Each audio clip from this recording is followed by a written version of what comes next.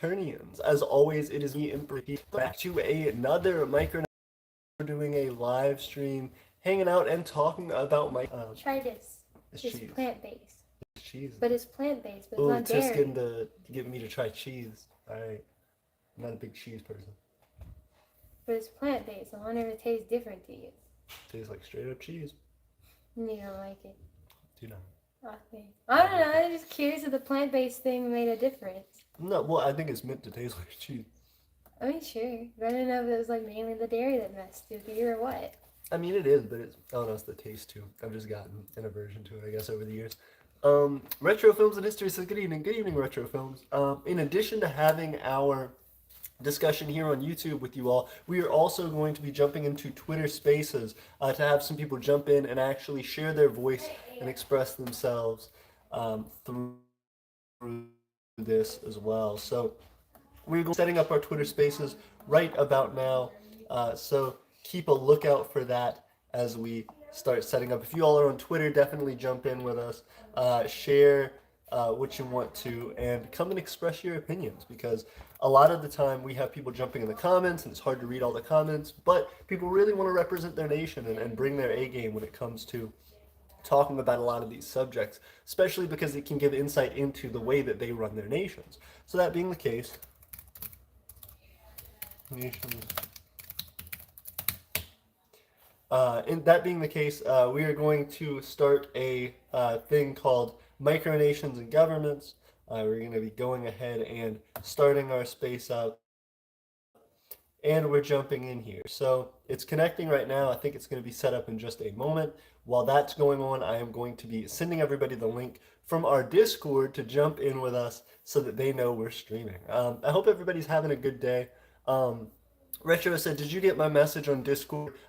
Using clay and actually making clay brick structures out of that. And Retro, I wanted to tell you that is a great idea. That's actually our plans currently. So we are going to have an underground structure, but we do have plans to incorporate clay brick into that. That's been something that we've been developing for a while. We actually have a mold made out of wooden 2x4s that are screwed together to make a nice thick clay brick shape. So that's already in the works. We're actively developing with that, and I am excited to see that we're on kind of a parallel track in thinking. In addition to that, I'm curious, you said maybe one day we can meet up and work on that. Are you in the Alabama area? Let us know, because I would definitely be excited to continue to work on some stuff with you. And even if not, we are hoping to have some events. So hopefully pretty quickly we can have a number of people gathering and have some place for people to sleep and kind of camp out there. So we should be able to offer some cool stuff. Let's see. So let me go ahead and jump in again with sharing this. We have Matt jumping in as well. It's good to see you, Matt. I appreciate both of you liking the stream. Once again, it always helps out to have people jumping in, liking the stream, helping to promote it, because sometimes there are people who don't follow us on Discord or on Twitter or whatever, who just see these really, really late. And I get a ton of people hitting me up afterward being like, why didn't you tell me about the stream? Why didn't we know about the stream? So I'm going to go ahead and throw that in our Discord, as well as try to have it known on Twitter. So we're going to go ahead and get those launched up and get people jumping in. The main topic that I want to talk about tonight is, of course, dealing with micronations and their governments. Now, micronations have a pretty tough time in and of themselves with trying to... let me go ahead and actually invite a whole bunch of people to this space before we get too far into it.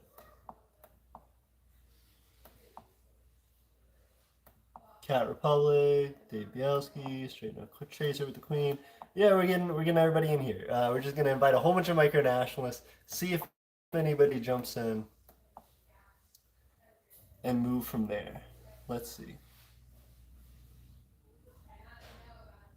Cool deal. So we're gonna start with these people and see what they say. Hello, everybody. For anybody who is actively in the space hanging out with us. Hello. For anybody jumping into the space with us. My name's Emperor AP, and today we are talking about micronations and governments. We're really wanting to dive into. Last time in the stream, we talked a little bit about pros and cons of different government types, and so we want to get further into that and really discuss what it is that makes a government beneficial or a detraction, specifically when it comes to ideology. There are plenty of micronations who say, you know, I'll support this ideology or I won't support this ideology. There are certain micronations which have difficulty with their own ideology sometimes, saying, you know, we want to be a monarchy, but we really want democratic ideals, or we want to have a communist economic structure, but we want to have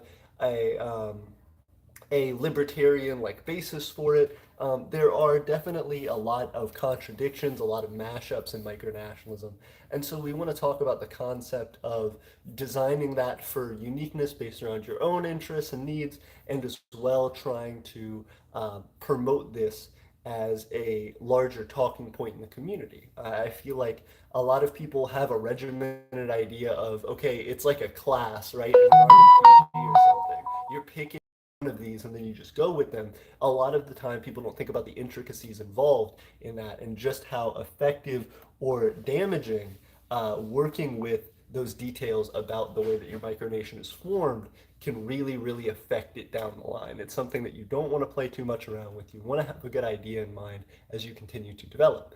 Um, Raspberry says currently traveling, so I wanted to say hi before the plane comes. Good to see you, Raspberry. Thank you so much for joining. If you could drop a like for us to help support the stream before you leave, it would mean a lot. But also, I hope you have safe travels. I know traveling can always be, even though it's fun, even though it's something that you really want to do, it can always be a little bit difficult and a little bit draining. So I hope you get to where you're going safely. Hope you have fun on your trip, and we can't wait to have you back here telling us all about it and updating us on how that's affected your view of the world, on micronationalism. Maybe there'll be some big events that happen in your life as you travel. So it's exciting, and good luck. As well, Retro says, have a safe flight. Agreed. Raspberry says, thanks. Fake name says, communism is as controversial in micronationalism as Justinian is amongst Rumabus such as myself. Can you clarify that fake name? I don't fully understand. Maybe that's something specific to your nation that we don't quite get. But yes, I know communism is something that's quite controversial within micronationalism, and I think it's because of the community that micronationalism has attracted thus far in the past. A lot of the time, micronationalists, from what I've seen, are people who have fairly libertarian ideas.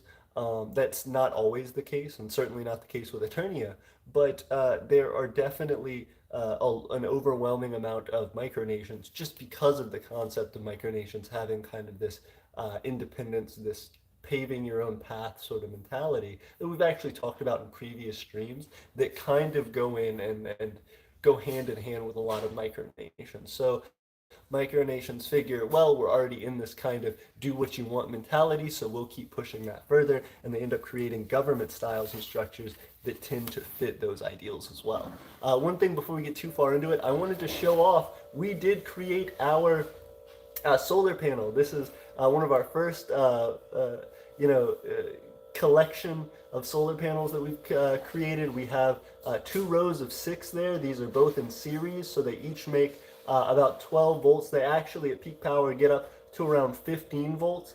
And then we have them connected in, these two connected in parallel to sum the amperage that comes out of them. So at peak power, you're looking at around 15 volts at maybe 60 milliamps. So this is a significant amount of power, and it's something that's really regularly going to be used to help, for example, charge up car batteries, lead acid batteries that will be used for energy storage at the Empire of Eternia and at our newest territory, Vitae. So I'm excited to be introducing that to you all. I'm actually going to be coming out with a small video discussing that and how we did it and what our continued plans for solar energy and the energy independence of Eternia are. Um,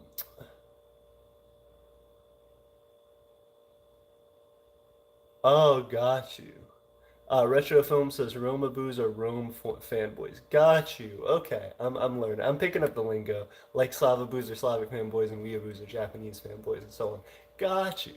Uh, Retro says Aeternia's got the Fallout 4 ingenuity for power resources. Oh, absolutely. We're trying to build up and scale. One of the things that's really important about Aeternia that not a lot of people understand is we are very technologically based. We really want to develop and promote the idea that any type of community that you want to build, any type of infrastructure any type of community you want to build requires infrastructure. Any type of infrastructure you want to build is going to be made cheaper, easier, and more effective by your increased ability to produce high quality technology. So we are 100% a technologically striving micronation. We are one that really seeks to push the boundaries of what we can do with our budget as far as that concerns. As far as that is concerned, and we really, really want to try and encourage other micronations to do the same. We're actually going to be developing a lot of our industries, the things that we sell and produce for other micronations as well as for people worldwide. Metals refining, we're doing things with, of course, energy storage and generation.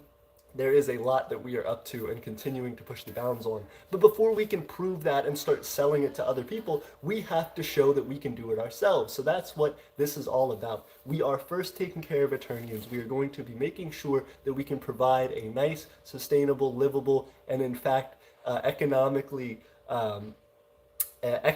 profitable society for ourselves before we start to try and market this and sell this to others so that we can use ourselves as our own spokespeople and say, hey, we were able to do this. This is how we did this. If you want to follow a similar model to us, or if you want to see similar advantages that we have in our setups, this is how we've done it. We can do it for you for these rates and expect and have you expect these returns.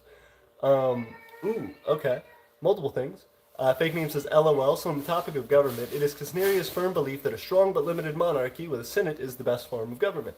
That is one thing that is huge in micronationalism that we haven't talked about as well. So monarchies are very, very big in micronationalism, and specifically the types of monarchies we haven't broken down, but there are benefits and disadvantages to those different types of monarchies. Of course, the types of monarchies and getting into those intricacies spans the gamut, so we definitely don't want to spend, 35 live streams covering all of those different things or spend too many edited videos focusing on the nitty-gritty details of them because they even come down to like definitional overlaps where like constitutional monarchies will start to overlap with like democratic types of monarchies, Republican style monarchies. There are blends to different government structures that still fall under the technical definition of a monarchy, and it just basically determines someone's classification of those things for their own nation. So your description, I like the way that you did that fake name. You said Casneria has this belief, and this is the way we structure our government. You didn't just leave it to a title. You said a strong but limited monarchy with a senate. And that gives us something to work with. That's something that we can talk about in more detail in just a second. But Retro Films and History says, are you going for mostly green energy, or will you consider steam-powered turbines and stuff like that? No, we are absolutely. So steam-powered turbines, so long as they are, created with green energy, that can absolutely be done. For example, I don't want to give away too much, but you can heat steam by green methods, so that's perfectly fine. Somebody mentioned nuclear power. We're not trying to go after nuclear power immediately, but that is a method to heat a steam turbine and run a steam turbine with a green energy, 100% green energy. That's something that we are looking into, but we are primarily focused on green energy. We want to not only be energy independent as much as possible, but we also want renewable resources. One, because it's good for our economy. We don't have to constantly be searching for these resources and making sure that we have abundances of these natural resources on our land or buying them from somewhere else to be able to produce our power. But as well, as we go on, we want to be a forefront leader in trying to promote and push for climate change and trying to raise awareness for that. We really want to stamp out climate change as much as we can and reverse the effects of it, at very least in Eternia. We want to not only be carbon neutral, but in fact carbon negative, and start off as close to that line as possible as Eternians. A lot of nations in the world went with coal power, with oil and natural gas, and then have had to curtail and curtail and curtail their industries because they've been running them that way for hundreds of years. Now, they have this big issue where if they start to slow down their economies in order to adjust them, which some have done effectively, they run into these large issues. And so many of them justify not taking stronger stances on climate change and stronger pushes toward being carbon neutral and carbon negative by saying, oh, well, it would affect our economy. We have to do it at this rate. I understand, and they make a lot of justification for that, which is fairly reasonable, but still it is necessary for us to do this in a very short time period. We don't have much time left to continue to push for and fight for and reverse the effects of climate change before they have even greater effects on the planet than they already have. But that being the case, Eternia wants to start off in the carbon neutral zone and push toward carbon negative as quickly as possible. So we do that with our metal refining industry being run 100% off of electric energy. So we don't burn coal or propane or any natural gas to create our metal refinery. We do to power our metal refinery. We do so with an electric arc furnace, 100% electric, which we can actually run as we go throughout time and produce via our solar energy, via our other renewable energy sources, hydroelectric energy, and so forth.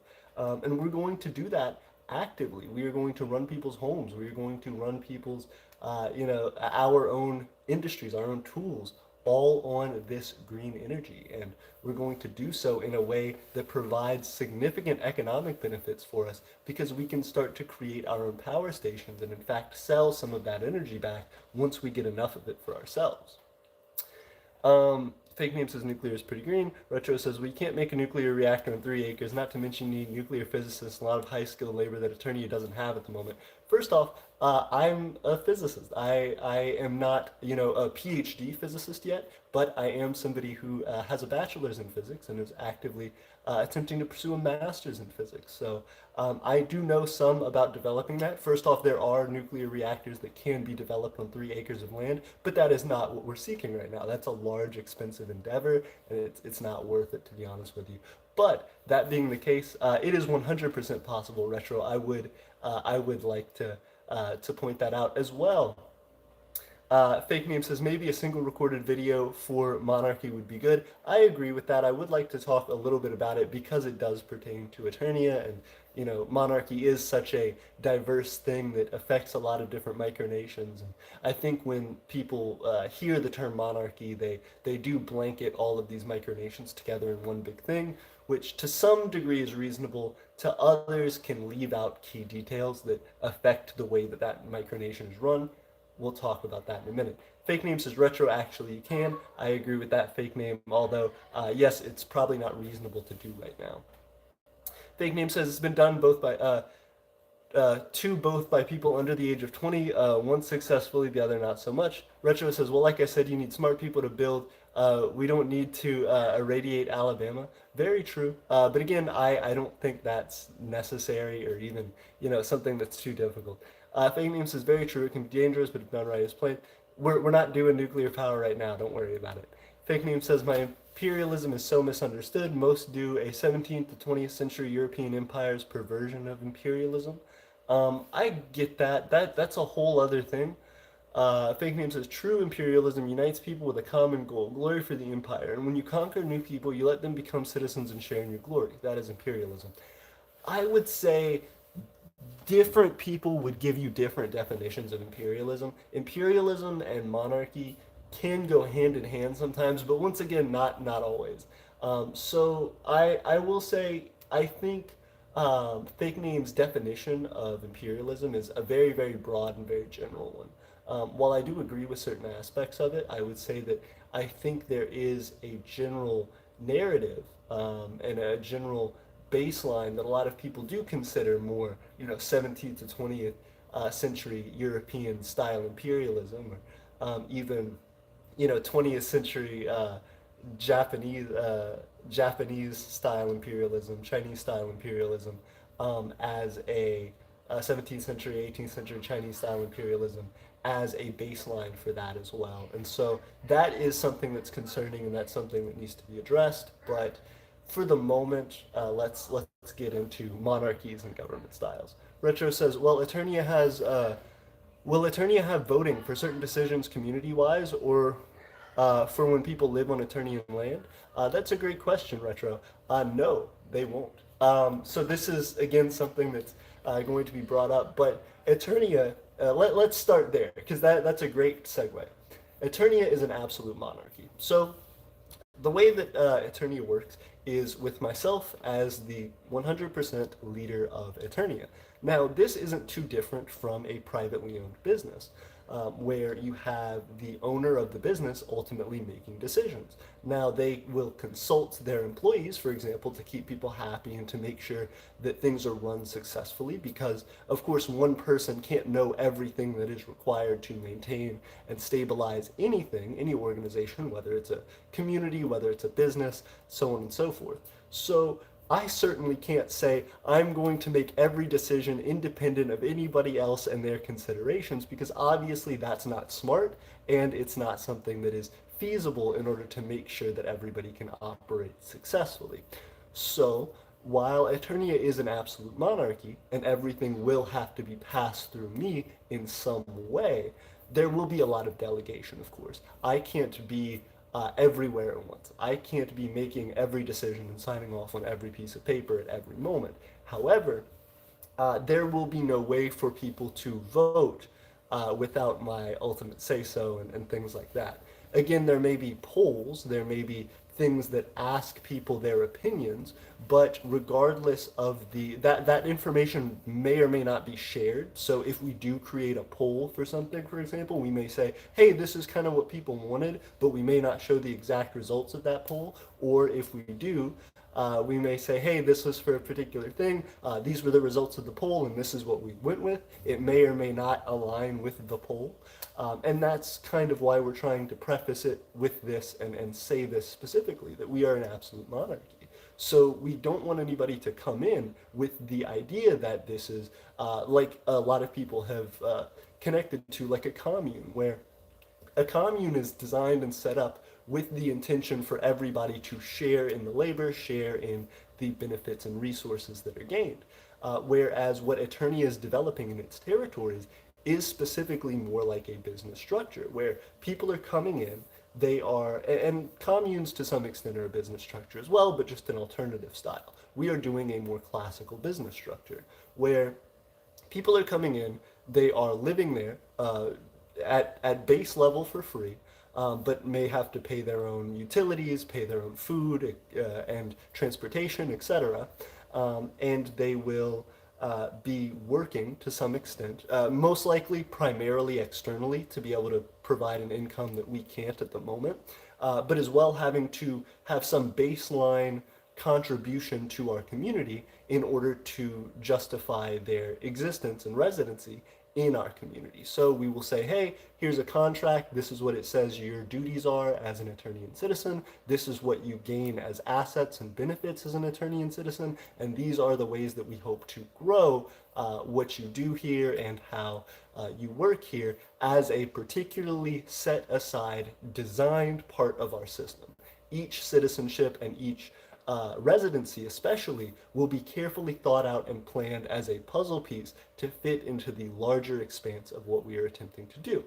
That being the case, when things are set up and established for those people to come in, we will be actively going through routine checks to ensure that they're happy and they're satisfied with staying in our community, as well as that we are happy with their performance and their existence in our community. So when we set things up, maybe once every 2 weeks, maybe once a month, we will have routine discussions with those people where we'll sit down one-on-one or in a small group and say, hey, this is your citizenship, this is your residency, you've been here for so long, these are the things that you've accomplished, these are the things that have happened during that time, and we approve this residency for another month, or we deny the residency moving forward. If we were to ever need to deny the residency for, breaking the law, for conflicts with our community, for a lack of participation, whatever the reason, we would give an extended period of time for that person to collect their belongings and to move out. The same thing if they said, hey, in the middle of the residency, hey, this month I found something else. There's, something that I feel like would better fit me, and I want to leave. We would have a way for them to make sure that they're able to safely and comfortably transition all of their things and have all of their belongings taken care of and sent with them wherever they go. That being the case, it is very regimented. It is very structured to allow people to have their own personal life there and to design and create what they want for themselves and their families, and to be able to be offered benefits such that they don't have to do the same things that would be required of living, say, in an apartment complex where you would have to pay rent, where you would have to, upkeep all of these certain things. But it would be the trade-off of that connection to the community, and saying, for these assets, as your assets grow and grow and grow, and as we are able to provide more baseline assets to everybody in our community, we would require more of their citizenship. Eventually, once we have large enough industries that can pay people routinely and that can hold a living wage for those people, we would say, hey, your rent is completely free. You don't have to pay rent to live here. We pay for a good amount of your utilities, hopefully through things like our renewable energy. We have water on the land through a well system and through septic systems, so we're taking care of all that. And now we have a job for you to come and work at and participate in our community. So that being the case, we require that all Aeternian residents actually work in an Aeternian industry. So you shouldn't have a job external. It should be specifically based around internal Aeternian industries. That doesn't necessarily mean that you can't create your own business and have your own Aeternian industry that you're a part of, and that would suffice for that. So there should be a plethora of opportunities for people to be able to develop what they want and create what they want inside of this larger structure. And that should be designed into the plan for people to have that room to expand and to create and to develop what they want. But it shouldn't be thought of as something that is super fluid. It shouldn't be thought of as something that is able to be changed based on votes, because it won't be. It will be changed based on what I see and what other people who I have appointed see as necessary to affect the right change in the community. So that will be the design of it. Again, more like a traditional business structure where there are, of course, the emperor, similar to the owner of a business, and going so on and so forth down the chain until you get to average everyday residents, and then below them, just citizens across the world, non-resident citizens, I should say. That being the case, that leads into monarchy. Monarchy being our system of government, specifically absolute monarchy, where even there are government types which say, for all intents and purposes, we are an absolute monarchy, save for this specific set of rules that nobody, not even the monarch, can break. That is a constitutional monarchy. That's probably the closest thing to an absolute monarchy that isn't an absolute monarchy, where they say outside of this constitution can be 800 pages with very specifically defined tax law, very specifically defined infrastructure law, et cetera, et cetera. Or it can be like 6 rules, like 6 very general nondescript rules that can be interpreted however they want, and then the monarch just has to, in some senses, follow those 6 rules and expects everyone else to.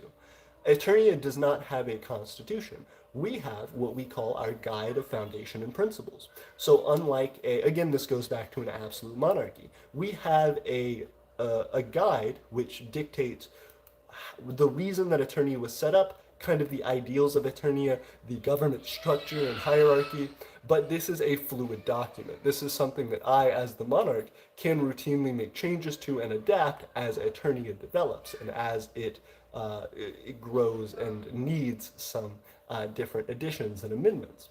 So that being the case, unlike a constitutional monarchy where the monarch is bound to this document and this is a free-floating thing that should be changed only under absolute necessary circumstances, the guided foundation and principles in our absolute monarchy is something that I directly control and is a reflection of my will, my current will for the empire. And so as I make decisions and as I move forward, this document will change and be updated and expanded so that whenever I pass away or when I need to exchange power with somebody else at some point, that is set up and clear. At a certain point, we may transition to a constitutional monarchy where that person has to follow those specific rules. We may transition to something more like a republic or democracy. But that's not set in stone. So I want people who come in and become citizens and residents in the empire to have that well understood and to feel comfortable in that.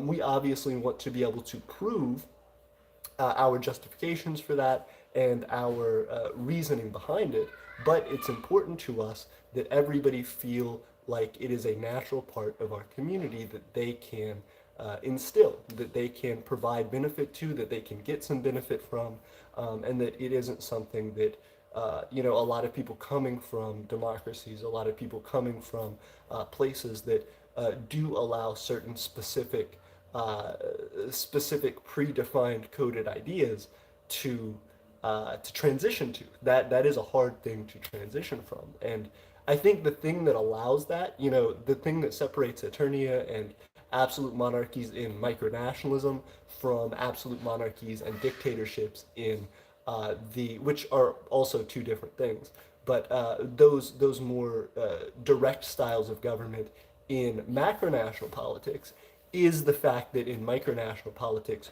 you are still beholden to the rules and regulations of your macronational surrounding entities. So, for example, we can't do things or we can't instruct people to do things that break U.S. law. We're not going to, we're not interested in that, and it's something that would be ill-advised for us to do. So that being the case, the thing that allows us to be an absolute monarchy and to say, the emperor's rule is law, the way that the government and society is structured is based on this one individual and their approval or dismissal of specific ideas, is based around the idea that a citizen in the Empire of Aeternia in any micronation, whether they're a resident, whether they're just a citizen externally, all have the ability to enter and leave at any point. They have that one freedom that is inherent to who they are as a person, that's enshrined in not only our personal beliefs and ideals, but also in macronational law, in U.S. law.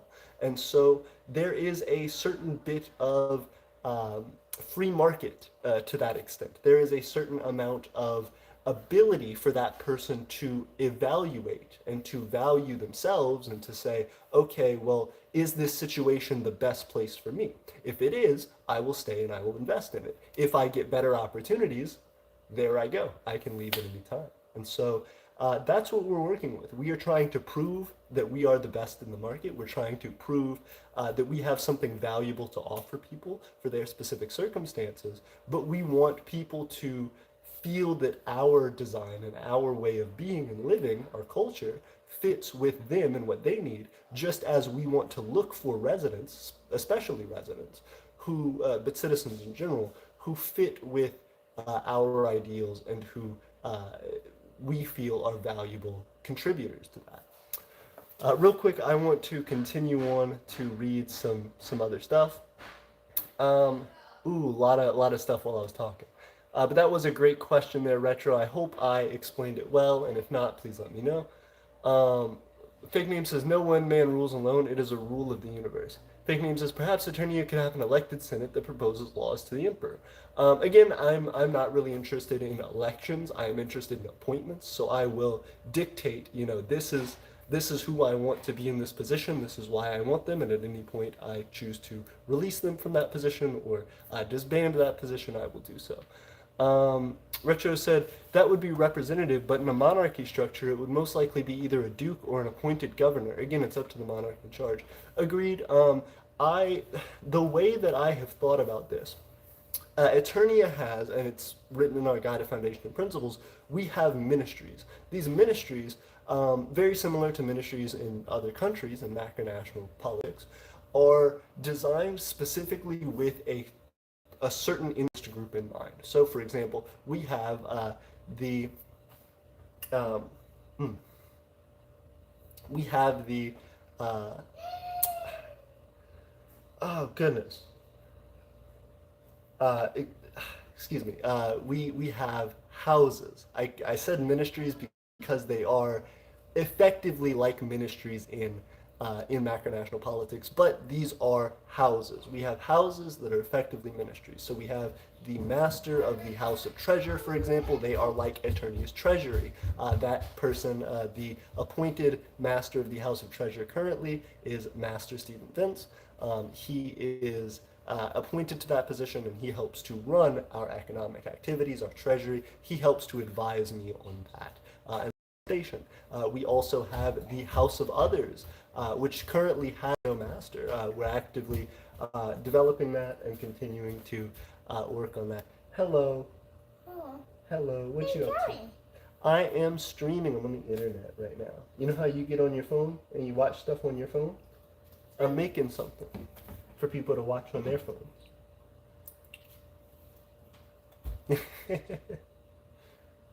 Just give me 1 second, everybody. Hello. You want me to go bring you to see your nanny? Yeah. Okay, let's go. Let's go.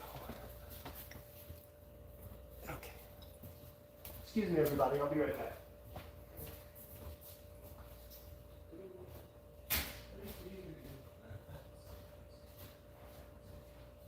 Hey, bro.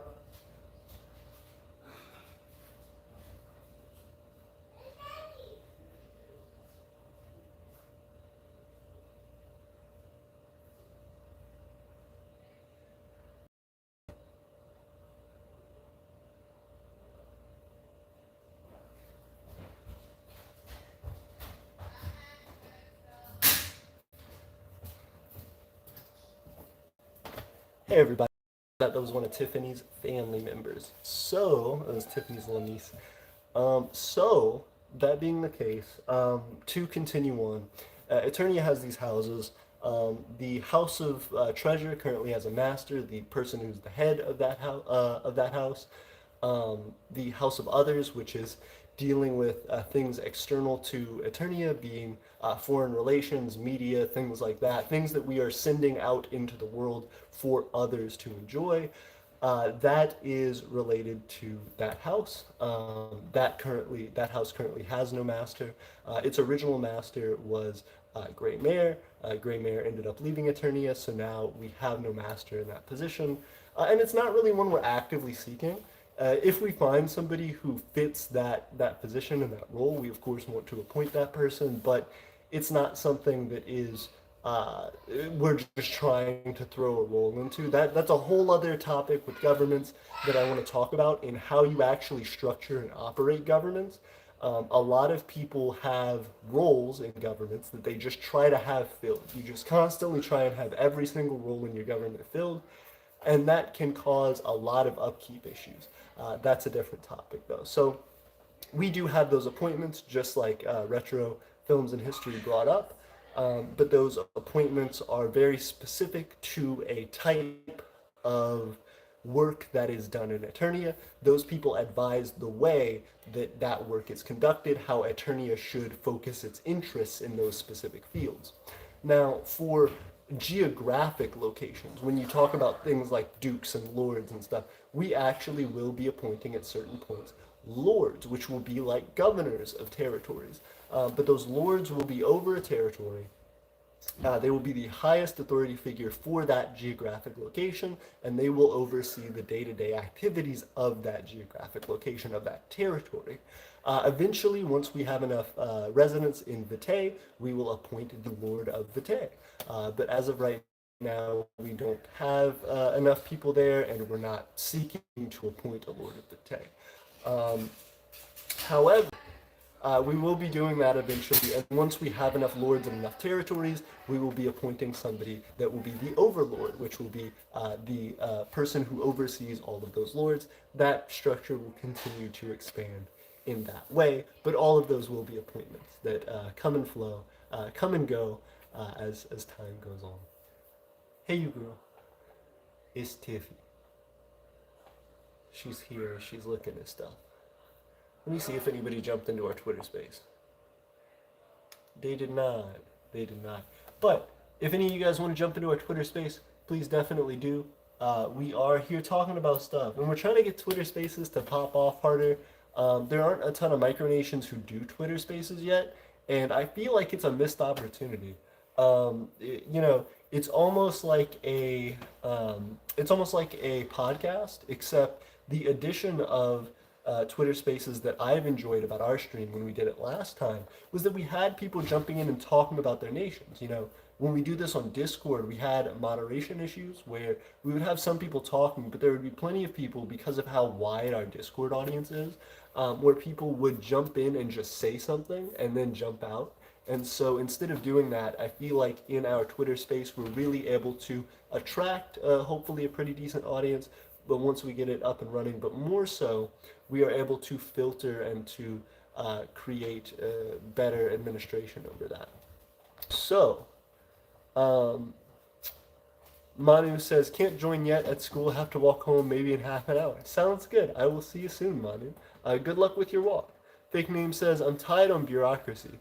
On one part, it helped Egypt become very rich in ancient times, and on the other part, bureaucrats are very, very, very corrupt. Agreed, but I think bureaucracy is like a very general term, right? When you're talking about governments and you're talking about how government should be run and structured and organized, bureaucracy is just the concept that you have that added structure, right? These bureaucrats, these people who are appointed to positions of organization and order and structure, they are necessary. Now, of course, bureaucrats, as you're saying, can be corrupt, but that is based on how that system is structured and how well those people are fit for their positions and monitored in what they are able to do. The famous US term for this, and term that has been used in democracies for quite some time, is checks and balances. Checks and balances work well in democratic systems, and we'll talk about that at another time. But in monarchies and in more direct governing positions, that can be quite difficult because you're saying, hey, you are the person who controls this specific area of stuff that we're doing. And even in democracies, this happens as well.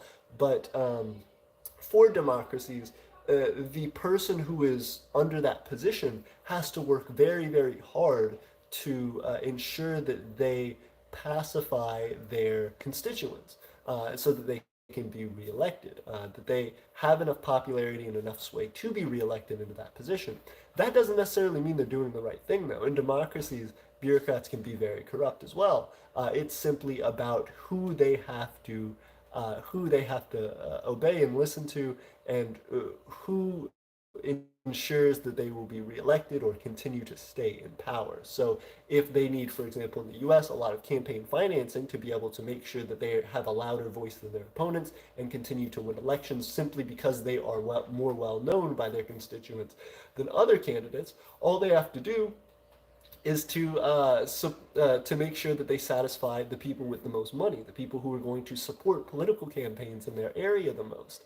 And so that's something that politicians in the U.S. spend a ton of time on, if you look into it, where they are specifically doing campaign financing, and they are hosting, fundraising parties. They are cold calling people, wealthy donors, asking for donations for their campaigns. And so, as long as they can keep those campaign funds up, and as long as they can continue to win elections with those funds, they aren't really concerned too much about the average citizen, unless, of course, that becomes a large scandal for them, or there becomes something that is, an issue of extreme incompetence. On the other hand, with monarchies, the issue can be that you only have to listen to and pacify the people above you in that hierarchy. So this can become a problem because if people aren't watching it too carefully, and if people aren't focused on the right things, there can be a lot of corruption and incompetence because of a support of uh, particular particular um, particular funding and funneling of money to direct it to the people above them so that they can pacify those people without a concern for the overall operation and structure of what they're doing or the people who are below them and ultimately need to benefit from that. Yes. Yeah. I'm gonna probably continue streaming, so I guess I'll eat later.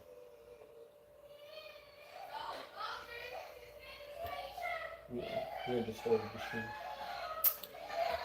But that being the case, it's pretty difficult to try and correct in monarchies. But I will say that that's something that is uh, quite necessary in monarchies. Trying to create a system that can protect from that is a complex task. You can see that, for example, with Vladimir Putin in Russia right now.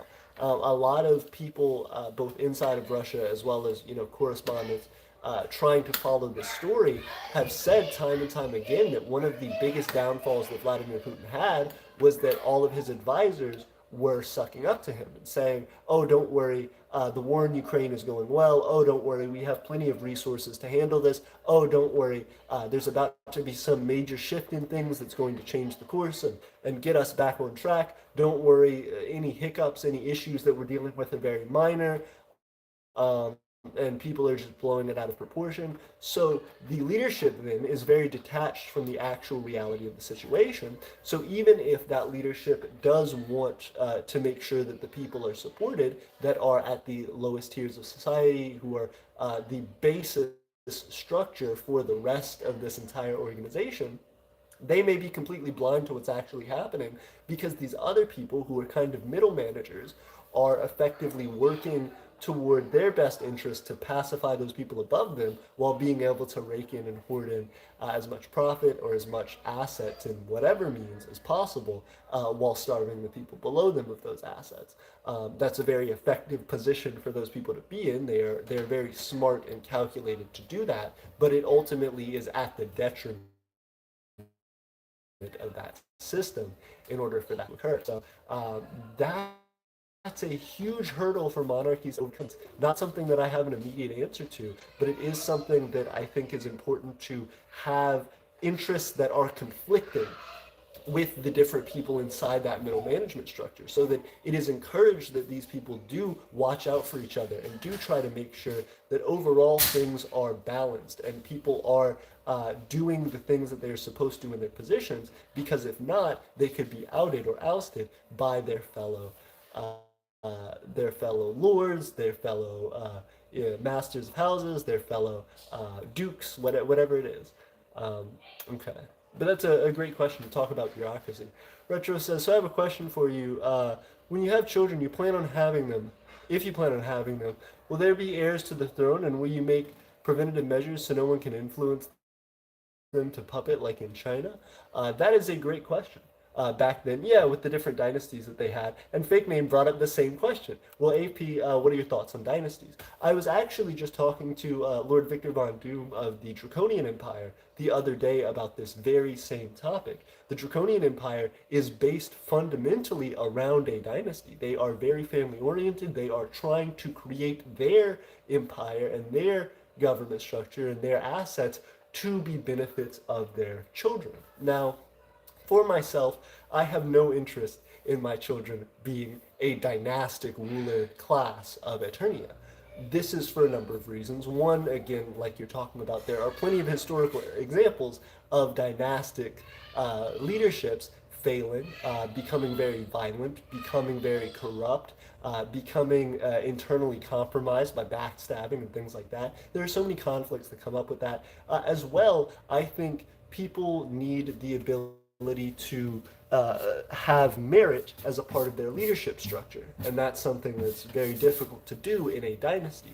Of course, dynastic leaders can be trained to be effective leaders, but this doesn't always work out, and in fact, most of the time, doesn't work out. So, in my mind, the way that I see the Aeternian government consider progressing as I inevitably die or am dethroned or whatever happens, I believe that Aeternia should not be focused on a birthright dynasty. I believe instead that Aeternia should, like I said, be focused on merit. Um, for personal reasons, I believe that because I don't think my children should be told, you have to rule this. You have to be interested in our micronation. You have to be interested in running this government. You have to be interested in maintaining our culture and being a symbol for our people. That is not at all what I'm interested in. Specifically, when you look at, for example, the British monarchy, and you see how there are some family members, Princess Diana, um, you know, Prince Harry, Kate Middleton, certain groups that feel very concerned about their own view and spotlight, and their entire life revolving around being this figurehead and this, this ideologue for their government and for their culture, that can have a really a negative effect on a person. I feel like I shouldn't put expectations on my children for what they should be. They should tell me what they want to be, and I should support them in that. That also doesn't mean that they will earn my entire inheritance, whether that is a government seat, whether that is, the wealth of the empire. They, of course, I would like for them to be taken care of and to know that Eternia will always be a home for them, that even in their worst situations, Eternia should be able to be a place that they can come to find peace and comfort. However, that does not mean they're going to be spoiled rich kids. That does not mean that they're going to be people who are just handed vast amounts of wealth, or even will inherit vast amounts of wealth. I really believe in people creating their own destiny and pursuing their own dreams, and having the opportunity for those to be supported. And of course, that's what I hope to do with my children. But I don't want to tell them the way that they should live their life. I want them to tell me that. So that being the case, I encourage my children in the future, when I have children, which I do want children, to be able to pursue their own dreams and their own interests. They may have nothing to do with the government structure of the Empire of Eternia, and they may. That's what they will want to do, but regardless, they will not have preference over that. The My children and their. Thank you very much. I appreciate it. That being the case, I feel like um, as the situation in Eternia continues to develop, as we grow stronger, as we exist for longer periods of time, and eventually, once I do have kids, there are already going to be leadership structures in place. There are already going to be people who are actively trying to climb the ladder and to move forward with their own careers. And those people will be well equipped to do so. They may have been working at it for years and years and years. And it is not fair for, once my kids come of age, to take some power, some responsibility, for me to overstep those people and overlook those people just so that my child can have a comfy spot where they want to be. It is specifically about merit and choosing the best person for the job. As well, I don't want my children to be elected into positions, or not elected, appointed into positions, because someone else felt like they would get brownie points for promoting my child into a government position, or a position of authority in any sense. I think I've seen this not only in government structures, even in U.S. politics, where the children of politicians will run and will be connected to their own political dynasties, so to speak, and will be encouraged to run for different offices and be put into different positions of power early on in their lives. I think instead, I've also seen, and that causes a lot of problems. I've also seen the same thing with uh, any career field. Myself pursuing physics and going to an engineering and physics and STEM-based school for my undergraduate degree. It's something that when you talk to a lot of people who are, of course, generally very good at what they do, they will say, my parent was an engineer, my parent was a physicist, my parent was some sort of scientist or in some STEM field, and so now I'm following in their footsteps and pursuing that myself. And while that's fine, I don't think that it's necessarily appropriate. I think that children should be encouraged to pursue different routes than their parents and to pursue their own nature. Now, if that happens to fall in line, that's okay, but I don't think that should be something that is in any way encouraged, or gestured toward in any sense.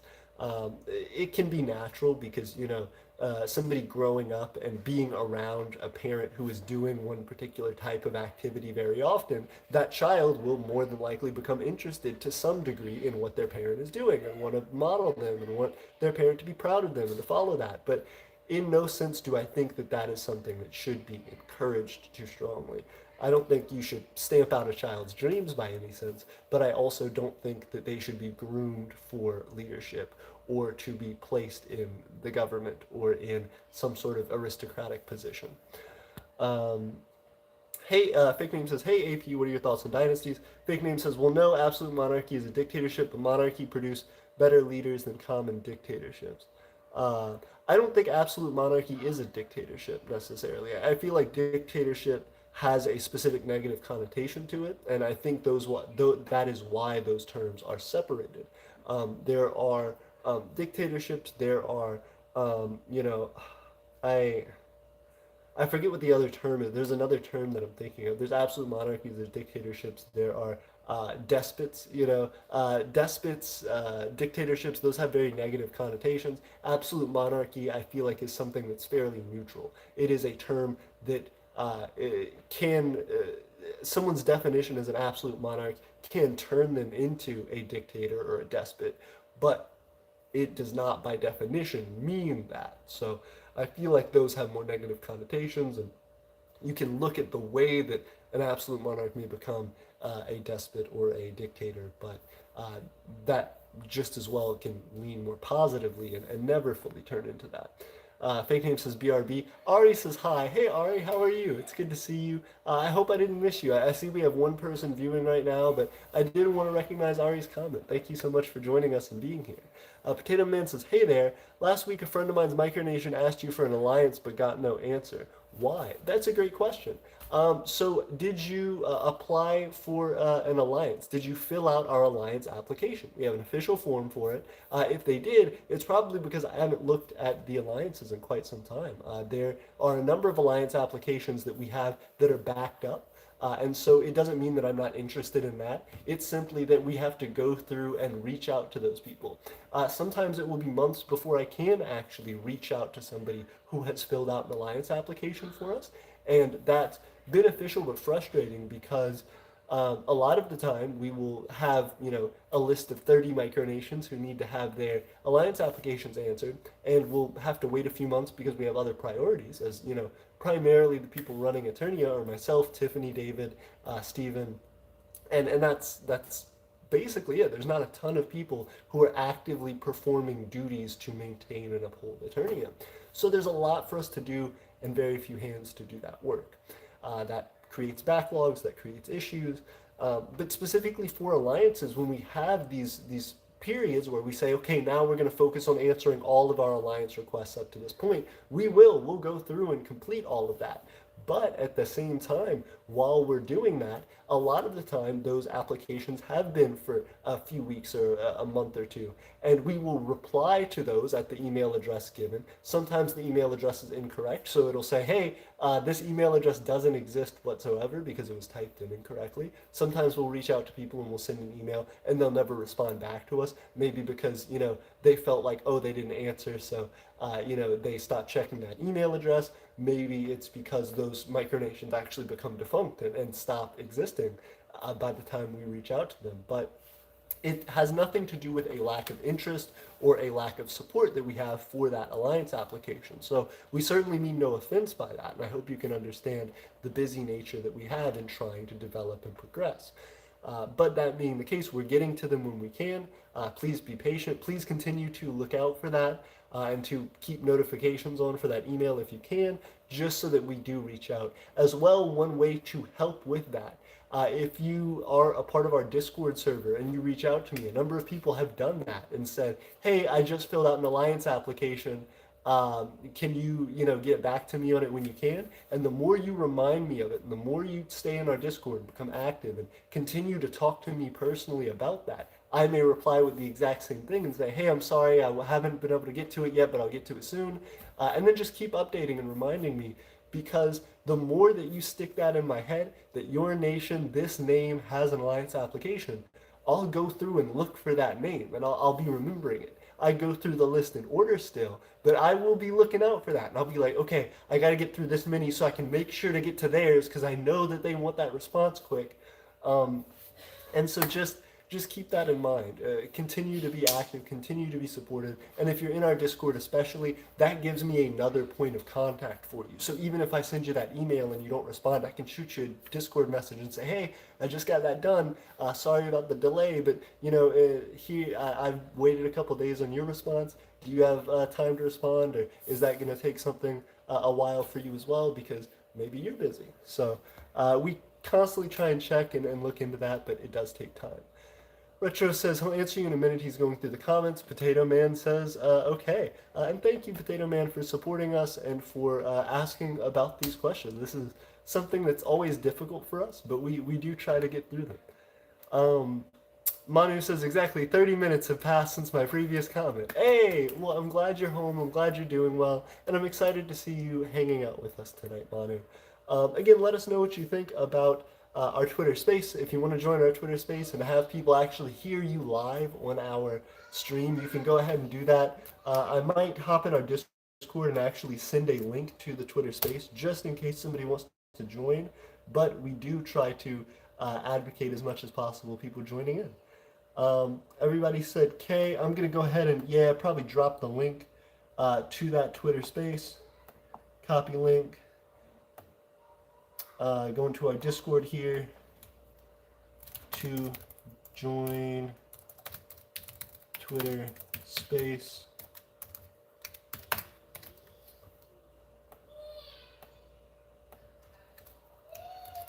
Here. Boop.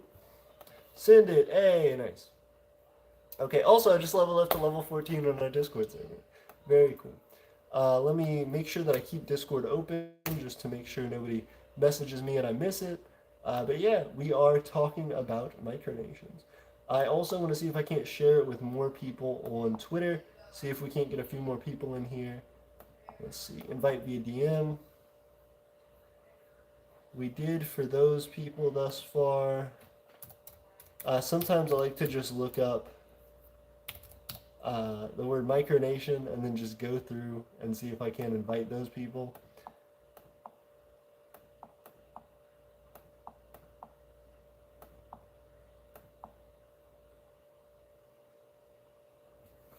And then go to invite via DM.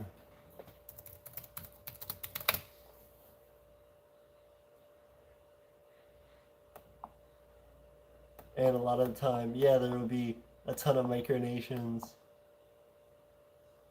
that jump in there.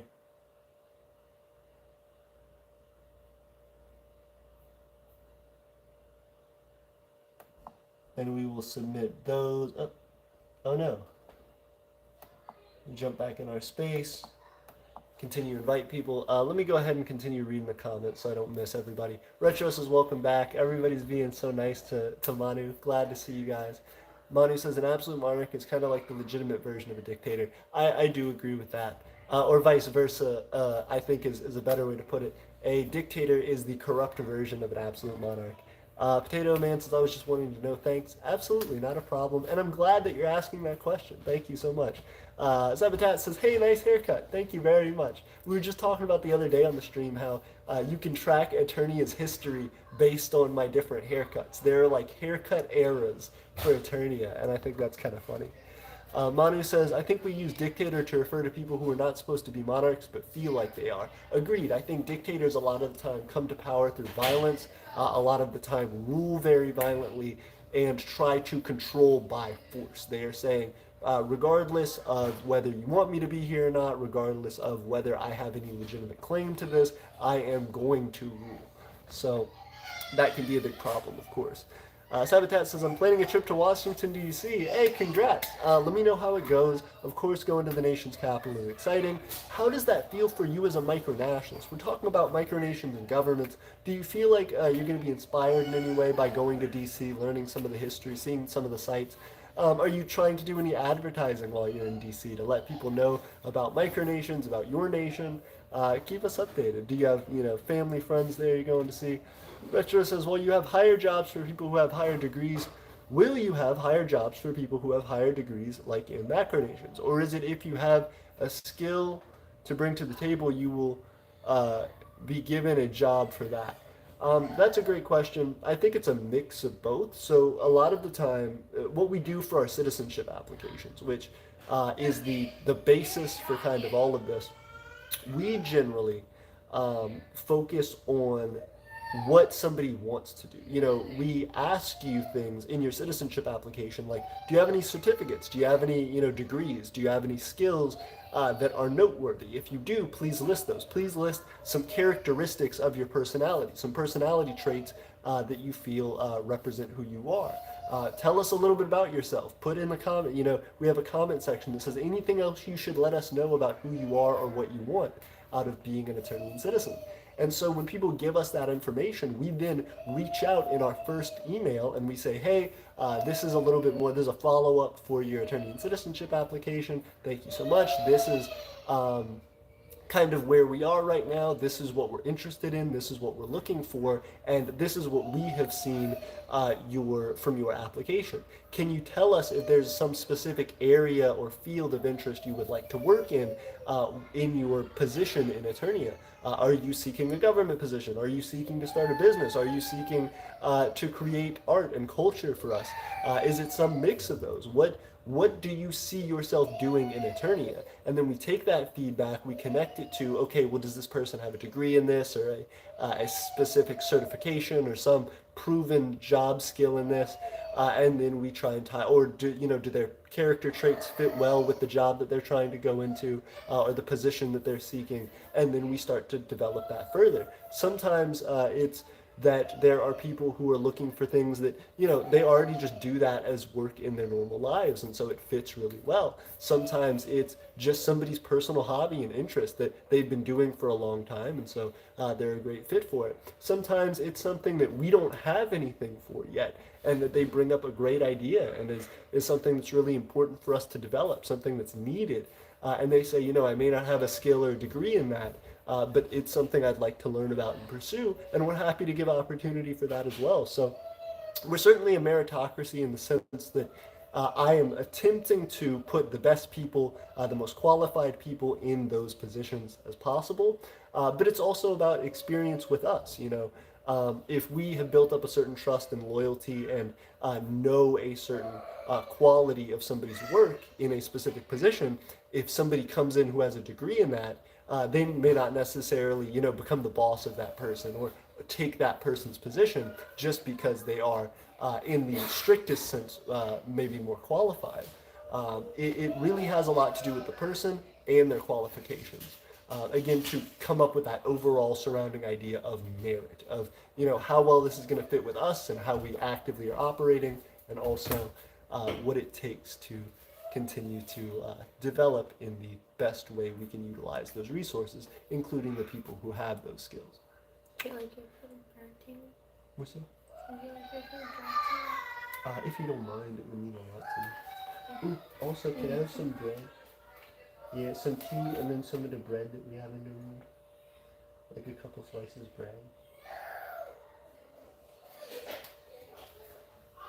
Thank you. But that's a great question, Retro. I'm honored because of the idea that no individual should have so much power.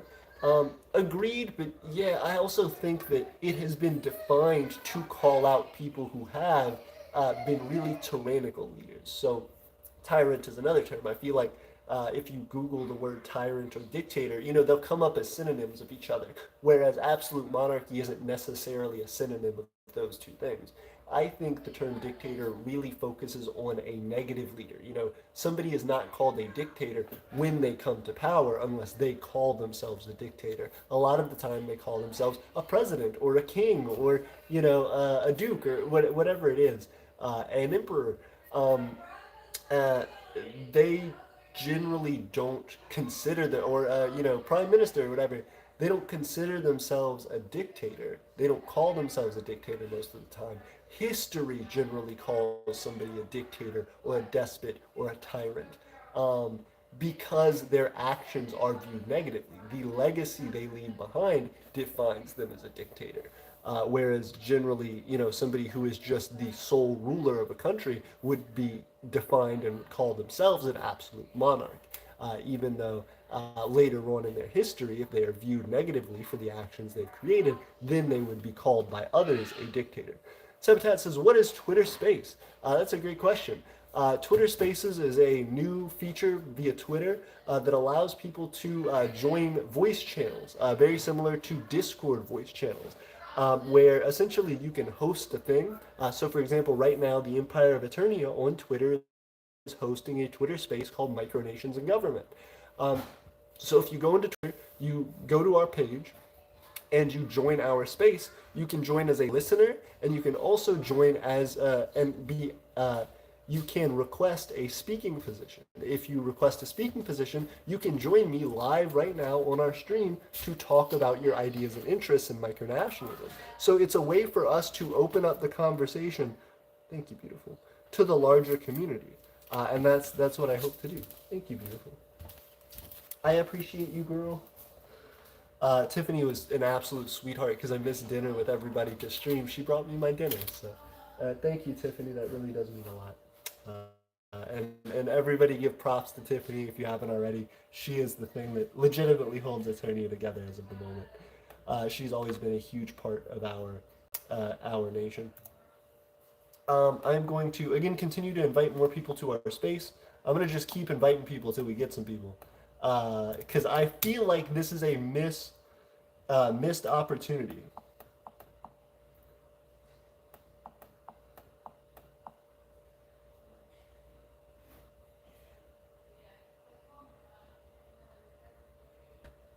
Okay, so I invited those people. Let me see.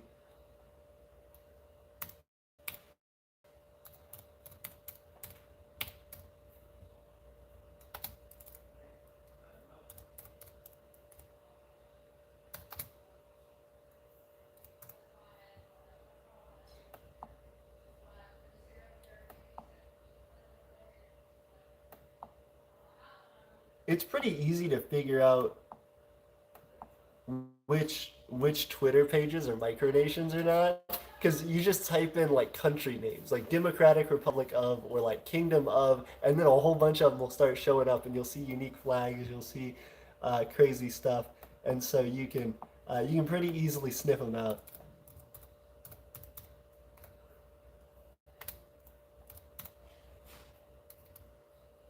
So let's scroll down here. Carthia, Prussia, Silver Springs, Libertarian. Okay, cool. Yeah, we're just inviting a ton of people to our Twitter space here, and let's see if any of them join. I'm gonna keep checking in as we continue talking. Again, I really hope we can get some people's voices and to share what it is. So if you guys are on Twitter, if you find it interesting to be a part of our stuff, definitely jump in. Monarchy says maybe among micronationalists, absolute monarchs works because it's more of a historical thing and because citizenship is completely voluntary. Agreed. Potato says, what is the best way to advertise and get support for a micronation? That's a great question, and part of that does go into government. Excuse me, I'm going to eat while we talk. Part of that is based around your goals. So I was talking actually to Emperor Tiberius Storm of the Empire of Calypso the other day about this same topic. And he and I were discussing the concept that it really is about your specific goals. You should tailor your promotion of your nation around what it is that people should expect to do within your nation and what it is that your nation strives to do for its people. This is, and what impact on the world your nation wants to have. There is no cut and dry way to gain influence as a micronation. There is no cut and dry way to advertise and get support. Because if you do it the wrong way, it can have a negative impact on your reputation. this is a question as well that I've asked before, so I appreciate you asking it because we're going to bring it up now, but I hope to actually make a nice edited video on this same topic. When you advertise your nation, if you, for example, spam Discord links to people, if you, for example, spam, posts in the Micronation Reddit to try and get people to support your nation. If you, for example, go and like troll and hack people to try and get support. If you, for example, send out like really repetitive email blasts and stuff. If you start bugging people too much about your nation, it really causes problems for people. And it can make you look very bad. As well, if you're trying to do things via shock value, if your nation says, okay, so we're going to be the edgy micronation and we're going to say really offensive things to get people to view our content and to get people to react to us, that can be really difficult and concerning as well and can give your nation right off the bat a negative influence. So even though you may see a peak in your viewership or in the interaction with your content, people will go out of their way to warn other people not to view your content, to not support you. So it may ultimately, in the long run, make it harder for you to grow because of what you did initially, rather than if you would have just picked out and studied and planned what you wanted to do and had a nice, smooth execution into long-term consistency in that. And that's tough. There's not going to be one right or wrong way for you to do what you want to do with your advertising. There is no, again, one general way for a micronation to advertise or to try and get support for their causes. A lot of the time it comes down to what type of value you are creating for people. So when you see things from other micronations, if there are micronations that you like, don't copy them, because copying, again, is kind of one of those things that can create a bad reputation for you. But definitely look into what they are doing, see why it works for them, see why you like the things that they're doing, and then try to figure out what things you can do that you think people would be excited about. Put yourself in your audience's shoes. If I were another micronationalist, if I were somebody who was looking for this type of content, what stuff would I be excited to see people talking about? What images, what events, what promotional things would I be excited if I saw another micronation doing? What things would I want to watch videos on? What things would I want to like Instagram posts or follow Twitter concepts on? These are all really, really important to developing not only, again, the way that you're trying to strategize promoting yourself, but also it gives you a way to test the waters on what your nation should be focusing on. Because once you start to get people who are supporting you, once you start to get some kind of traction there, people will start telling you that. People will start saying, hey, I saw your thing on this. I think this was kind of strange, or I really liked your idea in this, but I think you could potentially do it in this way. Hey, we have Thomas Harris who joined us. I definitely appreciate you joining in. As well, I know you and I have spoken before about contact between our nations and potential development there. So, hey, we also have Whitish Shark that joined. I appreciate you guys jumping into the Twitter space. If you all want to join in our conversation and share your ideas, please feel free to request a speaking position, and I will certainly give them out. Again, I feel like it's a really beneficial thing for our community to be able to hear other voices in this conversation, to have that back and forth right there live in the stream. As well, we are streaming YouTube in addition to this Twitter space. But yeah, please join in the conversation. Let us know what you think. Or at very least, go in our YouTube stream and drop a comment. So I'm going to continue on with the comments there in the stream. Manu says, but let's think of why almost no macronation would be referred to as an absolute monarchy today. That's a great question. So talking about that government style, I think because it is very difficult, excuse me, I think that it is very difficult for a monarchy to exist in today's globalized world. That doesn't mean that they can't, but I think that the longer that a nation exists, specifically in, I'm going to approve White Shark real quick. Whitest Shark to become a speaker. I appreciate you joining Whitest Shark. Um, What's up, AP? hey, perfect. As well, President TJ joined in. It's good to see you as well. If you guys want to join in as speakers, just let me know. Um, that being the case, talking about why current governments would not be labeled as absolute monarchies, I think is because of a standard of human rights. There is the UN, which is the model for um, that is the model for micronational. There's somebody else who macronational. Let me mute everybody, and then I'm going to request accept President TJ's request. Um, Real quick, I'm going to finish this so that I can make sure to get to this person's comment, and then I'll unmute everybody so we can continue sharing in the conversation. Um, with the with the idea of why a government wouldn't be considered an absolute monarchy today, the UN is the gold standard for macronational affairs. Not every macronation wants to become a part of the UN because there comes with that a certain amount of power and influence. The UN has several charters that they have created based around human rights and based around ideals that should be followed that are generally based around Western ideas of thinking and democratic values. So that being the case, you would not see a lot of absolute monarchies existing. You would see a lot of constitutional monarchies existing because there would be certain developments and bases of human rights that would be established in modern nations, as you see, for example, in plenty of countries that otherwise would be absolute monarchies. So then at that point, a lot of nations either based on a lack of or support of human rights and a specific creation of a constitution to declare those rights would either be considered a dictatorship if they do not support those declarations of human rights as par for the course for example the UN Charter on Human Rights, or they would veer to the other side and would become a constitutional monarchy supporting and adopting those. I think that is why there aren't very many, if any, absolute monarchies declared today.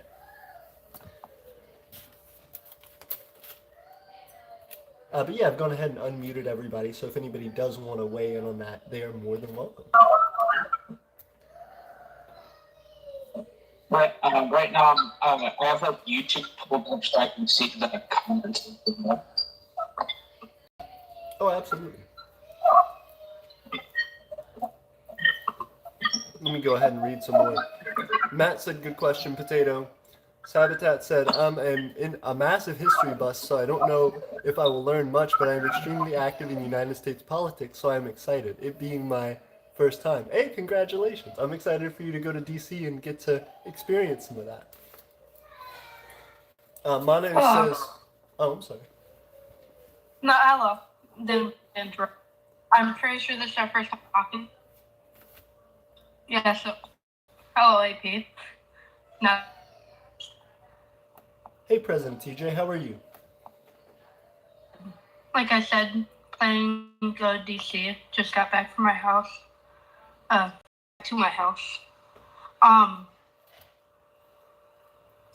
yeah, so, to get on topic though, what I just wanted to tell you is because I tried joining through computer, and it seems like you can only talk or request to talk if you're on phone. Or at least that's what it seems for me. I believe so too. I appreciate that. That's actually something that I didn't mention last stream, which is really important. I'm technically on my computer right now. I'm streaming through my phone. The way that you have to do it, which is really gross, in order to join as a host or as a speaker for the Twitter space on a computer, is to download some kind of program that allows you to run phone apps on your computer. So I have the Twitter phone app running on my computer, which allows me to do this. Twitter Spaces, for some reason, is not yet compatible officially with PCs as well as mobile. It's only on mobile. So that's a great thing for you to bring up, President TJ, and I completely agree. that can be a big problem. We had somebody trying to join last time that actually that became a problem for them, and I didn't know why it was that they couldn't join or couldn't see the uh, Twitter Space. Now that makes a lot of sense. So thank you.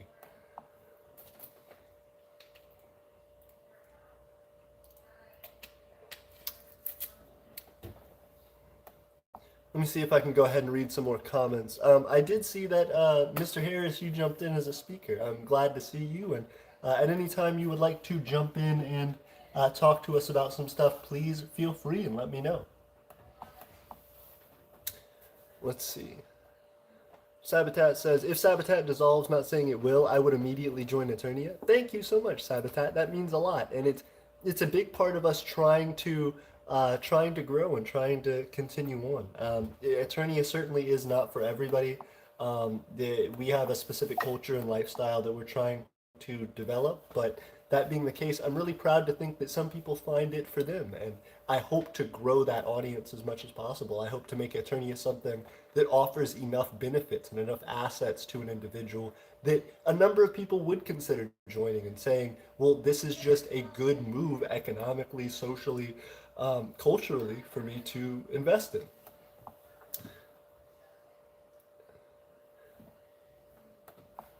Fake name also brought up, did you hear that part of Dracul declared independence? Oh, interesting. I did. I was still trying to figure that out because I hadn't heard about that specific territory. There was a territory. Ooh, hey, White Shark, were you going to say something? Okay, so how would that work? How would a micronation have a separatist movement inside of itself? Like, is that something that's common that happens, or is that like some people do that for role play purposes, or is it like something actual? That's a great question. As well, I see you're trying to speak, Mr. Harris. I will give you the mic in just one moment. I will answer that question real fast. So what I've seen as far as micronations having internal conflicts, a lot of the time deals with either some kind of agreement between a previously established micronation or some kind of argument and dissolution. A lot of the time in a democracy. So I've seen it go two ways. Either one, and there are plenty of exceptions to this, but either one, there's a monarchy or some kind of empire that makes an agreement with another previously established micronation, and they say, hey, if you become a part of us, you'll get these benefits. You become basically a vassal state, basically some kind of associated, smaller part of our country. And that gives you more clout. That gives you basically our overreach and an advantage. And so because that is a micronation that was established initially, eventually that micronation says, well, now we have reaped all of the benefits that we can. One second.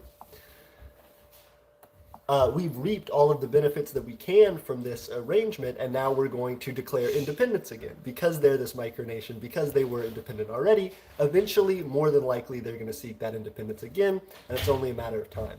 On the other hand, democracies happen this way as well, where there will be a group of founders that create a micronation, and eventually they will come to a disagreement on one of a number of issues that develop as their micronation grows, and eventually they just devolve into multiple different states, whether that's one fledgling state that leaves the original state, or whether that's multiple fighting factions that split off from each other and try to claim power over the original state.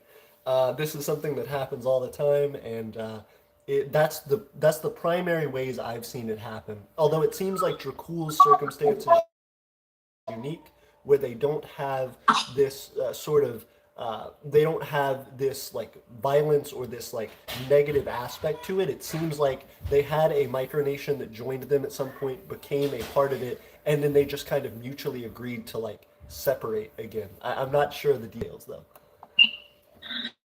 So it's sort of oh. I just wanted to say, I also think a very common way for that to happen is in democracies, you could have like a founding president, right? And then when he eventually loses an election, he basically says, bring this down with me. And it turns into like civil war and then independence for one side. So kind of like how, I mean, this is going to like Fallout 3. I don't know if any of you guys played that, but in Fallout 3, there was this guy that made like a country called the Republic of Dave, and pretty much he like holds elections, but like only he can win, because he rigs the elections. But when he loses, he like gets pissed off and he leaves. It's kind of funny. I believe my nephew is. There's more than one Republic of Dave. My nephew is one of the leaders of the Republic of Dave. So this is hilarious. I tell a little bit of my experience with other micronations that have diverged from a pre-existing one. Please do, Mr. Harris. As well, I was going to say, was your nephew inspired by the Fallout series? Well, I'll be honest, from what I understand, he was. Now, whether the Republic of Dave and Fallout, a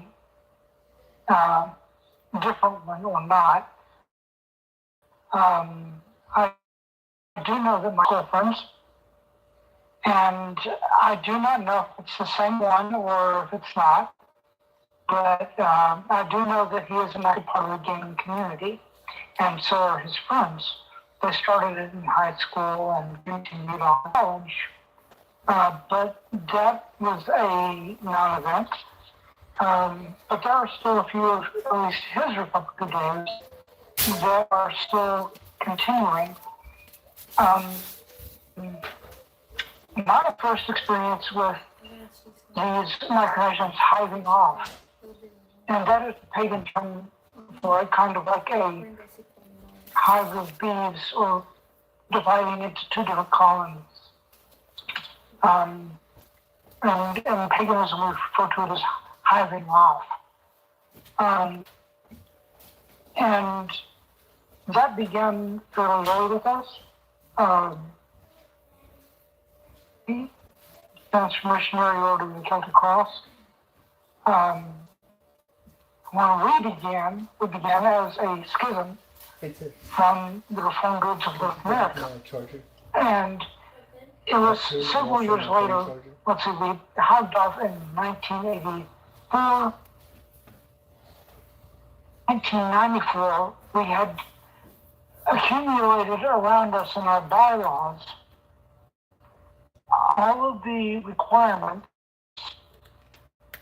that Montevideo required of nations, and people were saying, Tom, are you taking over the war? I says, I don't know, but it's looking like this is necessary. The federal government had its first serious shutdown in a long period of time. There were people that were going without food stamp benefits, without medical, and our people just started setting up to where we could feed our people and we could ration our medication based on the prescription that people had. And we were a stopgap for people until the government restarted and these funds for the poor started coming in. It was a very, very rough period of time. And the fact that it around the same time that the mall and bombing occurred sort of made people look at us in a weird fashion. But they realized that, no, these are not terrorists. These are people who are trying to cover their own people and make use of resources that they have in a responsible fashion. You're going to have to excuse me for being a little bit out of breath. I'm actually recovering from a stroke, and it's kind of difficult to talk. So please, if you don't understand what I'm saying, please interrupt me and say, hey, Tom, we need a little bit of understanding. Tom, I definitely appreciate you being here. And I did want to say I'm terribly sorry to hear about your stroke.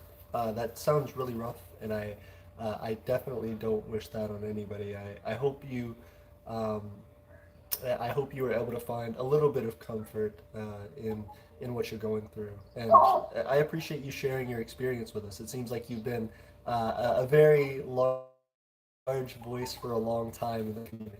There's, they should be in the refrigerator, I do believe. Pardon me, my niece was asking me where the snack bars were. But yes, so I appreciate y'all's good thoughts for me. Um, I understood you perfectly fine, by the way. Thank you. Yeah. Oh, go ahead. So I first learned. Oh, sorry. So I first learned about micronations in school. Actually, it was for U.S. government. We were learning about.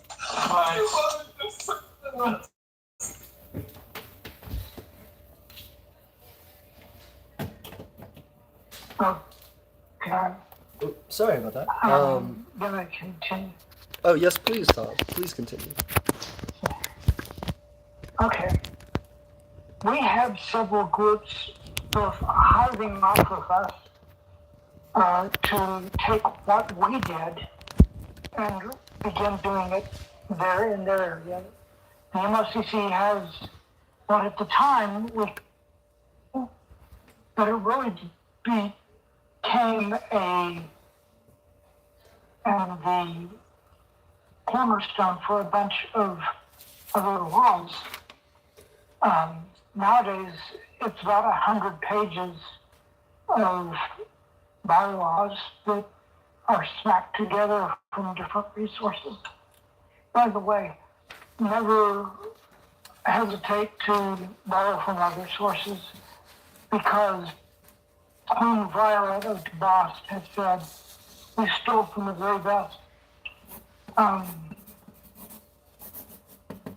These groups not evolved for us because it's a matter of imitation being the most sincere form of flattery. Others, they were groups of ours, but they were too far away from us. And so they took our basic stuff and then began changing it up for them.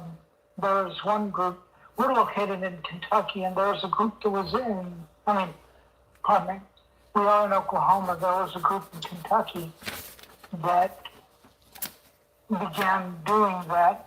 They took what we had, changed it up, and used our model to create their own group, which was fabulous for us. I mean, talk about being flattered, we were. So these things don't always happen because people are like, oh, we don't want to be with you anymore, blah, blah, blah. There are good ways for it to happen as well. I was actually sad to see that Nicole had a section divided off of it just recently. I think Nicole does a marvelous job. We, of course, don't have any agreements or treaties with Nicole, but I do believe that they are an amazing group. They do a lot of good. And from what I've seen of Aeternia, you also are doing really well. I apologize that I'm not familiar with the other three people here in this room. I don't have a micronation. I'm a part of Aeternia. It's not exist in my house, so people just open my door. But what I was saying is I learned about micronations in high school and U.S. government class. We were learning about like the fundamentals of forming a nation and all that stuff. So we learned about Monarchy and Sealand in class. And I thought that was pretty interesting. So when I was younger, I did some similar stuff, and then my parents thought it was really strange, so I just kind of like keep it to myself mostly. But I was watching these videos because I thought I'd be joining, so I've been working on that. That's open at 8 p.m. like Discord DMs pretty much, like pretty extensively, mostly suggestions and all that. But yeah, that's what I've heard of micronations is in school. Absolutely, and I would say it really is cool to see how everybody hears about micronationalism and comes into it. Obviously, Tom, you're somebody who is developed in the micronational community and kind of formed your own thing. It seems like almost independently of hearing of other micronations. Most of us here being, I assume, being around the advent of the internet, learning about micronationalism. It's cool to hear of people who have been doing this independently for a while, and even more so people who have kind of paved the way for a lot of the formats that micronations end up using, whether naturally or purposefully following other groups, just time and time again. So I think there's a lot to learn there. As well, Whitish Shark, I definitely appreciate you being a part of our community, and you have given a lot of great input to us, specifically today, as well, talking about our our Aeternian dwellings and trying to build with that. Us being on parallel lines of thinking with trying to create, clay bricks, adobe structures, things that can help us to use the natural resources there to have some fairly stable and consistent structures built at minimal cost. As well, I wanted to welcome let me make sure that I read off these names appropriately. The Republic of New Strathclyde, as well as Ritrack for joining. I definitely appreciate it. As well, I'm going to go ahead and approve you both to speak. So we'll have a number of people just whenever you can try and mute yourself and jump in here and there as you can get a spot.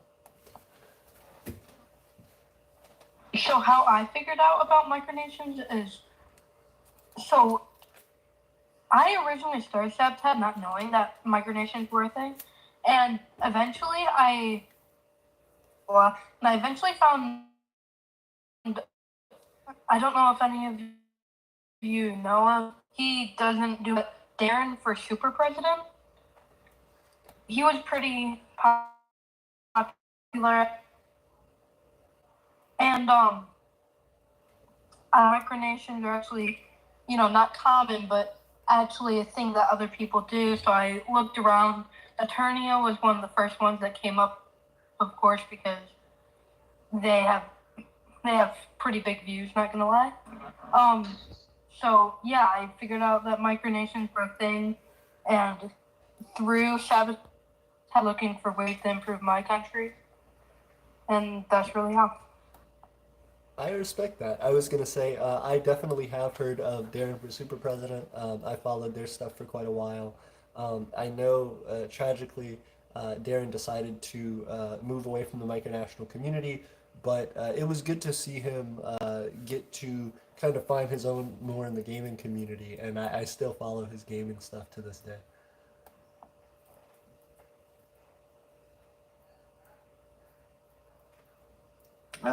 I guess can people hear me? Yes, no. Yeah, we can hear you. Yes, sir. Okay. Yeah.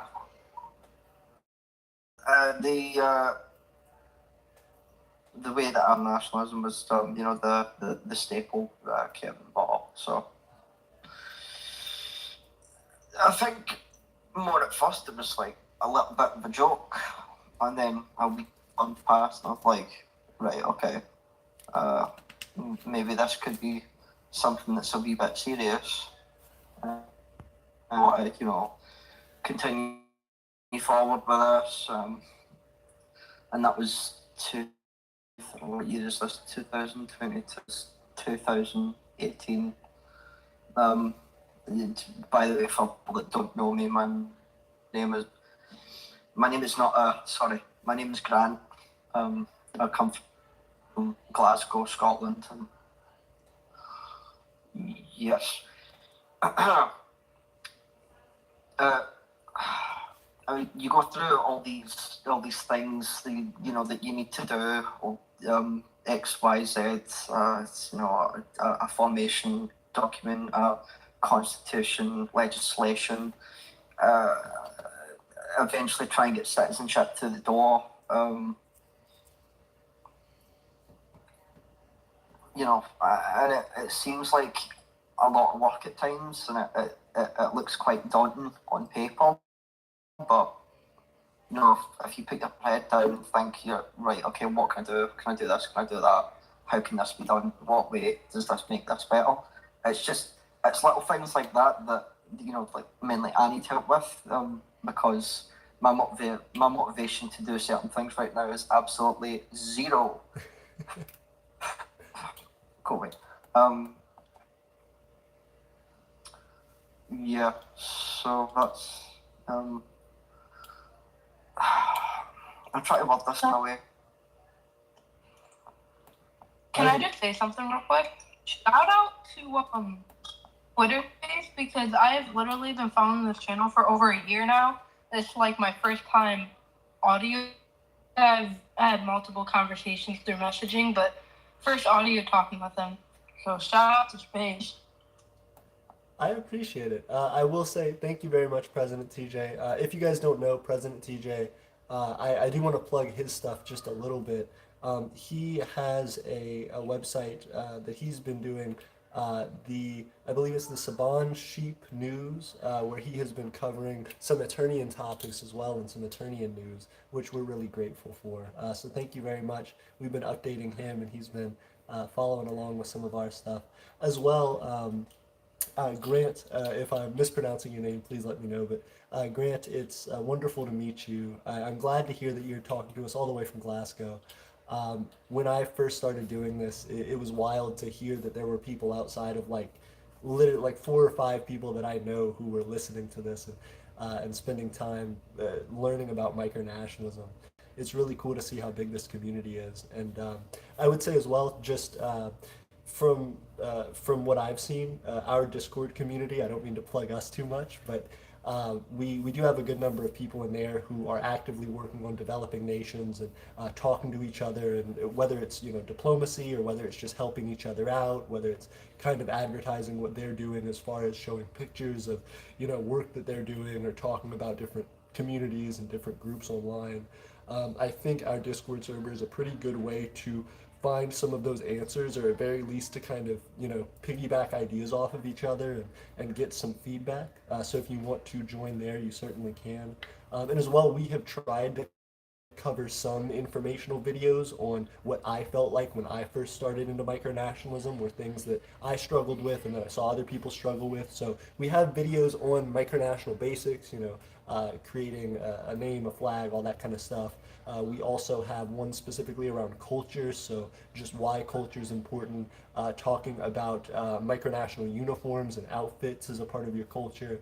And we also have a pretty extensive series talking about both alliances, which is one of them, and economics, which is another big one. So once you start to try and think about anything from small scale, just trying to come up with designs for a currency, all the way into looking at a micronation as a business, talking about what type of economy you're interested in, and trying to develop different industries.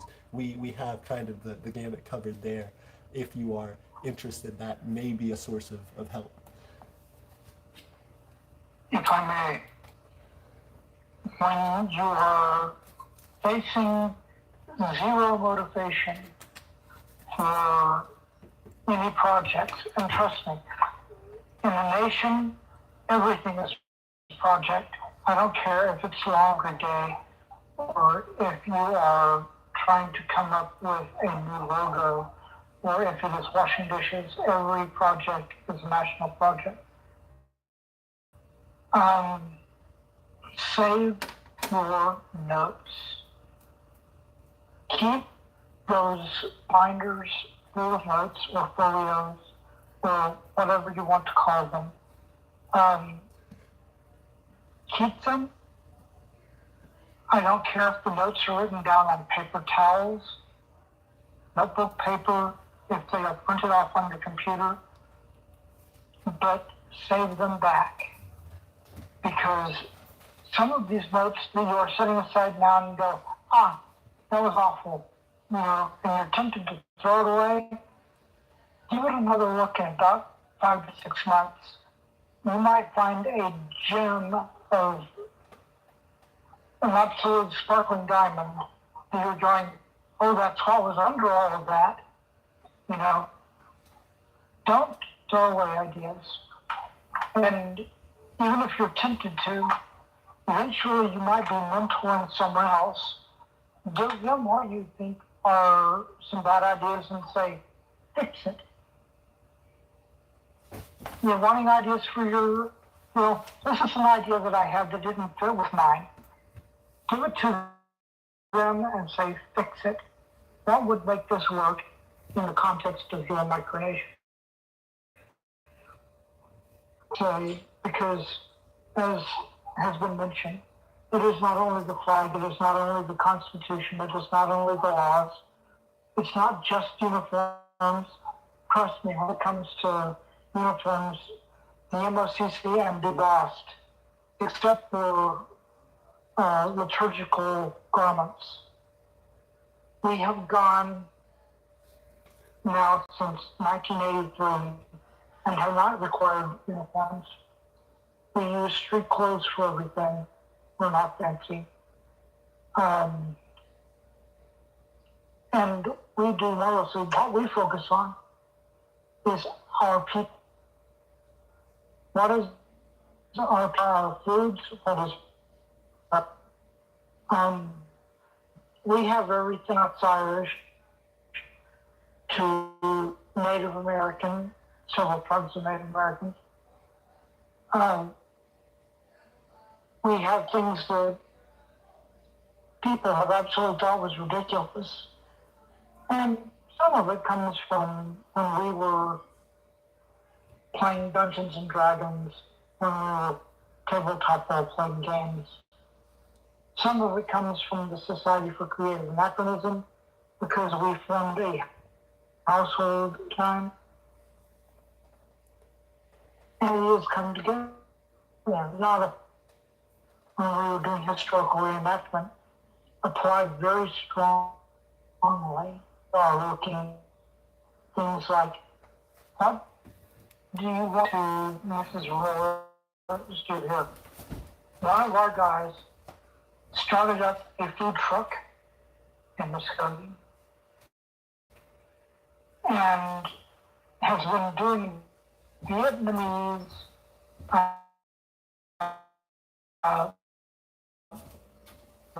languages and has been selling literally like height.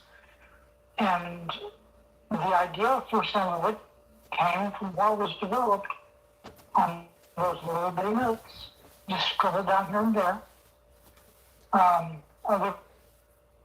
We were doing artwork, and they started developing it, and we've had people not only become like museums as curators and guides through they're called docents, through the museum's show plays. We've had others go to art school and become illustrators. We've been fortunate to have more than 2 people who did hip-hop stay with our group for a while.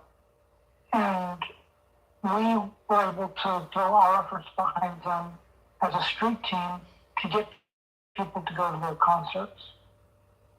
Everything in a micronation that can go towards building a culture, building business ideas, these things are absolutely pure gold when it comes to building a micronation, because if you're building a micronation in any direction whatsoever, you are building your people.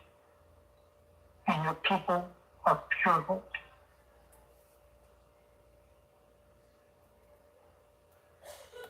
I would say I 100% agree with that, Tom. Thank you very much for sharing that. That's something that even for us in the Empire of Aeternia is something that it just to some degree takes time and effort, but it is a struggle that's constantly faced. You know, when you want to create and develop things, you can just go down this checklist and say, okay, I've got my flag, I've got my uniform, I've got all these different things. But at the end of the day, organic growth and really, like you said, that gold mine comes from your people and comes from what that community develops into naturally. So I completely agree. I have something to add on to that. So I don't know if you guys want to sit down and listen to a long story, because this has been a group I've been a part of for a few years.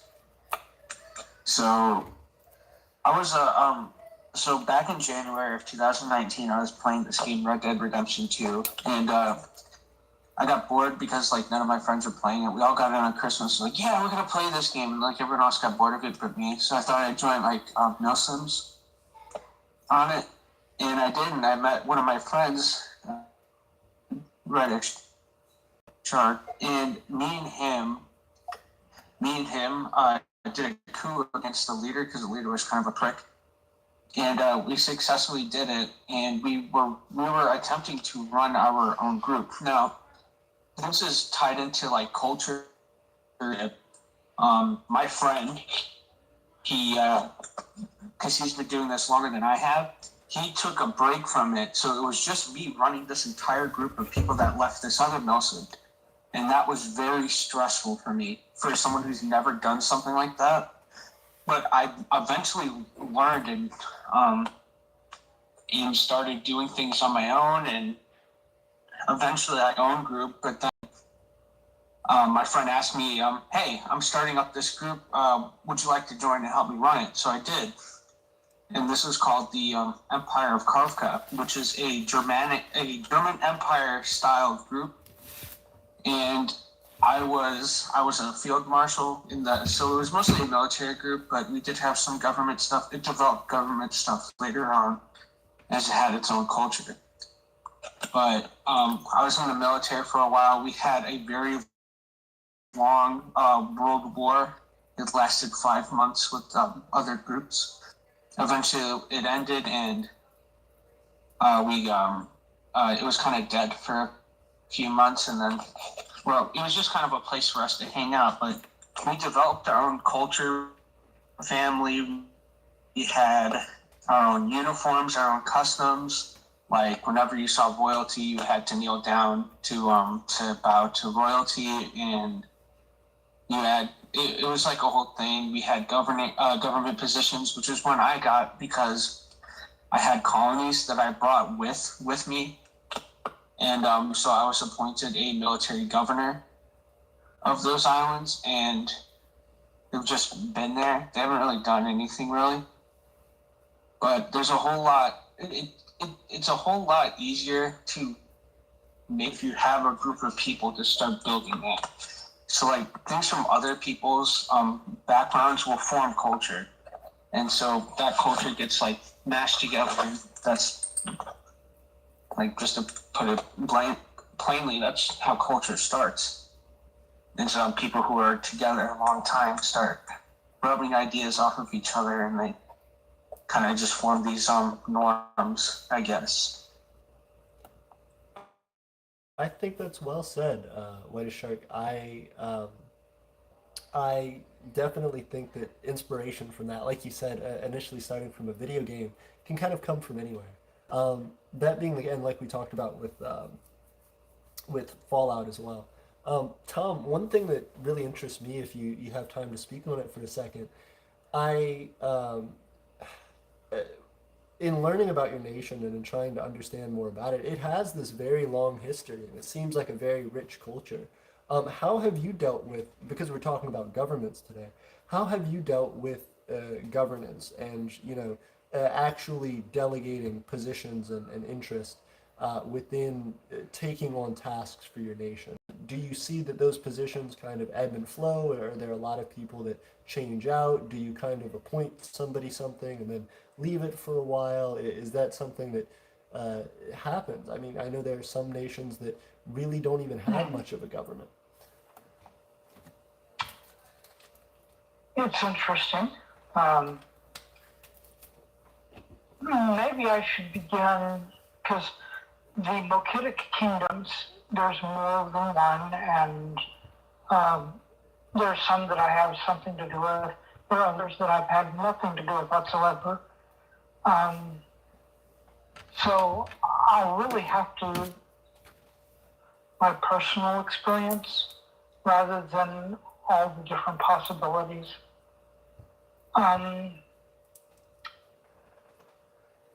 I don't know if any of you are familiar with the Reformed Druids of North America. They started in 1963 at Carleton College in St. Paul, Minnesota. The group that is now the MOCC schismed from that in 1983.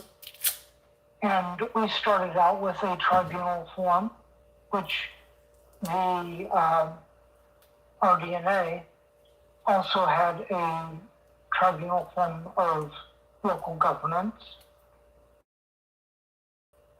And so naturally we adopted that. And it looked very much like a archdruid for president.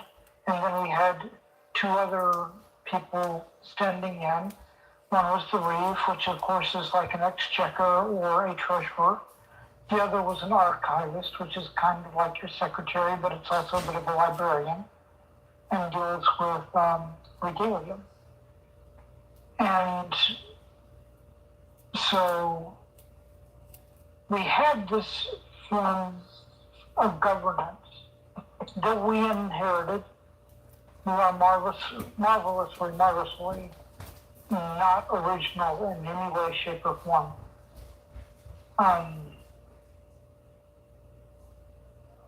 And when we formed for part of the time a household of the SCA, we borrowed some of the SCA's local government. It looked fairly similar. There was a seneschal instead of an archdruid. There was a archivist who did the newspaper. There was a treasurer who was the reeve, and we borrowed. And so we borrowed from the best models and adapted it for us. Our archdruids, and it's important to remember that the MOCC was a druid order starting out, and still is today, although we have gathered around as a street tribe, and from there into that which met the requirements for Montevideo, and it became if it walks like a duck and it talks like a duck, it's probably a duck. But we still have that church, that druidic order that we ourselves around. And so our archdruids are elected for life until voted out by a vote of no confidence at convocation. Convocation is our semi-annual business meeting. Currently, the MOCC is going through a convocation, and we are going back and forth between trying to decide if we want to add a council of elders, a council of archdruids, or a board of directors.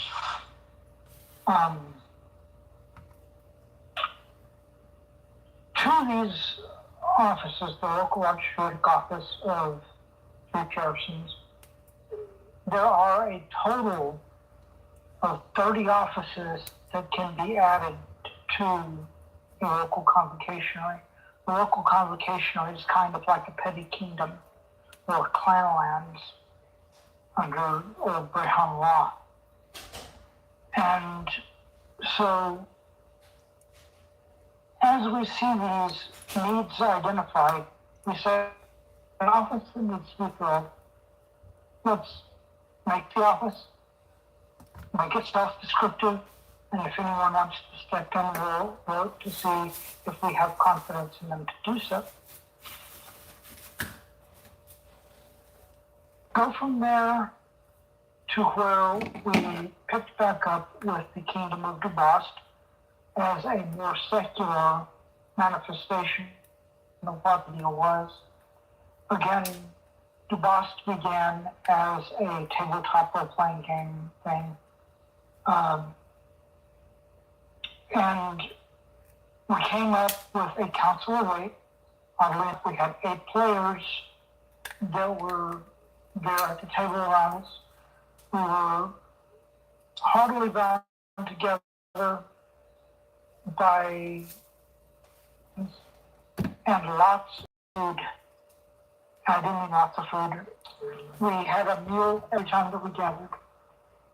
And so in 1999, Dubast, which had become where the SCE household had kind of migrated to, and we were left in the MOCC as a kind of filled out idea of a druid order or a church with a street tribe.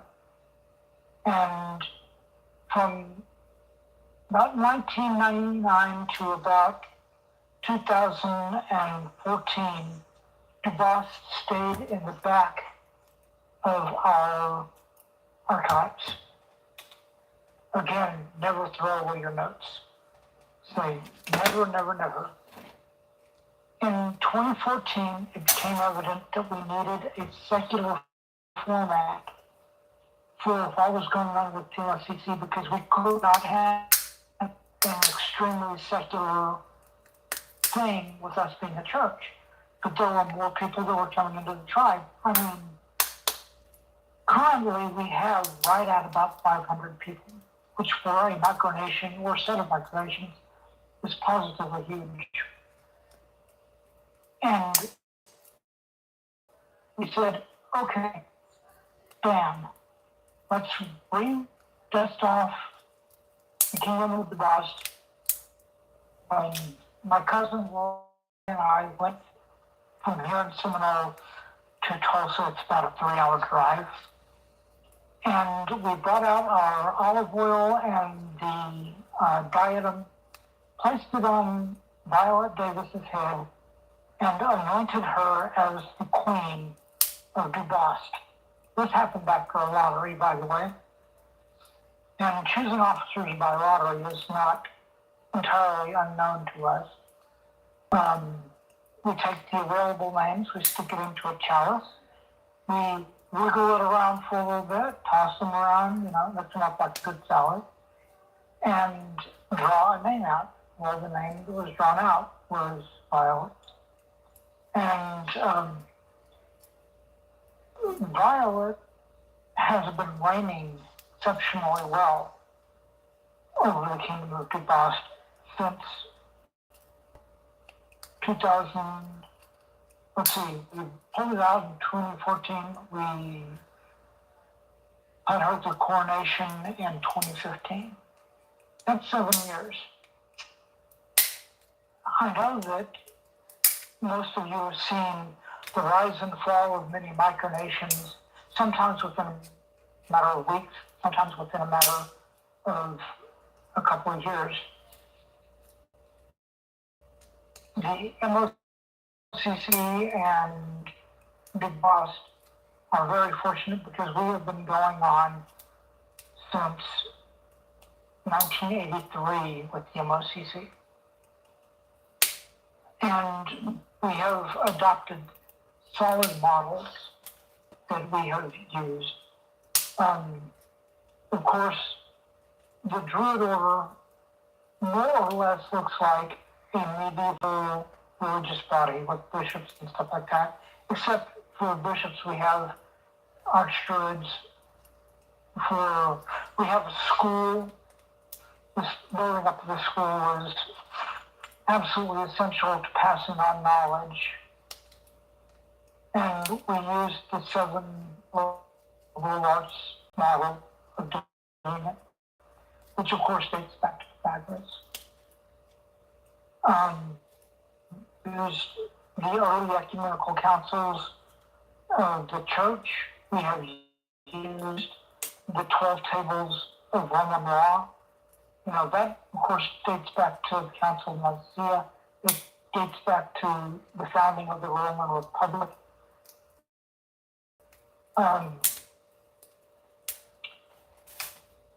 Again, quoting Queen Violet, we stole from the very best.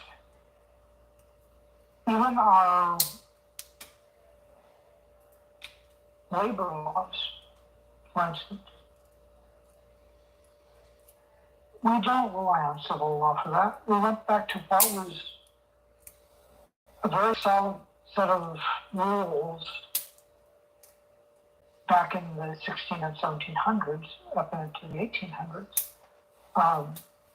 Anyone who's watched Pirates of the Caribbean knows the term, the articles of,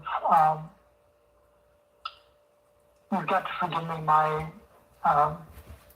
my brain isn't working entirely well because of the stroke. The articles of, it's called the Pirate Code, whatever it is. Articles of Agreement, if you want to look them up. That's Articles of Agreement. There are several copies of them.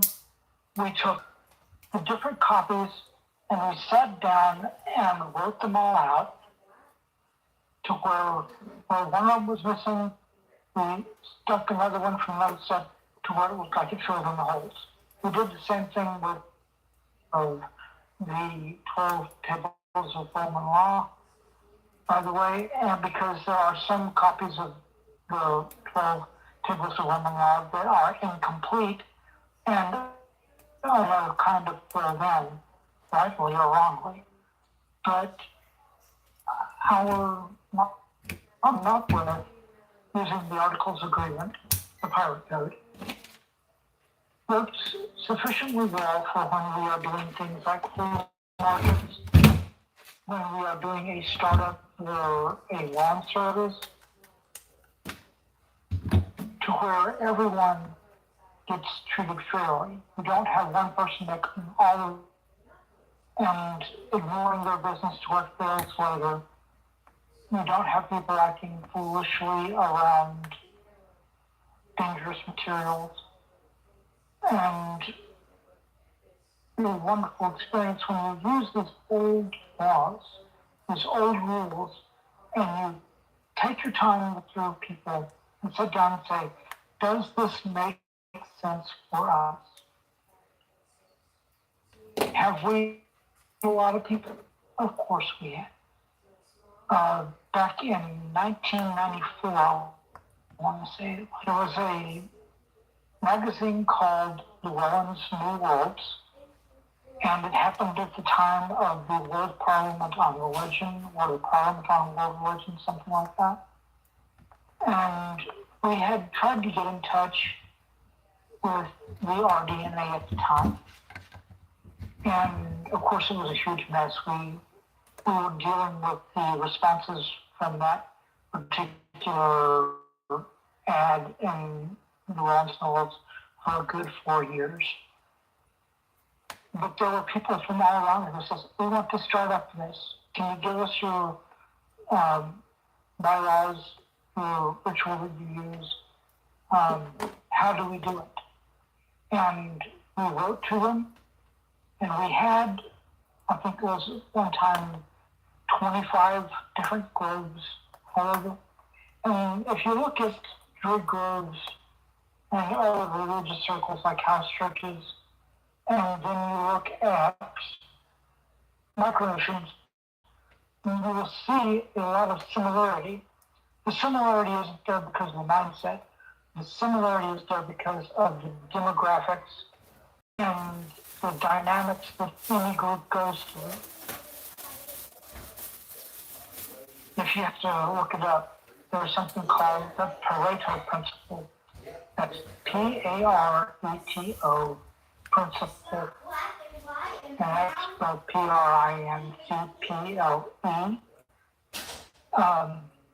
And the long and short of that is that for any group of people, and it's especially true of smaller groups, 20% of people doing all of the work will have 80% of people getting from that labor. You cannot do that without going through burnout. You have to make it to where people have a chance to take a break, step back, while someone else steps forward. Developing your leadership is a constant effort. It is well worth it. So, I feel like I don't know if I'm giving out fantastic information or if I'm talking in circles, but I do all of you. It is well worth it. That was fantastic speaking, by the way. I enjoyed your talking about that. Going to what you said about burnout is, I think that's probably why most micronations fail, is because one person's doing all the work and maybe they don't have more than one person helping them. Or if they do, their citizens aren't doing anything to help the leader. So they have burnout and they just said, I'm done, I'm quitting. And I think going back to what you said about developing your leadership and having everyone pretty much have some hand in something will help prevent burnout of that. Yes. Say, I don't know if anyone else here is a fan of Star Trek. Is anyone? I am, for sure. Okay. Are you familiar with the novels? I'm not that large a fan, but I've watched some of the series. Get a hold, if you can, through some used book or something. There was a novel written called Spock's World. It was a history, more or less, of the planet Vulcan. Oh my Lord, that book was wonderful. And if you are looking at a possible popular way of building a culture, by all means, Spock's World, write it down. Awesome. One of the things that they point out in that book is that almost every single Vulcan, their perception of how the world was socially engineered, almost every single one of them was involved at some point in civic government. Compare that to in the United States. Maybe 1 out of 1,000, 1 out of every 2,000 people gets involved in the city council. And I'm not talking about just voting. I'm talking about being in the office and doing that. And I got thinking about it. More people involved in the daily government, or not just on micronations. By all means, find out when your city council is having their meetings. Find out about when the local, I don't know if y'all have a League of Women Voters where y'all are at, but by all means, call them and get their information. They put on these things like public forums on a regular basis. Maybe not so much since COVID hit, but traditionally so. And public libraries have these forums based around great ideas. And so, growing up as I did in the 1980s, yes, I'm probably the oldest person that you have here. And compared to the majority of micronationalists, I'm on the old codger side of things. But growing up as I did in the 1980s, there was an understanding that the average person had the ability to speak and to be an activist and to enter into politics. You know, it was not just the high school that stood behind people like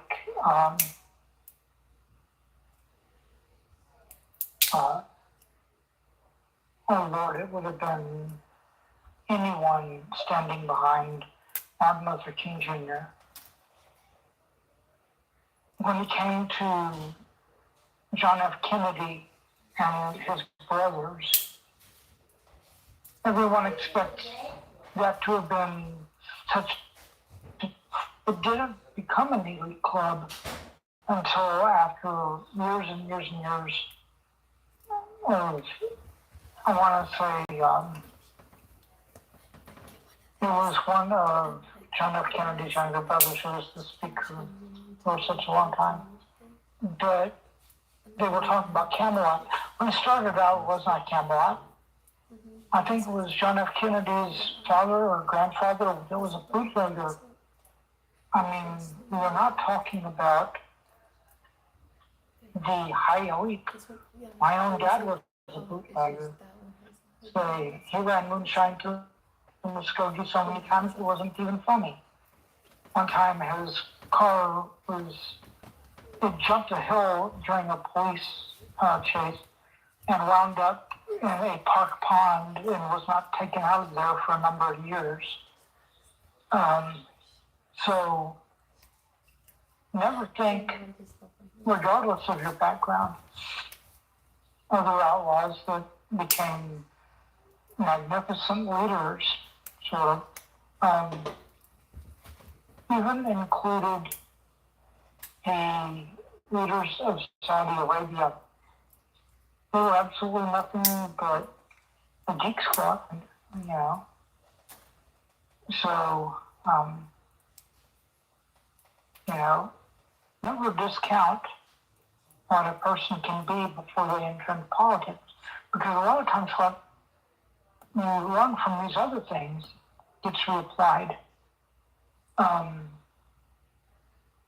For those of y'all still in school or who will remember being in school recently, there was a period in New York City when Tammany Hall was being constructed, and there were huge political problems going on. What you see nowadays as an exemplary government in New York City comes from people who were basically involved in gang warfare, who were forced to sit down in a city council. Please, please go to your city hall, go to your county clerk's office, find out when the next election is coming up, and if you feel that you are qualified, because these micronations are training grounds for people to take office with good ideas and go forward. I got a chance to tell other micronationalists about this. Somewhere in Canada, there is currently a micronationalist in Mississippi that I've been talking to about it and getting information from their county clerk's office about how to become a candidate in macronational politics. If you have the wherewithal to effectively put together a political format and a successful program, with your micronation, there is a good chance that you will have the background to run for a macro office. And even if you do, oh, go ahead. Oh, no, you finish speaking, then I'll speak after you. Okay. I'll try to round it up fairly quickly, or at least on this section. Even if you do not get elected, because everyone goes, well, if I don't get elected, blah, blah, blah, blah. If you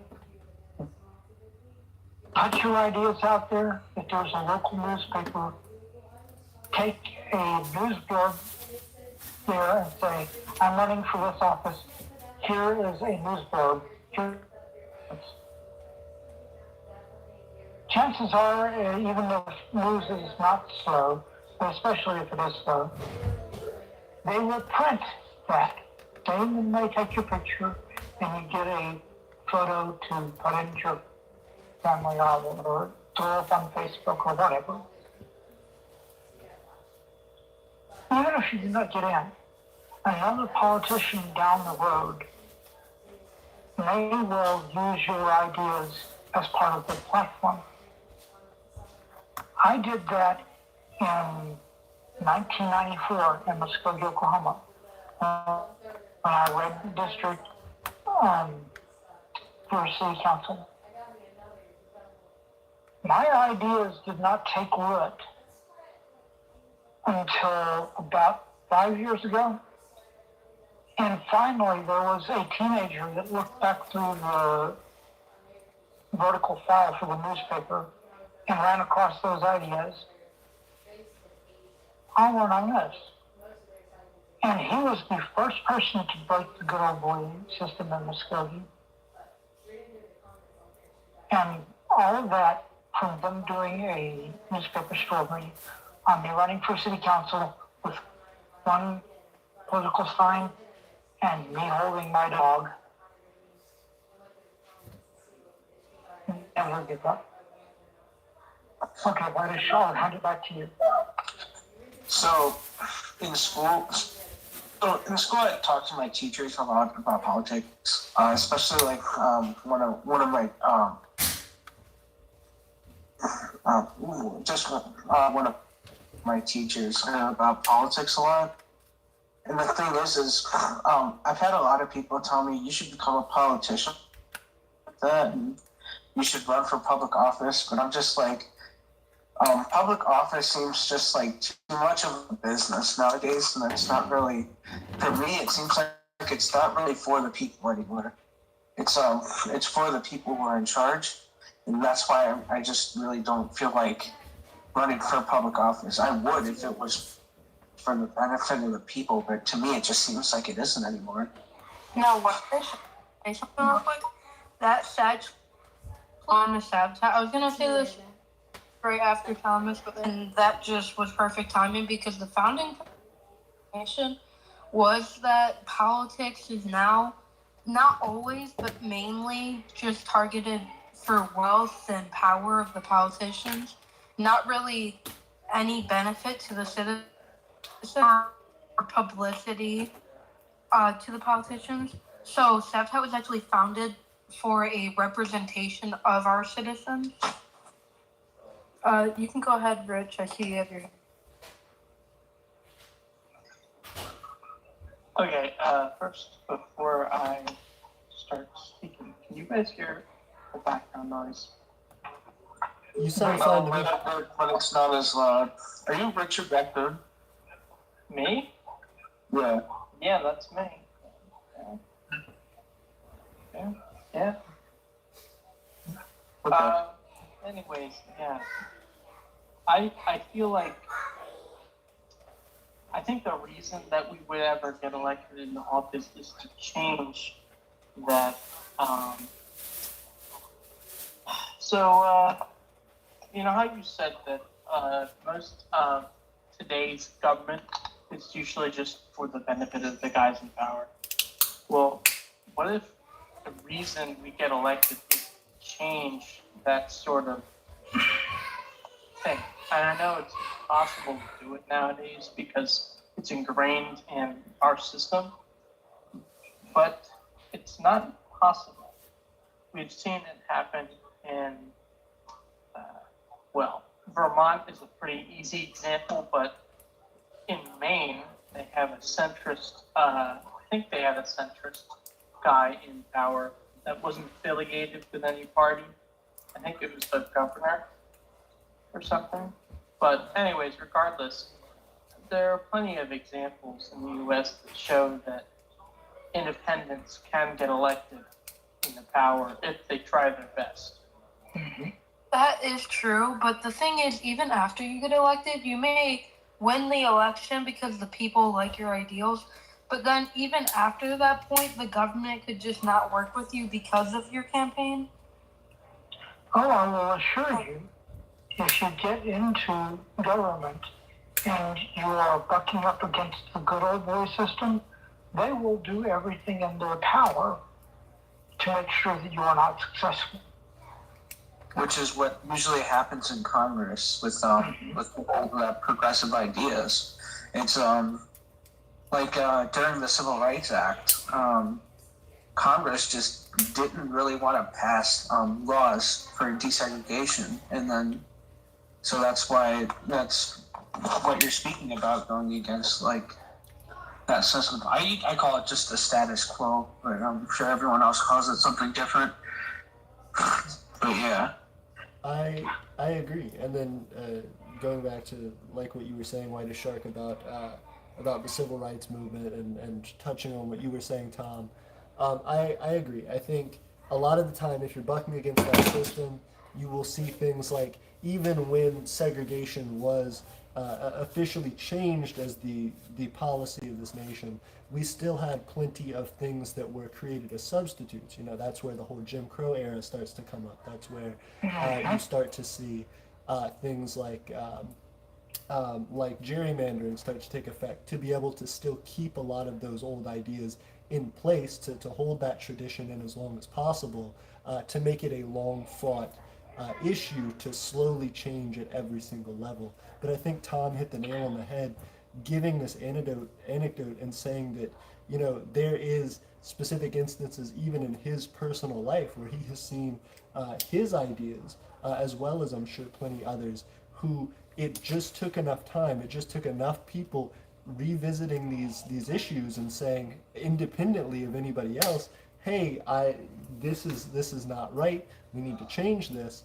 And after wave after wave after wave of people have been saying this for years and years and years, eventually it just slowly creeps into the public consciousness, and it slowly starts to affect voters. Even if it doesn't win 1 year, even if it doesn't win 10 years in a row, that number of people who are supportive of those ideas will slowly increase.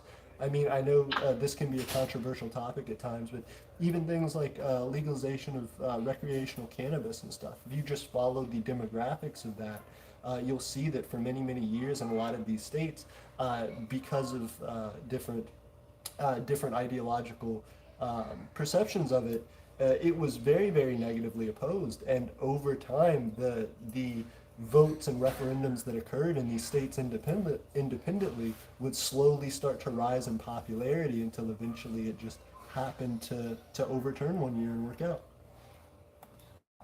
If you look, and again, this is me showing my antique statue. If you look back into the 1980s, after so many wins by the left, and it was the left on all sides, both Democrat and Republican libertarians were actually doing really well back at the time. But it was left-leaning. It was always the left wing of whatever party it was. They had been doing well for many years up until Ronald Reagan and some of his early ideas meshing in. being perfectly honest, uh, the whole takeover in Iran did not do the left and environmentalism and that any favors. Because it shows in that particular viewpoint did back down on some security. And so you had the right wing really coming forward for a moral majority. Whether anyone agrees with them or not. And it is with the rise of that I want to point out a couple of things. Everyone talks about national politics when they talk about macro. Everyone talks about state and Congress and stuff like that. That was not where the majority really started looking at. Even the guy that led Transcendental Meditation was following this particular political strategy because he tried to overpower a local system, importing a lot of people to his little bitty ashram type thing. So it wasn't just one particular political body that did it, but the majority did it in an absolutely fantastic way.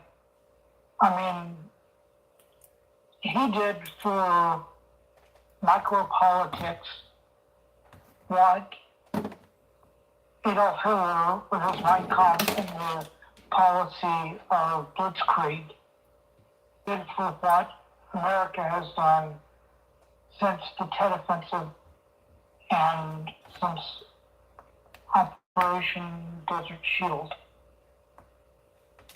I mean, really, that was, they focused the moral majority for school boards. They looked at city councils. And usually it wasn't the ones in big cities, usually it was small ones. The more they got into these small political boards, these little bitty town councils that were deciding on the books that the next generation would be using as a resource, that is how America changed from being the 1960s to being the 1980s, 1990s, the 2000s. It wasn't the big things. It was the little things. Very often unpaid and volunteer. And I cannot underscore enough that it was unpaid and volunteer. So, because a lot of people think in terms of politics being something that you can line your pockets with. That's true on the upper echelons, like Congress, presidencies, governors, things like that. But unless you are a business, many times less when you are in city council. So,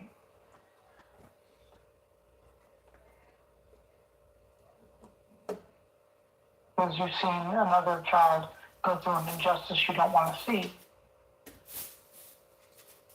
Huge, huge issues on a very tiny level. I mean, the gentleman that I ran up against, his name was Mr. Horton, in the city council race that I ran. I was a snot-nosed kid. I'm not going to lie. I had been out of high school for 10 years. It was the very year that I had my high school reunion. I had not been out of college for so much as 8 years by the time the election began.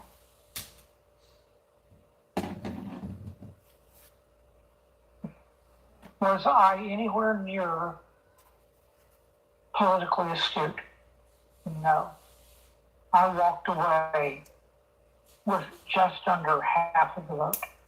The gentleman that I was running up against, and he was a gentleman, he was actually trying to stave off a tax district restaurant.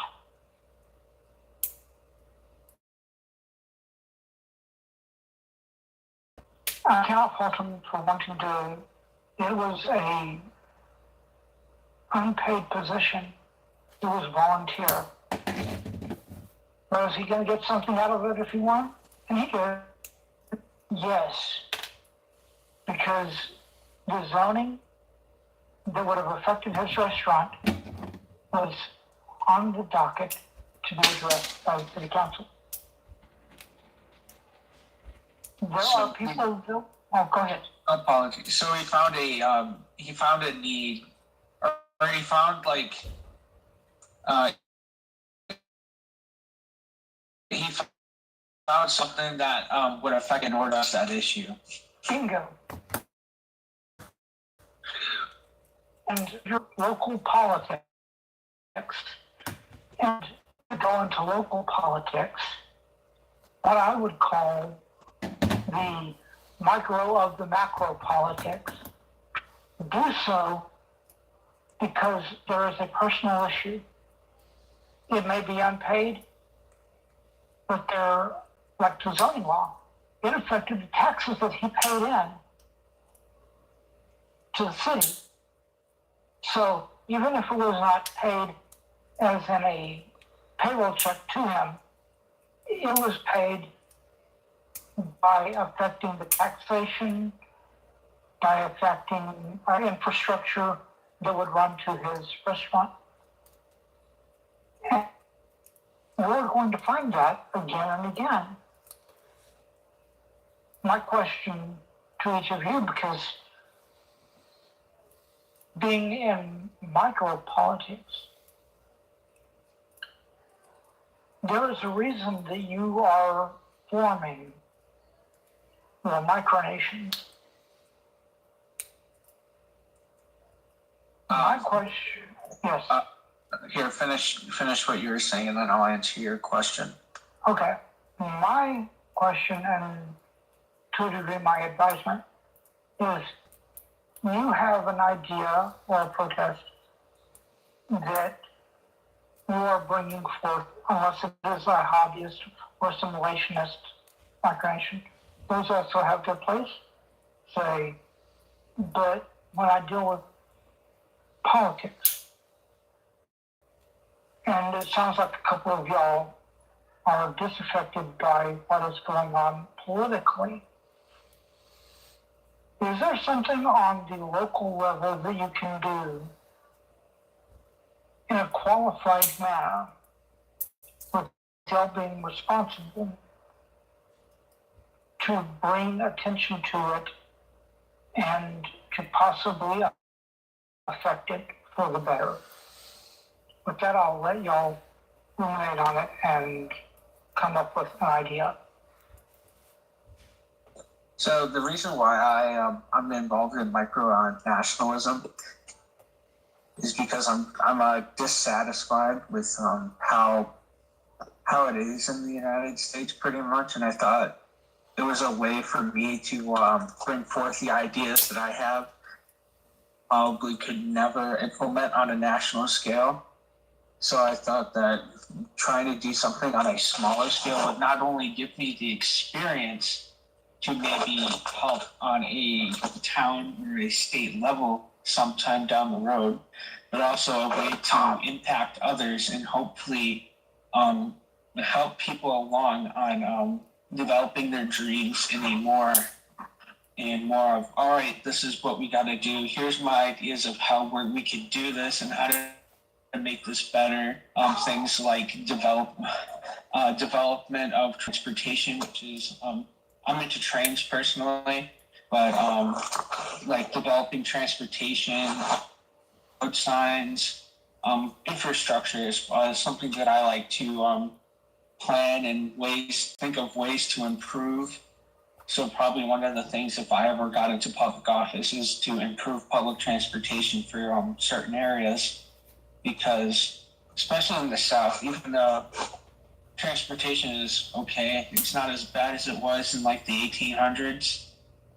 AP mentioned in one of his streams that Alabama has some pretty bad public transportation. But like probably to make public transportation better for certain communities that are like isolated from population centers, so that they're able to go there more easily than driving. And driving is getting more expensive as gas prices are going up, since the U.S. isn't buying gas from Russia anymore. So it would be a lot easier for people to use public transport than to drive. And that's probably one of the things that I would do if I were this. Yeah, so also, I am interested in public office, and I might do it someday. One of my dream jobs would be a senatorial or to be a congressman, but I also have the backup plan of being a lawyer or a judge. I'm very interested in law. You can see from those picks, but I wanna, try to help people, but with the current system, it's gonna be hard. Also, by the way, like AP said earlier, I do have a news thing for Aeternia. While you guys were talking, an article on the development of the land, so aeternianews.weebly.com if you want to check it out. That's all I have to say. Thank you very much, President TJ. As well, if anybody else wants to go ahead and answer Tom's question before I do, I would appreciate it. Anybody else that's thinking about chiming in, because I definitely want to answer the question for myself, but at the same time, I worry about potentially affecting someone else's answer, and I also it's something that evolves for me. The more that I keep hearing your all's answers, the more I keep thinking about my own. So I appreciate it. I would like to go ahead and answer the question that Tom exposed, or not proposed. The very idea of an American third party is legally out of this world. If I run for public office in my own county under a third party and actually win a position, if the very idea of a third party being powered somewhere is enough people to rally. If the policies make sense and the goals are attainable. And thankfully, I have done my best to kind of formulate local policies on the website that I made for this party, but I'm not going to advertise it here because it's not associated with Micronation. It's actually like a party in the county that I'm forming. But my Micronation as a political force is probably just developing better methods to conduct like elections and Congress, stuff like that, like the better organizational methods for them too, like the wording of documents, the length of bills, and other things like that, that make it easier for a government to operate smoother and more efficiently. So if I had to guess on the impact my Micronation would have if it was more out there, it would probably have an organizational and administrative impact, because the very idea of the Micronation is dealing with the inefficiency of the national government.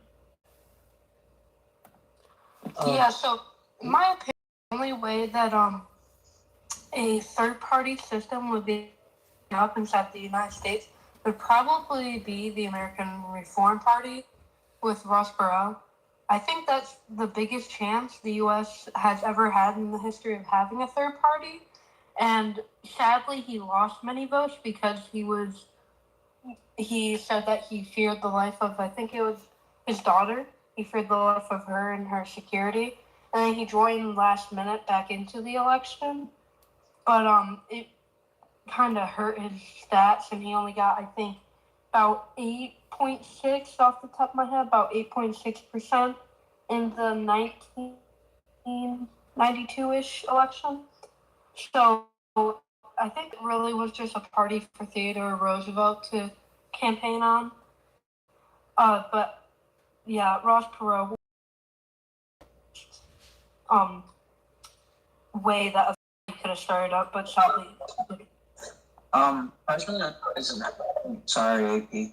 President Eisenhower didn't actually have a party that he ran with, but he like ran with the Republican Party because I guess he's like, well, I might as well just join one of them. But he did run independently, technically. It was just like an afterthought, I guess.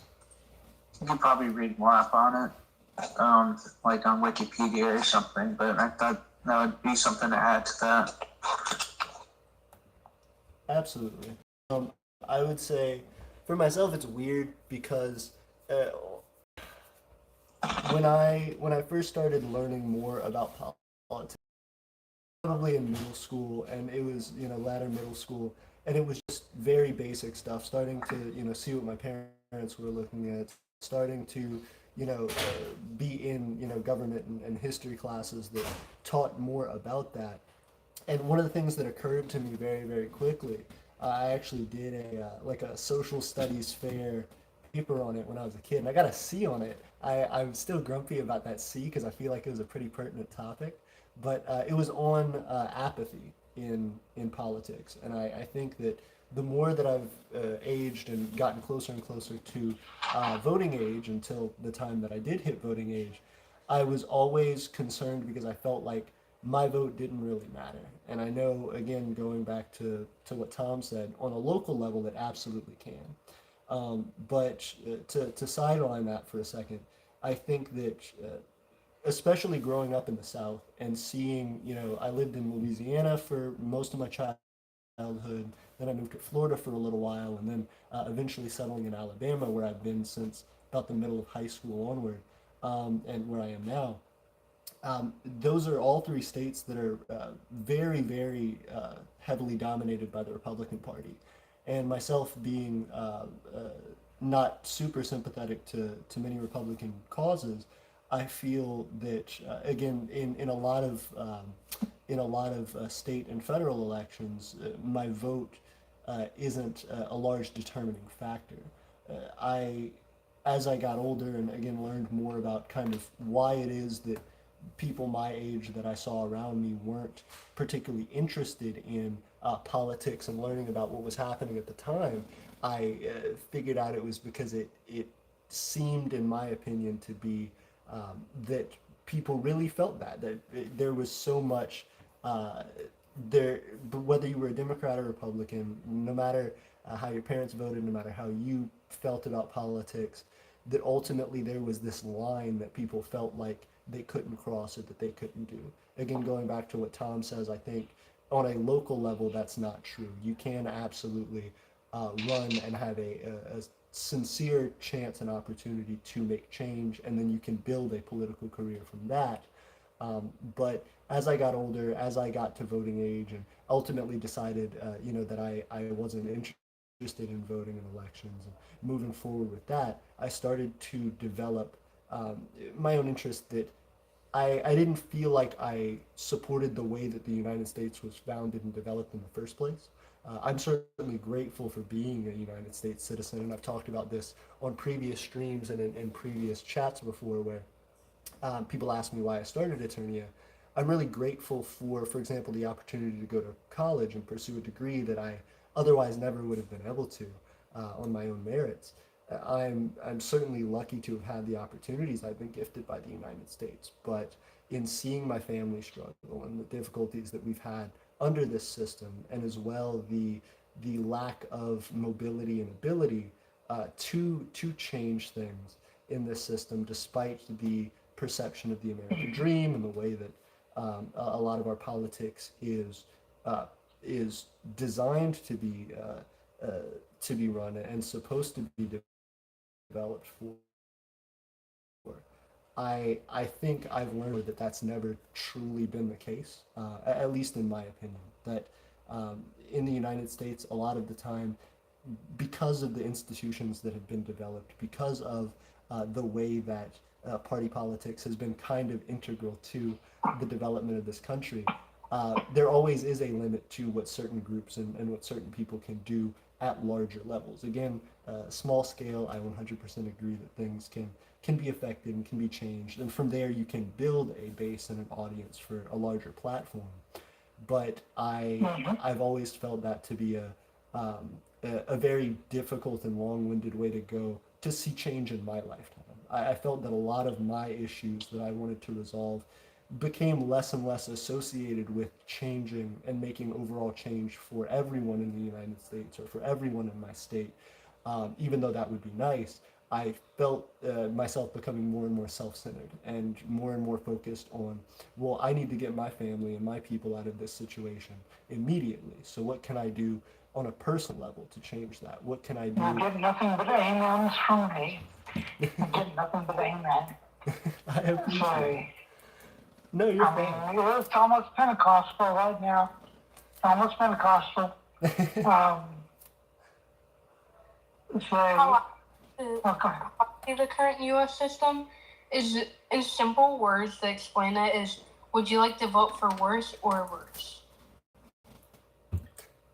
Like, Well, it used to not be like that. I'm sure Tom can remember a time when that wasn't that way. Since I do.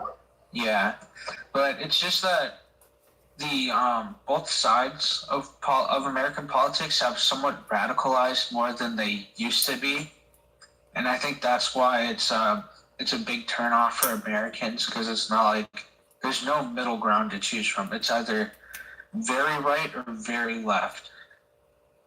And neither side, pardon my language, gives a crap about the center.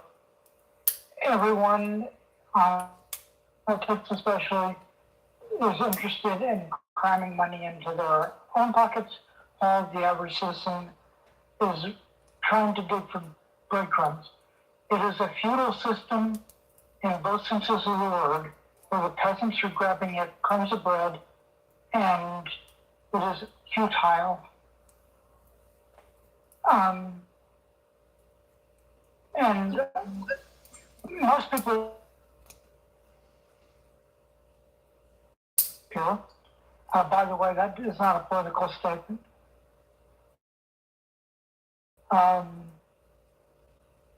The actual history behind me is that my now, I'll say that's my political situation going back to the early part of the 20th century, the early 1900s. My great granduncle was the principal chief of the Cherokees at the time of the Dawes Commission, when the tribal lands were being divvied up and the state of Oklahoma was being created. That was a huge mess of time in which the federal government, I do not have good words for what they did to the peoples that became the citizens of Oklahoma, neither the white citizens or the Indians or any other minority. like the traitors. Yes, part of my family was on tears. So, That's yeah. I wouldn't wish the Trail of Tears on my enemies either. That was pretty brutal. There were decisions made.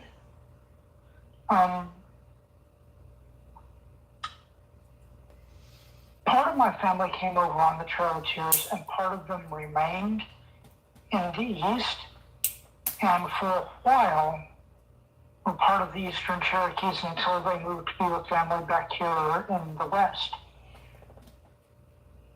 There were bad decisions made on the part of the Cherokees, and there were bad decisions that were made on the part of the American federal government.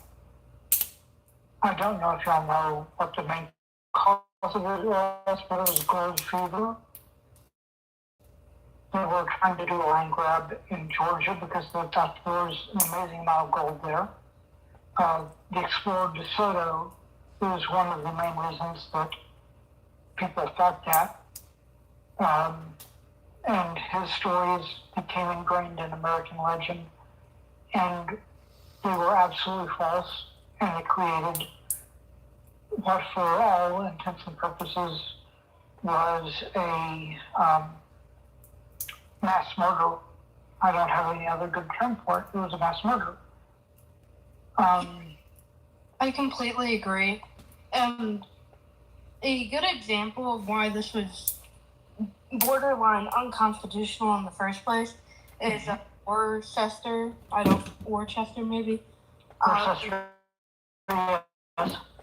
Yeah, where basically Andrew Jackson just ignored the Supreme Court on the issue. Same. In American history, there's a lot of things that weren't really very good, especially that happened to minorities or basically everyone else who wasn't white, which was pretty kind of terrible, not gonna lie. But it took a very long time for America to realize, oh, that was wrong. Like Manifest Destiny, oh my God. Manifest Destiny was basically white people giving themselves reasoning of conquering people's lands. The way I'd phrase, if I was to describe Manifest Destiny, one phrase is, keep going west. Oh, never mind. We'll kill you. Yeah, it was them saying it's their God-given right, which is basically just making an excuse for invading other people's lands. Well, from the Native American perspective, or at least that which I grew up with, the Europeans brought over a huge plague. Even if they had not brought it over, that absolutely tore apart the population here. And so we talked earlier about where my ideas for government came from. And, of course I can point to the Brehon laws, I can point to the 12 tables of Roman law, I can point to reforms and so on, and all those. But on a practical level, and this is revealing a little bit about my family history. If you look at one of our wonderful patriots, and I count him, believe it or not, as a micronationalist. His name was Sam Houston. Y'all may be familiar with him. Was he, are we talking about the guy that found the Texas Republic, or are we talking about a different Houston? Oh, on the nose, my friend, on the nose. He was married for a while to my cousin, Tiana Rogers. Her name was also given as Talahina Rogers. She's buried in the Circle of Honor at Fort Gibson, Oklahoma's Veteran Cemetery. She was the wife of Sam Houston, and if you've also heard of a congressman from the 20th century, his name was Will Rogers. He was also known as a comedian. If you haven't heard of him, he died, I believe, in a plane wreck. But he had a farm out in Claremore, Oklahoma. he was also a Cherokee. He was one of my cousins. As a matter of fact, me, Will Rogers, and my cousin that I live with right now by the name of Roy Burgess are all out of the same, within 7 generations, all being in the same family. If you've heard of the Chisholm Trail, Jesse Chisholm was also a cousin of mine. Oklahoma didn't have a whole lot of citizens at the time, well, Indian. So a lot of us old timers are closely interrelated. Well, another one of my cousins was the principal chief at the time of the Dawes Commission. If you've ever heard of Hanging Judge Parker, his brother, Redbird Harris, held on a dialogue with Hanging Judge Parker through the mail and told Hanging Judge Parker that if he would remove all these people that were coming in to Indian Territory, we would get rid of the crime here, because it was all people who were American citizens coming in. Again, the concept more or less was manifest destiny, and were committing the U.S. law. That's why, if you were to put MOCC and DuBois side by side with the rest of micronationalism in the United States, we would have one of the highest levels of Native American descent. So, what everyone else was calling micronationalism, we grew up understanding as tribalism. Tribalism nowadays has a bad name because of what people have been doing with the concept. The original is not as bad as what you're seeing. Nowadays, we're seeing tribalism being equivalent to almost white supremacy. But that is not the concept. Yeah. If you go into Native American communities and you see what their tribes do for one another, it's a totally different concept. When I go tribalism, I mostly think about my community of people that have they're interconnected, almost like a surrogate family. That's what I think of as a tribe. Nationalism isn't really given that good of a rap either, since it kind of started both world wars, and it kind of believes that you're better than everyone else because of a country. But see, this is one of the benefits of micronationalism. We are think tanks for asking the questions, how do we fix this? Not only how do we fix this, how do we communicate this idea beyond the borders of our micronations? I completely and Go ahead. I appreciate it, Tom. And I think that's just such a tough thing to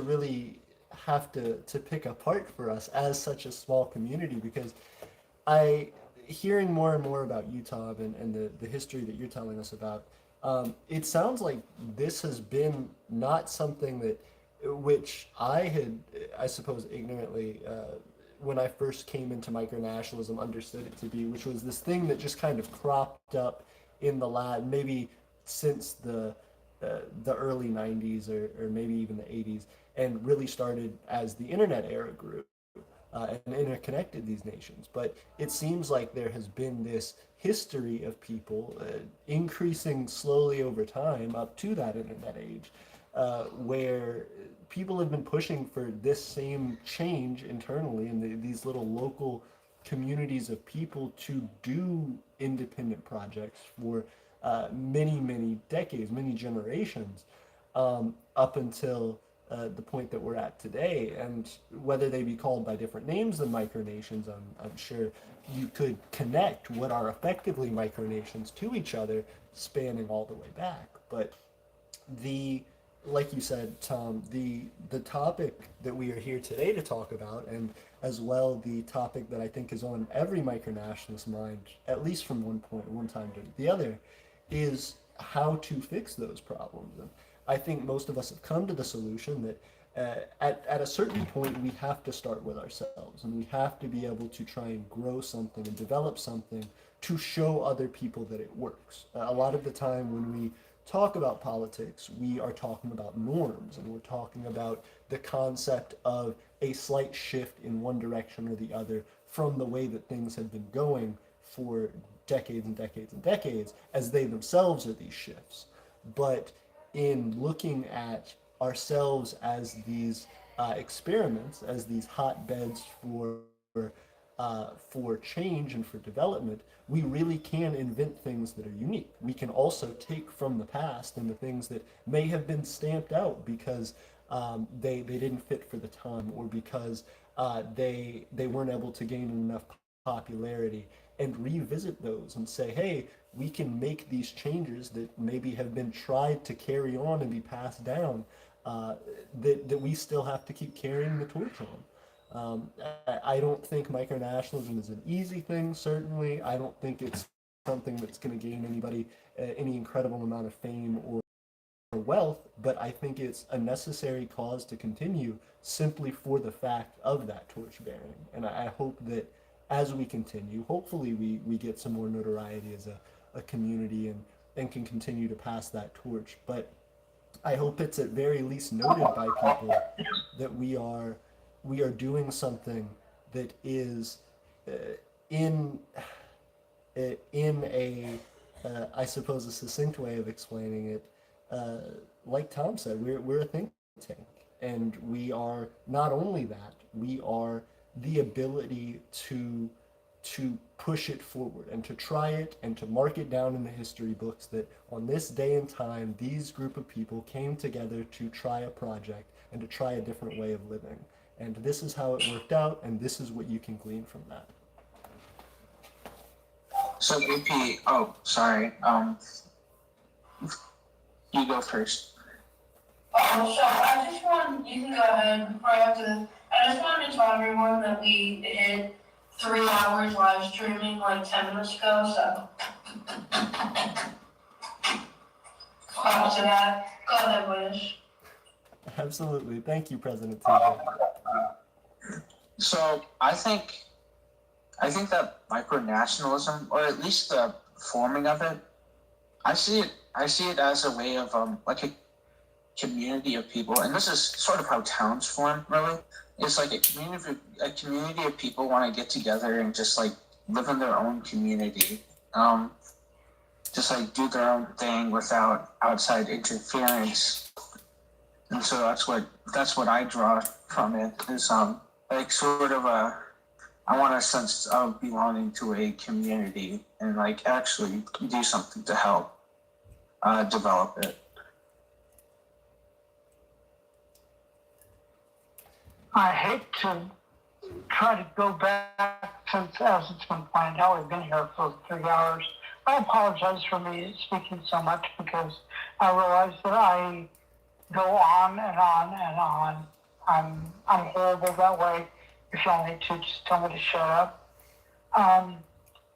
But It's completely fine. It's actually really interesting to hear the other side of the story. one of the things that you said earlier, President, is that a very good point that keeps being brought up about us having a two-party system in which it's very difficult for other people and other ideas to break into it. Amen. Praise the Lord. You've got me behind you 100% on that. Go to your city council and to your county clerk's office. Ask them about non-partisan elections. Or ask them if you can run as an independent. Sometimes they have a limit, like, oh, it has to be a certain age limit before you can be I've heard of some ridiculous amounts for the filing fee, up to thousands of dollars. You know how much it cost me to run for city council in Muskogee? I imagine. There on the billhead. Oh wow. You know, I'm suspecting that nowadays it may be more than that, because they found out that some hard-headed hillbilly like myself would take them up on that. Also, you want to learn about these ridiculous ways that laws are worded, and I believe that Whitish mentioned about the word limits on laws. You're going to find laws all through the political system that are padded. I mean, people stuff them like pillows with all kinds of language, some of which are called riders. In other words, something that has nothing to do with the law that is being publicized, and it's little bitty riders, very often that involve a dollar sign, that gets stuck onto it. Congress is famous for this. So are other local offices. And so I always recommend people go to their local college or universities and ask their educational deals dealing with language. There's a particular language that's floating around out there called legalese. I would definitely suggest taking a course in it. Unfortunately, it's usually not in the language department. It's usually in political science. Get to know the lawyers in your area, because I guarantee you, they are the ones running for office. So I found out amazing and horrible things in my political career. I'm too old for it now. So I don't mind telling you, the younger set, that these things exist. If you go to a political rally, there are usually two dinners. One of them is the dinner for the public, and the other one is one for donors. Get a fly to sit on the wall of that donors one. They will tell those donors things that are entirely different than what they tell the public. Horrible, horrible political secrets. That's why we are doing these micronations, why we are the think tanks. And I appreciate Aeternia for putting on this particular discussion that I seem to have crashed in a horrible way. But it is through these things. When I was much younger, I was a part of something called the Green Committees of Correspondence. I was also part of a group of the Muskogee Plowshares. Without revealing too much about my political stance, because in most who know me know it well, but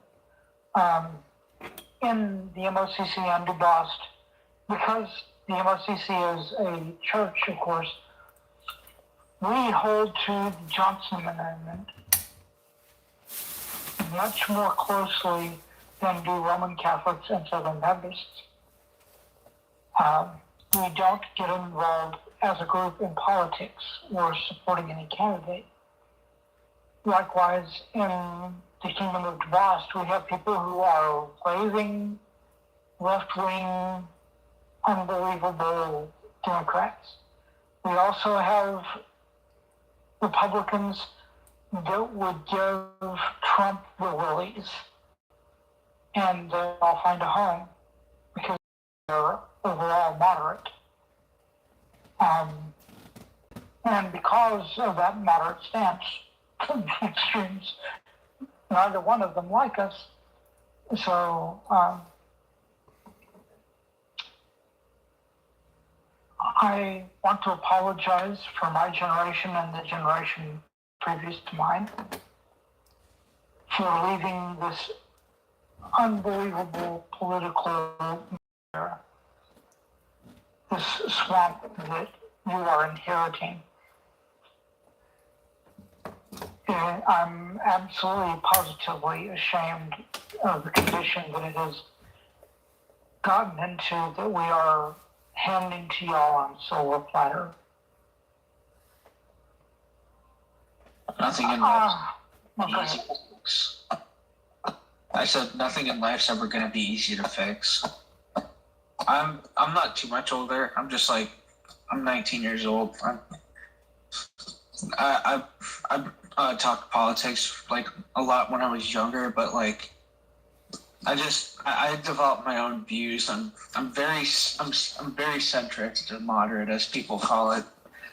But my views are like liberal socially, and I'm conservative economically. Is how I describe it. So like very in the middle-ish. I don't know if other people think that way, but that's like mostly what my beliefs are.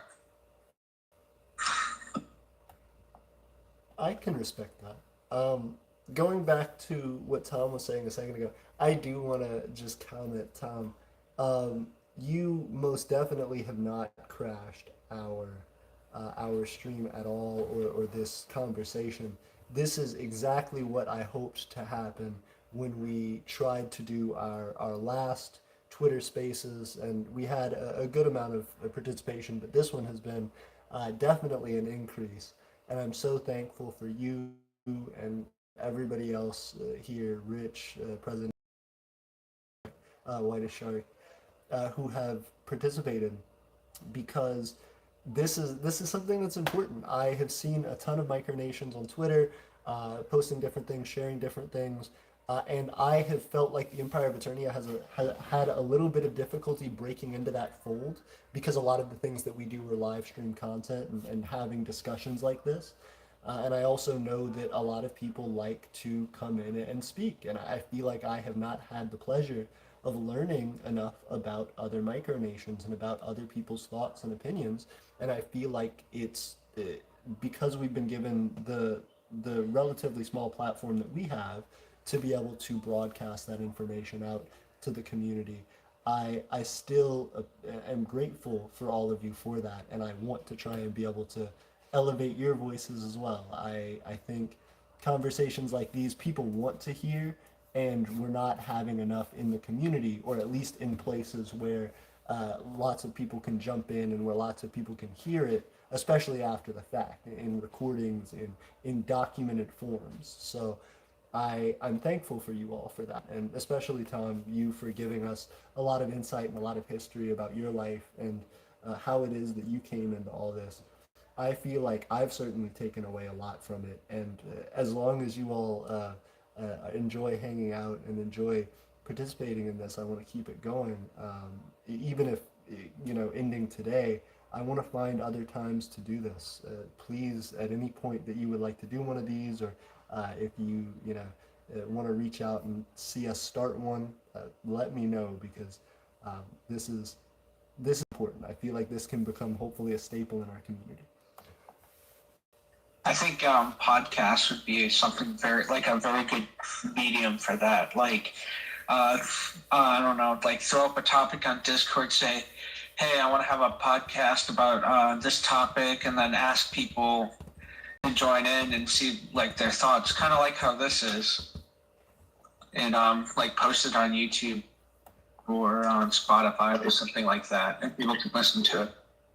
I completely agree. I would say the reason that I went this route is simply because, one, I'm not too familiar with other podcast streaming services. I know there are a number of them out there, but we've kind of gotten fairly well known thus far with our with our subscriber base doing these live streams, and I know I could get at least 2 or 3 people at a time to view one of these live streams for its duration. So I felt like our Discord is a little bit difficult, because we have a lot of people in the Discord, which is nice, but some of the time it's hard to moderate that. People will just jump in and say, slurs, or we'll come in to troll, and then we'll leave, or we'll just turn on their thing playing like copyright music or whatever, and get us. So this platform I feel like is nice because I can invite people, I can choose who doesn't speak, and more importantly than that,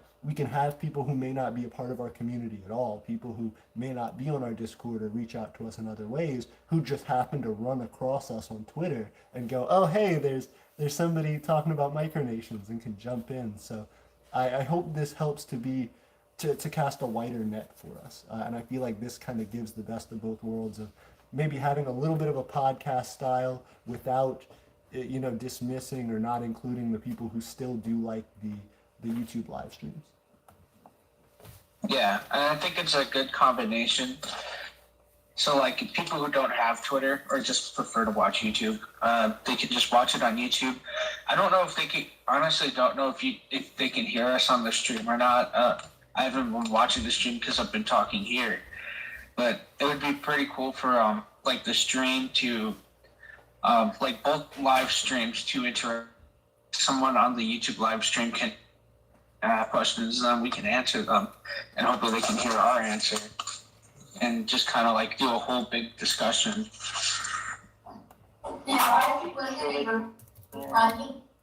just slightly checking out the stream. And the thing about the stream is, it seems like they can slightly hear us, but at the same time, I'm for AP. I don't know what he's running off of, but you can like hear the audio in the background. It's not really inside the computer, so it's kind of faint and hard to make out. That's fair. I will say that's just part of our. Maybe I can put it a little bit closer, and that'll help out some. I can, try and rearrange my setup a little bit here. But no, that's completely reasonable. I'm having to run the Twitter Spaces off of my laptop and the live stream off of my phone, the YouTube live stream off my phone. My internet connection where we are currently isn't strong enough through Wi-Fi to be able to do a live stream, which is why I haven't been able to do like the Minecraft live streams, the gaming live streams and stuff we've done in the past. And so I have it here set up to run the Twitter Spaces, which I can run on Wi-Fi through my computer, and I have the stream itself on my phone. That's probably the reason for those audio issues. I'm going to try and fix that in the future, but it is a difficulty currently. As well, I did want to tell Torrance Kingman from the Crown Republic, you said add King Mania to the micronational discussions. I definitely want to. I will say, Torrance, if you want to jump in, if you go on Twitter on your phone, you can join our Twitter Spaces if you follow us, and I can add you as a speaker role. I can send a link through our Discord. I think I have one in our Discord as well if you're there, but it is that's kind of my limitation. I'm not sure. Maybe I can post one in the YouTube live stream. I'll see if I can do that as well. All right, so I got a question for the crowd. And I know Kyber, I know that me and you talked on that Discord about this a lot. What are you guys' opinion on communist micronations? Because personally, I'm a hardline anti-communist, so I want to hear everyone else's opinion. I think, a little bit of insight on this. I think that the idea of a communist micronation is kind of, well, it's not unrealistic to have such a micronation exist, but the tenets of communism can't really be achieved on a micro level because there's no real means of production to seize when they start out. So it kind of falls apart at the beginning unless you do it right and you adapt your ideas to be more micronationalist rather than nationalist. You know what I mean? Yeah. If you use communism as your founding idea, then you've got to make it work within the bounds of micronationalism, which is kind of hard, to be honest with you. Yeah, I agree. I don't judge micronations commonly off of their style of government, but I feel like statistically, majority of the time, communist micronation will be more of a joke started by middle-aged, like teenage and middle-aged boys, like middle school and around them. Seems like that is considered to be like most of the time what happens. Yeah, I'd have to agree there. I mean, although there was one government that I think just recently doesn't exist anymore. They're a successor state to the USSR because the constitution that they had over there was not used correctly in 1991, and allegedly, well, not even allegedly, the dissolution of the USSR was in fact illegal. So these guys went on to MicroWiki, made their page, and basically claimed that they were the successor state to the USSR because of, you know, yeah. So I guess a successor state would make much more sense if it was a communist state because there's bounds and like there's a reason for it to exist at that point, you know? I feel like commonly, like my favorite micronations will be those who are like that, who can find a legal loophole that gives them legality and big like roots to an international scene. It's kind of like the same thing as Sealand, where they're able to get a pass through a British court that they are under sovereign lands, and then also that and a couple other ones. He was not known for that one area between Egypt and Sudan, but that's kind of unrealistic because of the rough terrain.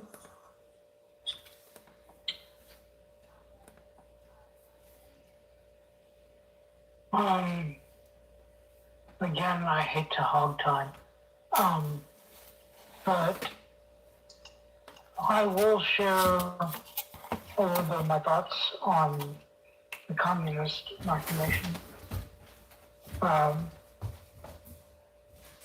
of course, grew up during the Cold War, and that has colored my perception of politics as Putin's experience of, and now his interaction has been affected by him growing up in the same period. I am not in favor of communist machinations. Of course, machinations are free to do whatever they wish. That's why we claim our sovereignty. But I will, after saying that small snippet, I will now devolve into tribal experience of it, and then into micronational experience with my micronations. One of my distant cousins, his name is David Cornsilk. He is an academic in Cherokee Nation, and he is very well known for saying again and again that before the colonial period, Cherokees were socialist, which is of course different than communism, but tell that to your average politician nowadays and they'll be totally lost. But even in my father's day, the knowledge that the land was not held by any individual, and this was one of the reasons that the Dawes Commission was so absolutely horrible, worked towards the old Irish Brehon law. And one of the things that was there, and indeed it was throughout the majority of the Middle Ages, there was something called the poor fields, and there was something called the commons. All the way up until the mid-20th century in Tulsa, Oklahoma, we had the poor fields. We had areas where the poor could go and garden and get food from the work of their own hands, put on their own tables. And decade by decade, that disappeared until I don't know if any of you live in an area where there is public land set aside for the poor to grow food for their own tables. I don't know if there's any place that you can go and collect things from the side of the road. I mean, I know that you can collect aluminum from the side of the road, but as far as plants like blackberries, or if there was something like an abandoned vehicle that's been there for a year, if you can go and collect it because it was left there, or if there is something like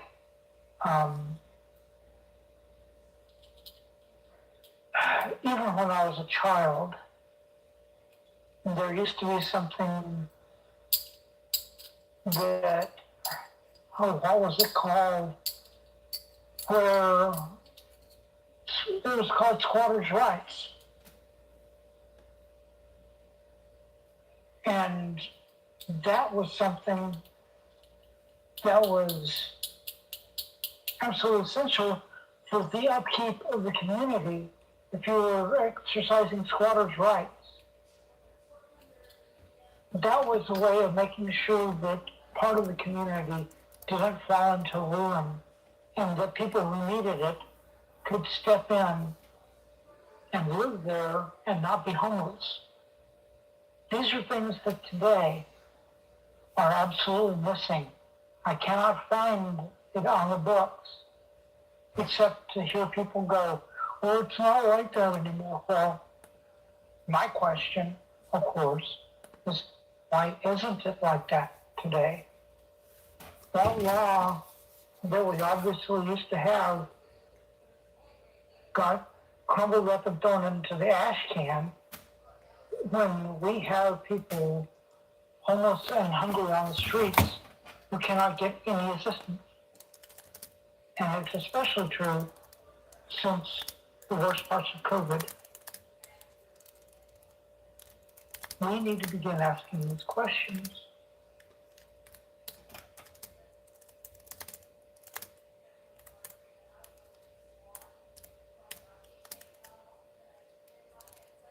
I think in some areas there are community farms, especially like out west in California, but I don't know if there's really any community farms in the east, like in any of like the major cities. There might be like urban farms, but I think that's mostly a concept that most people don't really think to do.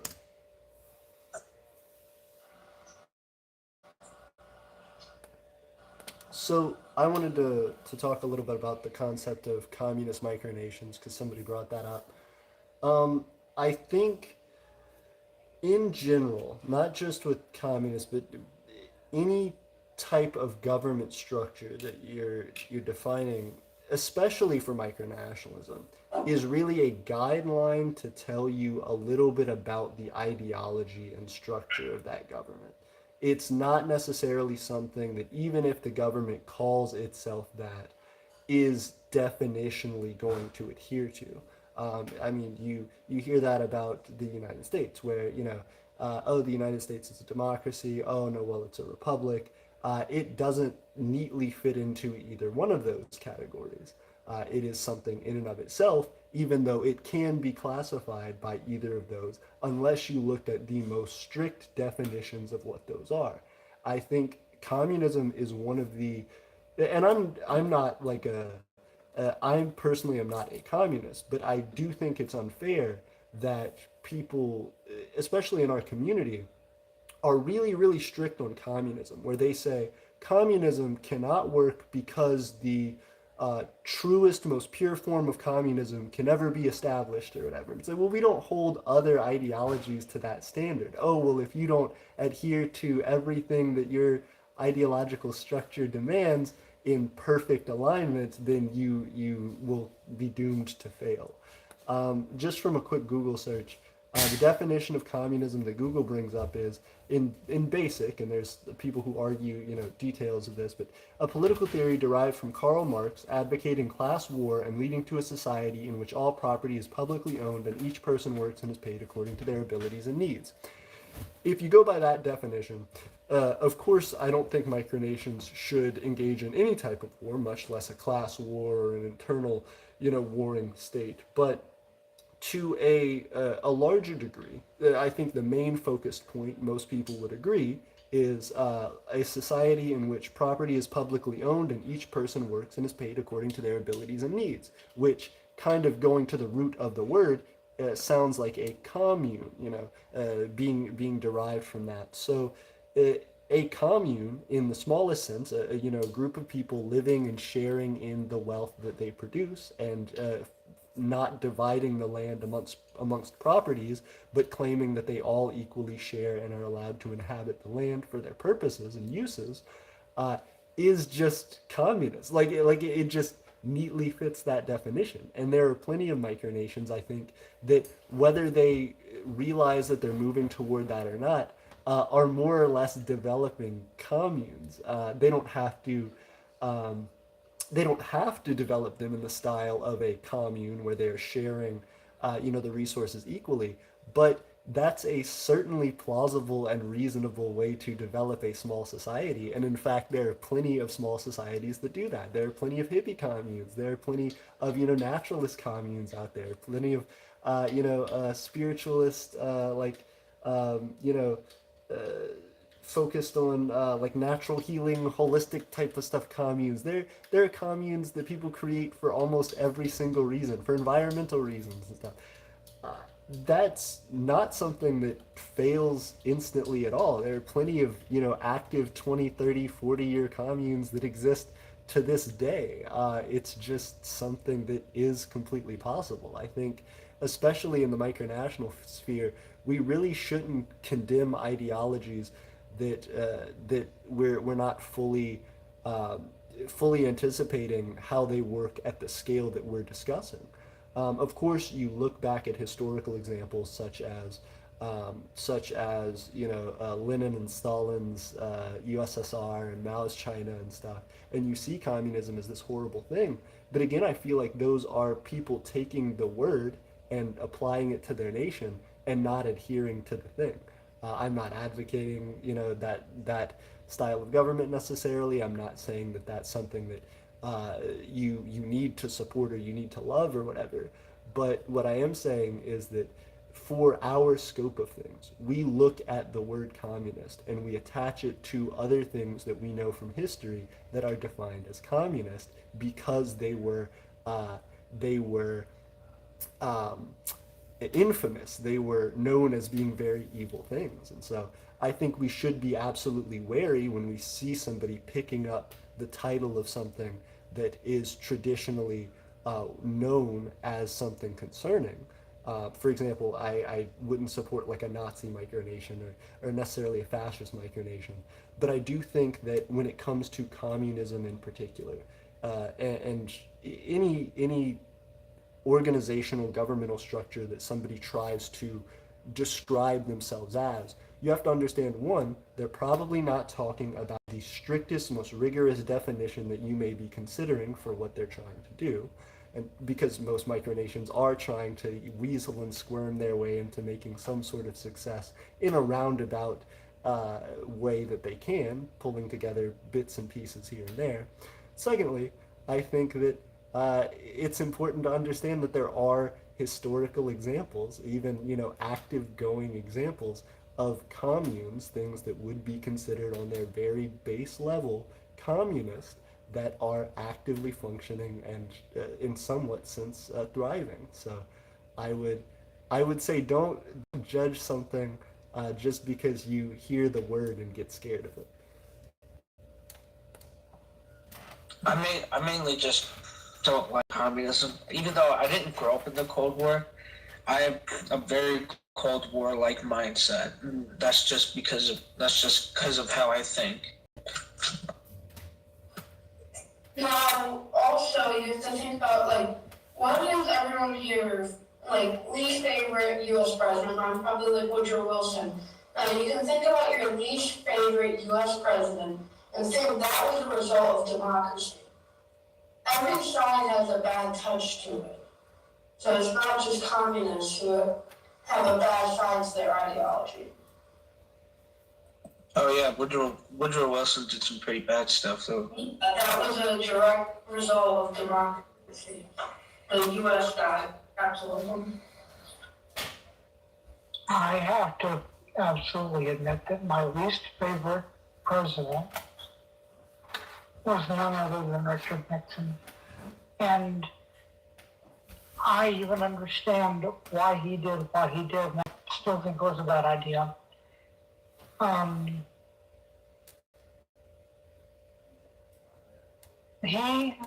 this is Richard Nixon's worst aspect. And with you younger people here, I want you to bear this in mind going forward. Me, I'm an old codger, it no longer really applies to me. But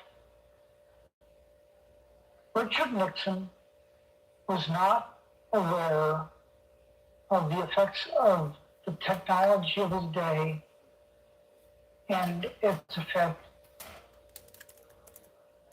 what at the time was his form of social media.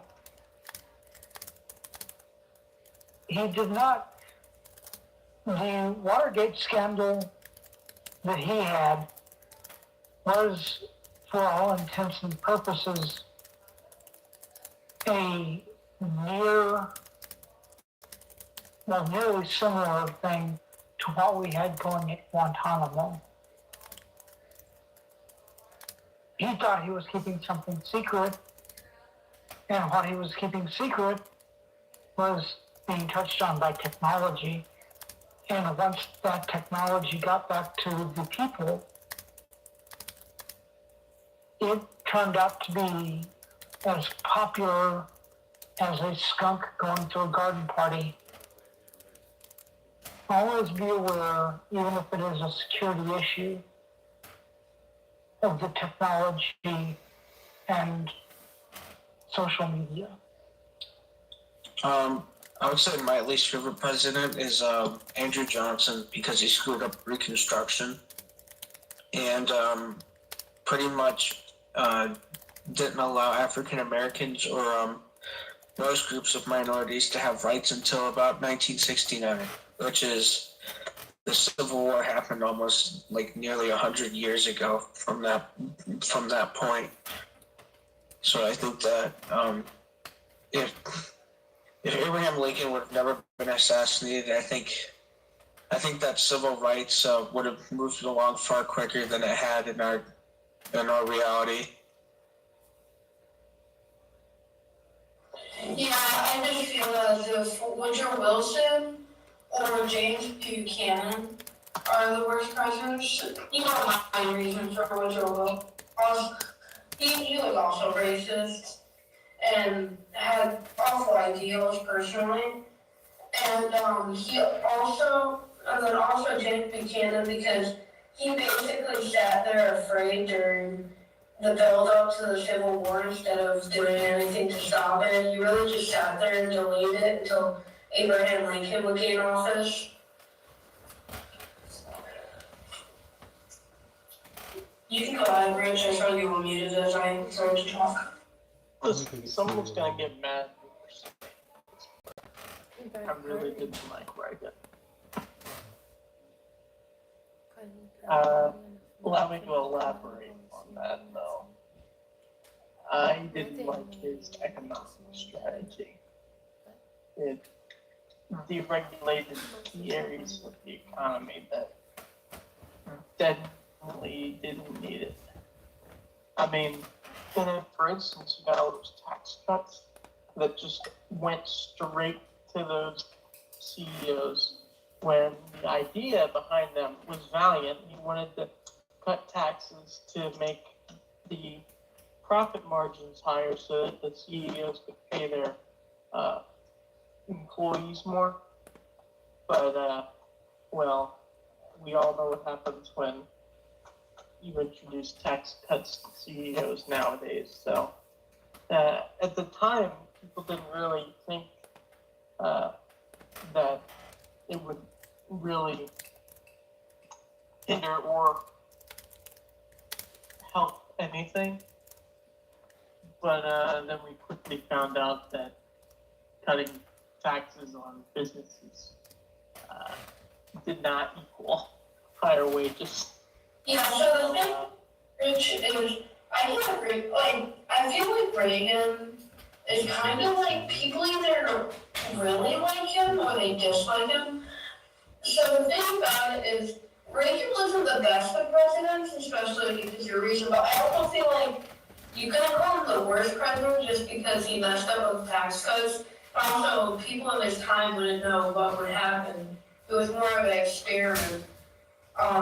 Yeah, you definitely, in my opinion, could not call him the worst president because you have people like James Buchanan who literally sat there watching the Civil War start and did nothing. And then also Woodrow Wilson, severely racist and had an ideology of just expanding America everywhere. Oh, well, I was just keeping mine short, but Reagan also ended up being the one behind like illegal military operations in South America. I forget what it was. Some crime bill. Yeah, a bit of a. It wasn't under Clinton. It was not the one under Clinton. It was the other one that did something about drugs. And he declared the war on drugs. With Nicaragua. Yeah, the Iran Contras, the actual Contras in Nicaragua. Oh my goodness.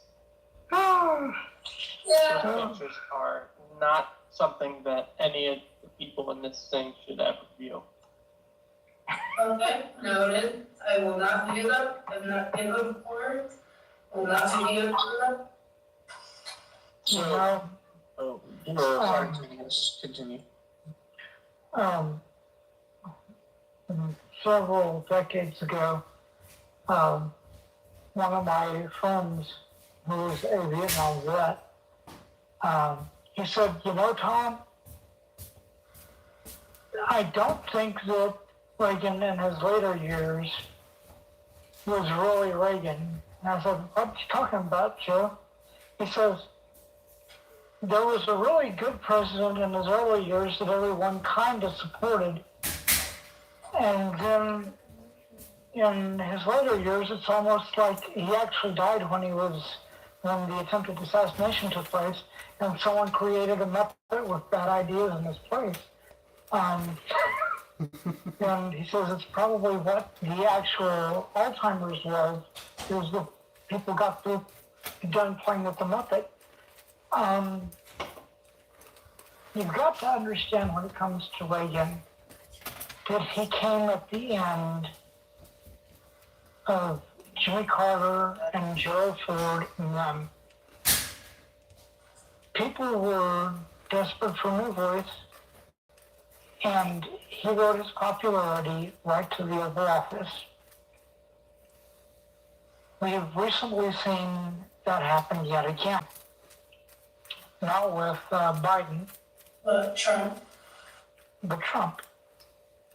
He rode his popularity into office, and some of you may disagree with this, but I do believe that we almost entirely lost the essence of what America was between 2016 and last year. As a matter of fact, it's still not steady. And I think that America is doing a halfway good job on one end of it and an awful job at the other. And the same thing that saw Reagan and them in office at the end of the gas crisis, we're seeing again today, and it may throw the political system off just enough for a bad idea to get in again. Yeah. Go ahead. Well, now that it's like the present times, like people who have seen the president in their own life normally have more, what's the word for it? Like, thought ideals, like, you don't really look at the facts, you just look at your personal opinion, which I'm not saying you're wrong, but I feel like Trump wasn't and why I think that is because people normally think of the presidents they lived through as either the best president or the worst president. That's how they really view them in their minds. Like, Trump and Biden, people think of them either as like one or the other. They either view one of them as the best president to ever live, the other one as the worst, or, other way around. So I feel like they kind of are idealistic on that, but so in my personal opinion, I don't think Trump was a overall bad president, but he also wasn't that good of a one. He was kind of moderate in my opinion. I think that Trump was an excellent president on 3 topics, but there are a lot of them that I absolutely cringe about. Yeah. And, I will say that one of the things that I absolutely did agree with him about was the Chinese embargo.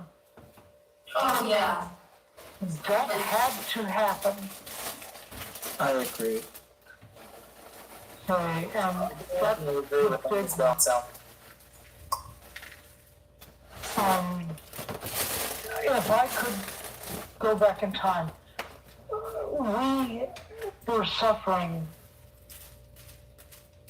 under, and I'm not putting the Chinese people into this, not at all. They are trying to make a living over there. They are fabulous people. But the government was constantly down on things, still is down on things.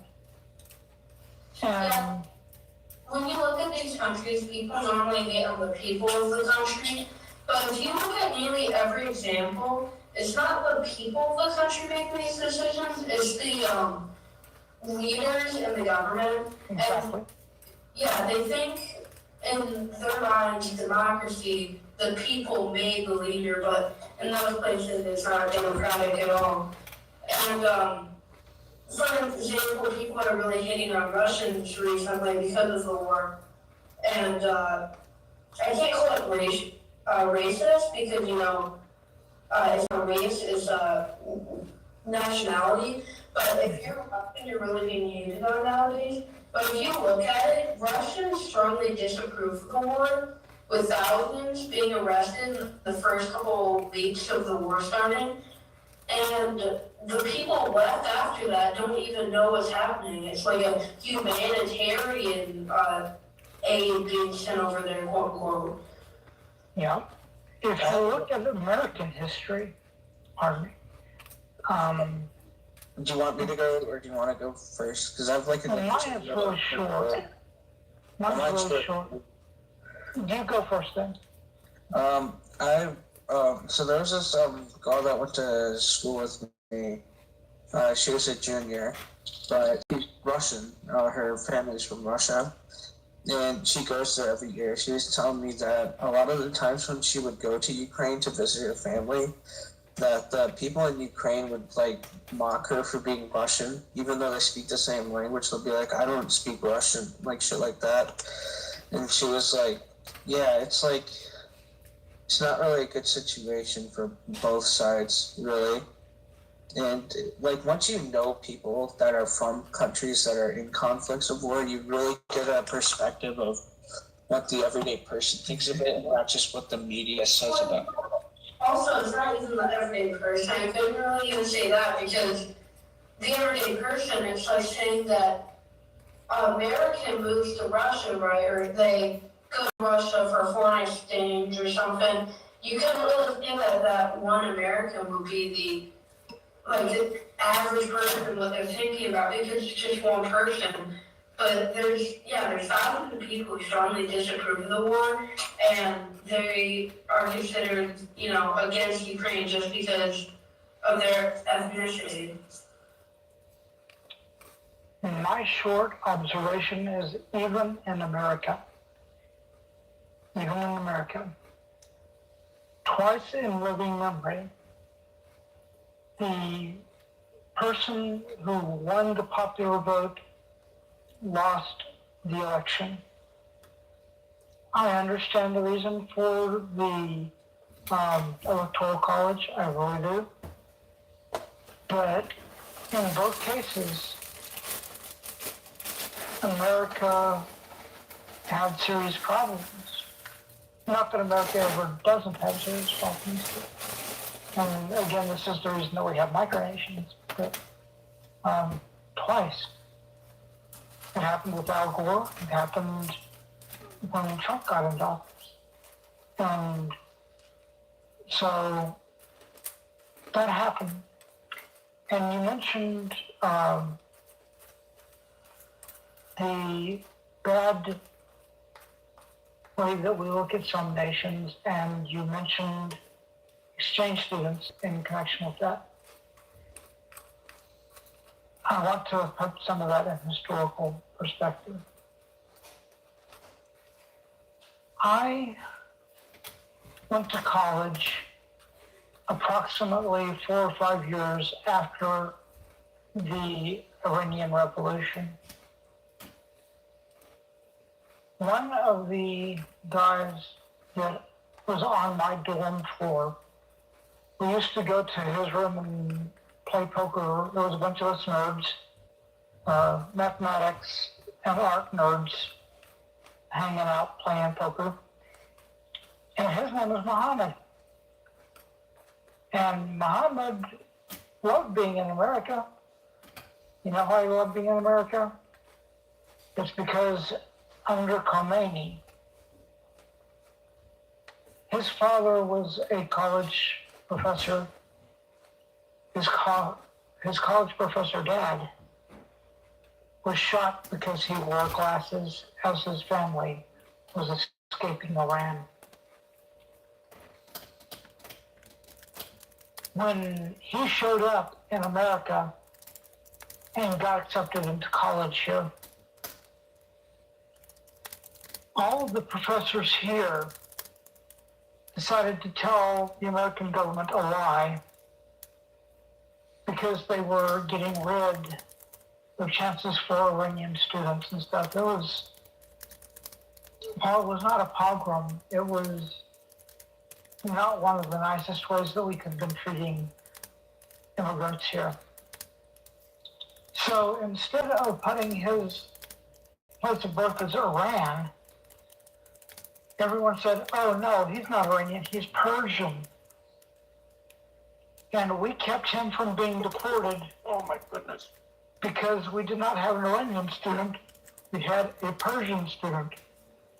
And that was my friend Muhammad. That's really amazing.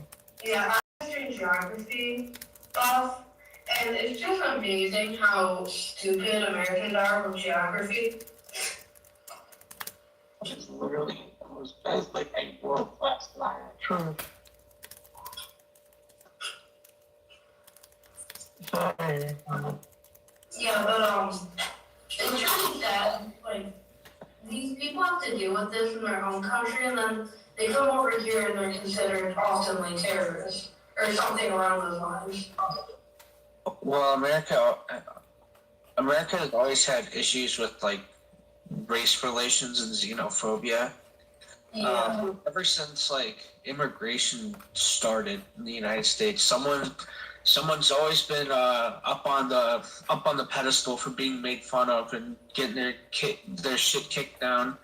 That's true, because even with the Irish, when the Irish came over, there was a lot of people that was saying stuff about the Irish people and how horrible the Irish were, simply because they were Irish and Catholic too.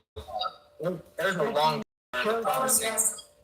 Catholic, fun fact, by the way, like I said, history nerd here, John F. Kennedy, he was, one of our later presidents, more recent than many of our other ones. He was the first ever Catholic president, and it took that long just to have a Catholic president, but it's such a big subgroup in the U.S. now. It's something I find very interesting.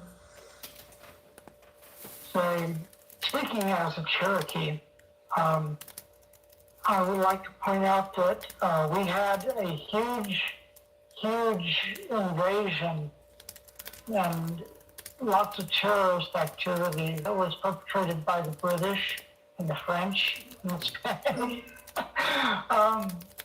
I'm just joking, of course, because we intermarried with each of those.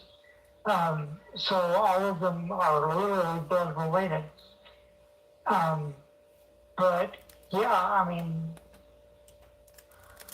our entire, I realize that one of the gentlemen here is from Scotland.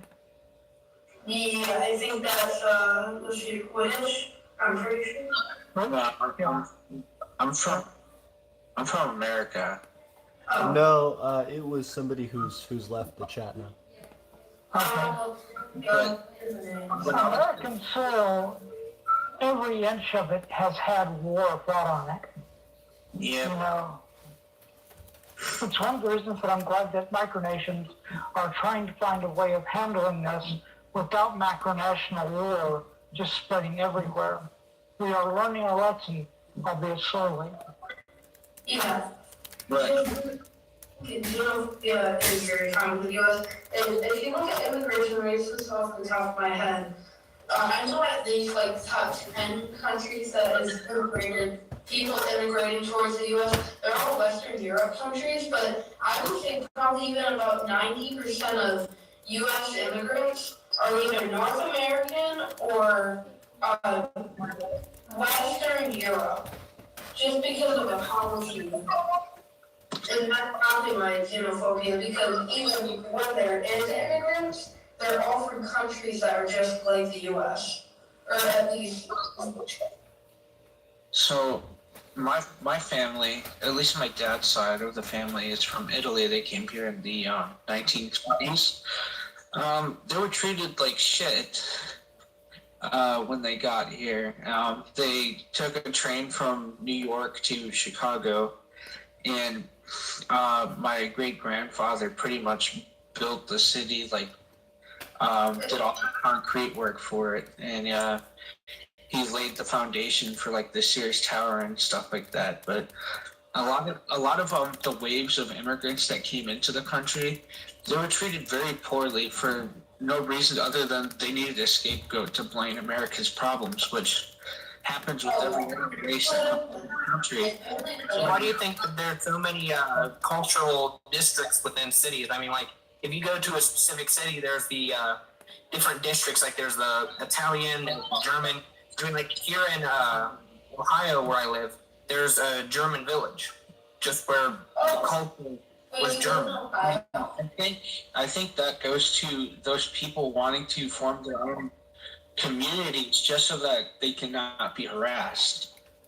And that's what I think. America is made up of a lot of nationalities that form identities. So a lot of regions of the United States are just formed up of identities of many nationalities coming together. That's why a lot of parts of the United States are very different from each other. The North is different from the South is different from the West, and the West is different from the Northeast. And it's because they all have different ideas and views on things based on their cultural identity. Yeah, well, I don't think today is a culture thing, but I also feel like it's more of an American, like, racial subcategorization. They just they see them as an Italian, a German, whatever your race is. They just see them as that type of person and not as their own individual personality and stuff like that. They're just categorized like that. So, we never got to hear AP's answer for what he thinks the worst American president is. I'm kind of interested to hear this. So, AP, do you have a least favorite president? Least favorite president? That's tough. So, I think Nixon was a good one, a good answer, not a good president. Was a good answer to the least favorite president. I think Trump is also up there. I'm not a huge fan. Again, going hard back, Andrew Jackson, not a great one. We've listed some infamous people here. Even Hoover. Hoover was pretty bad for Hooverville. I mean, there's a lot. I would say my least favorite president was probably George Bush for getting us involved in the Iraq War. Yeah, definitely George Bush is up there too. I would have to say if we're going like most purposefully, intentionally evil of all time, not evil, but just reprehensible, reprehensible morally of all time. Probably like Andrew Jackson is up there for just absolutely brutalizing Native Americans. Hoover, I feel like was pretty rough in like incompetence with dealing with the Great Depression and his predecessor being able to come behind him and not predecessor his legacy, I suppose, the person coming after him, Roosevelt being able to help out significantly where he did not. I probably Andrew Jackson, just because it was straight up like purposeful, intentional warfare on a native community. But they're pretty close. Real quick off topic, was it Rich that said he lived in Ohio? Who said they lived in Ohio? Rich? It was a kingdom of something. Oh, Kingdom? I live in Kingdom. I think What's your guys' favorite president? I feel like we're gonna get some common answers, but I have like two. I'm gonna guess that most people are off of ranking. I'm gonna say people will say Bill Washington, Abraham Lincoln, Teddy Roosevelt, and FDR are commonly the most favorite. In my opinion, it's Teddy Roosevelt or Theodore. And I'm like the name Teddy actually. Slaves. I mean, like all of them owned slaves at that time. Yeah. But they all founded the Constitution upon which all men can be free. But I don't think any nation at that time was actually ready to end slavery. First nation to end slavery was Haiti. And that was only because the slaves literally declared war on the whites in the nation. Yeah. And were able to take it over themselves. The British didn't end slavery until 1830. It took a few more. It took a few more. Took almost, I don't know, like a decade. Not a decade. It took almost like a century for America to end slavery, and then most nations after that ended slavery. Although slavery is still a thing today, especially in the poor countries, which is. Well, see, China still has slavery. People relabel it to make it sound better. It really, human trafficking, that is slavery. That's literally the definition of slavery. They just relabeled it to sound slightly better than just slavery. Because slavery wasn't just an ethnic thing, it was just whoever could do free work against their will, really.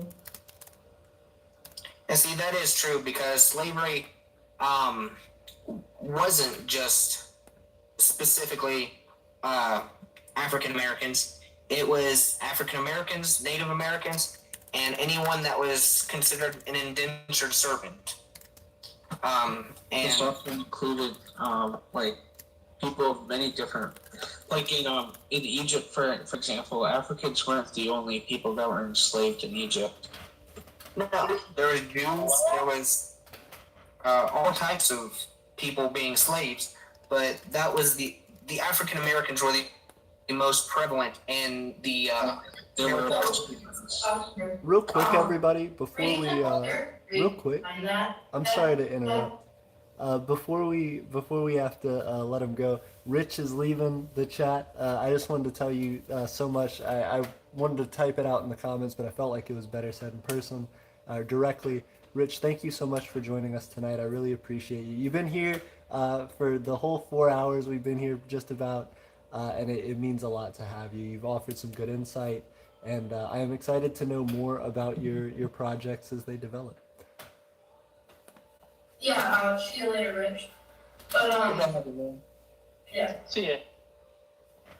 But the reason why slavery was a thing common with the community, that's because how slaves were, like, acquired or commonly gotten was that they would have African tribes fight other African tribes, or no, the African tribe would willingly fight the African tribes nearby, and then whoever lost the war, their people would be often sold as slaves to the Europeans to make money for their tribe. yeah, and that's true.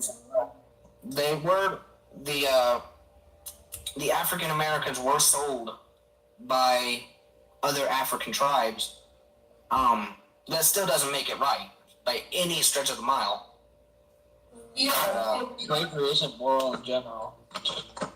yeah, of course it wasn't just, that's the reason behind why most slaves were Africans, because it was simply easier to have the Africans fight Africans than just buy them out.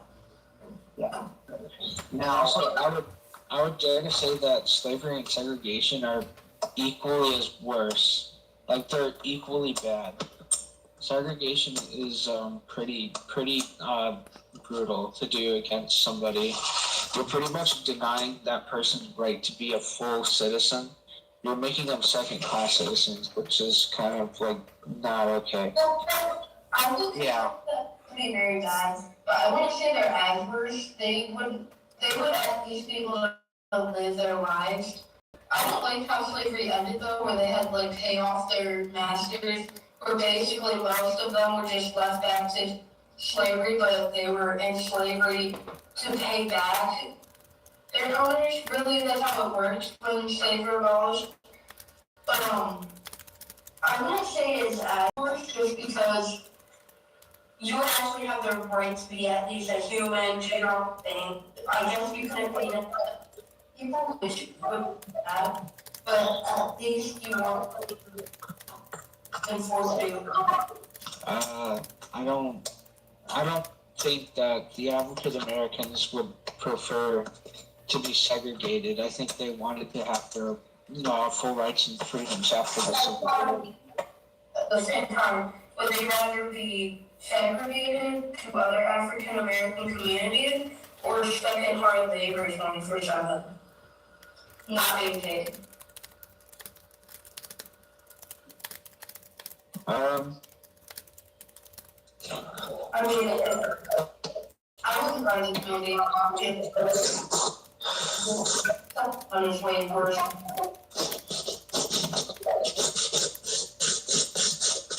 Thomas, oh, go ahead, Kingdom. What is it? Oh, sorry. We're getting into some harder questions that we, I don't think any of us can really speak for. Yeah. And and it's getting pretty controversial, and I'm worried for AP's monetization. Yeah. Different topic, fine. So let's let AP pick a topic for us then. I Because we appreciate have jumped from topic to topic, like for the past 2 hours. I appreciate that. I was gonna say I think a lot of it has been really cool though to hear everybody's political knowledge. I certainly am not as much of a history buff as I probably should be to be brushing shoulders with a lot of the community, but I definitely appreciate learning and continuing to grow on it. As far as additional topics, I think one of the ones that I've been mulling over in my head, especially as we've been having these conversations tonight, is just what there is to do uh, in our own lives with our micronations. You know, one of the things that's been on my mind in particular, especially Tiff behind me, you can see is working on our microcon outfits and uniforms, and the the the segue that I'm getting to here is just to say that a lot of the time I get comments and questions asking me, you know, how do you approach being a micronationalist in your personal life? When people talk to you, when people get to know you, do you tell people about your micronation? Do you kind of shy away from it? Do you just not bring it up? What do you do? And I feel like when I initially started the Empire of Aeternia, I really wasn't trying to advertise it. I kept it pretty much to myself and just started developing the ideas. One, because I felt like it wasn't fleshed out, and two, because I was nervous of other people's opinions. But the more that I've gotten into the online community, the more that I've found support, and the more that I have put just years of time and effort into this project and into creating what's become more than a project, has become actually a deep, sincere part of who I am and the life that I hope to help to grow for myself and my family.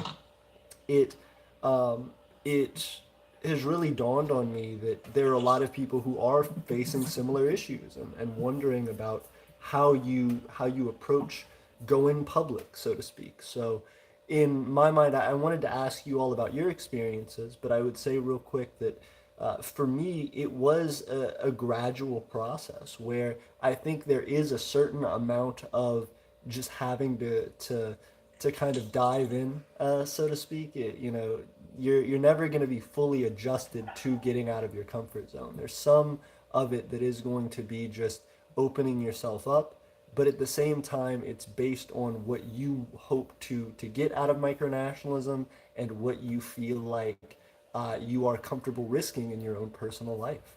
Again, this for me is something that is, as I've spoke about before, you know, a matter of economic survival for myself and my family. And this is something that is, I've always felt to be more and more urgent in my life that I've been reaching for. So I'm happy to open myself up more publicly about it and to continue to embrace that side of myself.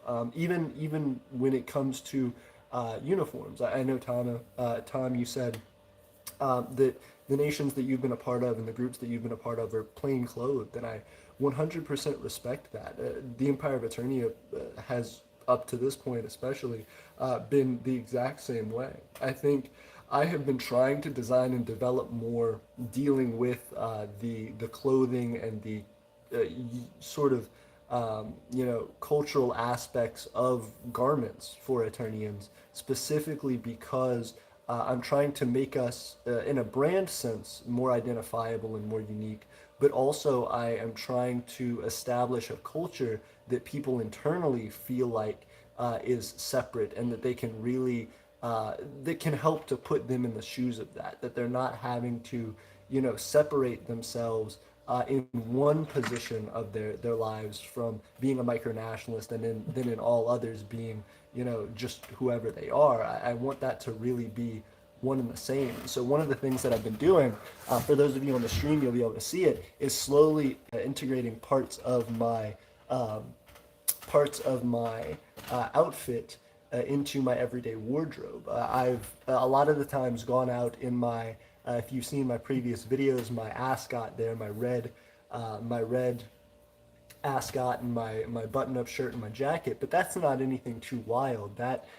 besides the ascot, isn't something that really makes people question anything or notice me. But in particular, I've also started creating these leg wraps, which I think are going to be a big part of my personal outfit, at least for Aeternia. And I hope kind of influences a little bit of the culture of it. And I've started to wear these just every day so that it is something that stands out more. But that's the way that I've been kind of jumping in more and trying to invite people to ask me about it and to kind of force myself into the topic in situations where it wouldn't otherwise come up. I think you look very good in purple, to be honest. So I do have a good answer for this topic. The way I've started out kind of advertising Huscaria is Huscaria started out as a kind of prepper / off-grid community thing that I wanted to build, because at the time I just kind of had this feeling that like America's going to fall, we're all going to die or something like that, and obviously we didn't. But Not yet. not yet. Is the answer. But yeah, I wanted to set something up like that, so I kept kind of doing research on how to build my own town, how to build my own little community, and how to bring community members together to kind of build something like this. And eventually I found myself upon micronationalism, and I'm like, well, why stop at a town or a community? Why go farther and create my own country and just kind of create my own culture away from the politics and stuff of America? Because at the time, it was right around 2017, 2016 when I first started this all, because I was looking at how like there was just all these clashes and riots and protests and just how things were going, and it looked like a civil war was about to start or something like that, because it was just so many people were on opposing sides of each other. It literally looked like we were about to destroy ourselves. So I decided, I don't want to be a part of this. This is just two sides fighting each other. I'm going to pull myself and my family and my friends away from this, because it's not going to end well. So I pulled myself away from that. And now I advertise Huscaria as a kind of like a community project of wanting to just build a community of self-reliant people who want to not only make their diet healthier, but also make their lives richer with experience, rather than, making their lives, kind of like that, there's that daily grind, we all have to do in life. But a lot of people have to go through this harder daily grind of constantly fighting every single day to just get, as you said earlier, table scraps. Tom, you said earlier people were fighting over table scraps. Well, that's a lot of people are just sitting there working every single day till their knuckles bleed for table scraps, and people up top are just sitting there laying around all day saying yay or nay, and they're getting $100,000 a year, and it doesn't make sense to me.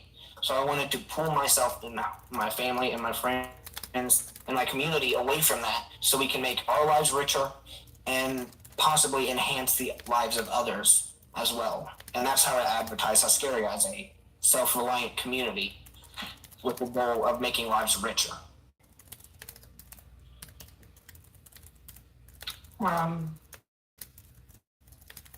I'll start off this, if I may, with a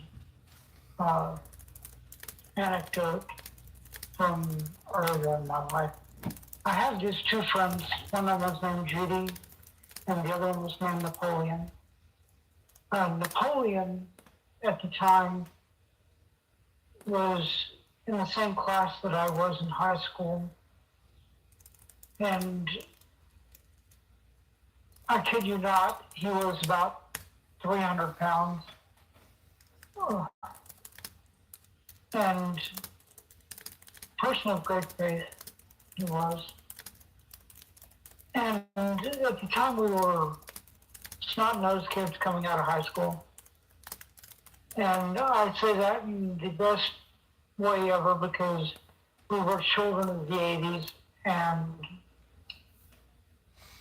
we were not dealing at that time with what y'all have to deal with now. And Judy walked up to him and said, Napoleon. And Napoleon was obviously, from the story, going to be a minority. Napoleon had skin that was so black that it was blue. Wonderful person, wonderful singer, and wonderful thinker. And she says, Napoleon, I just don't understand this. He says, what, Judy? And she says, Kwanzaa, I don't understand Kwanzaa. And she was just positively freaking out. You have to know Judy, she would freak out at the top of her hat back then. She would have gone insane if it wasn't for Fleetwood Mac. And Napoleon took hold of her shoulders and said, Judy, Judy, they made it up. And it's obviously true, they did make it up. But if you ever get a chance, and this is a segue going back and forth between the last topic because it affected the Irish and it affected the African American communities. To survive, they created, sometimes out of whole cloth, their own communities, their own micronations, effectively, and did what it took to survive. So they relied on family and extended family. They relied on putting their own people into office. They relied on their own community economics. They relied, in both the Irish and African American cases, on their spiritual communities. And it worked. By God, it worked. How do you get to the point of surviving the worst parts of it?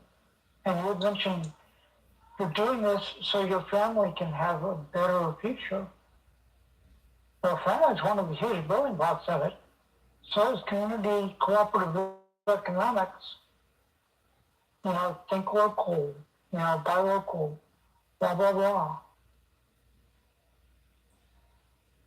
You know, one of the local things that I've seen that has done a magnificent job micronationally.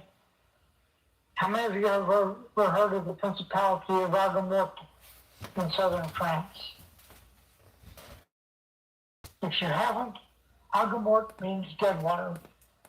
And it is a castle city that sits on the Mediterranean. And they have done a bang-up job. They have created a local currency, the princess, and it is being used in that city to keep money in circulation there when, for all logical reasons, it should be pulling apart from there. Argamort is not a huge thing, but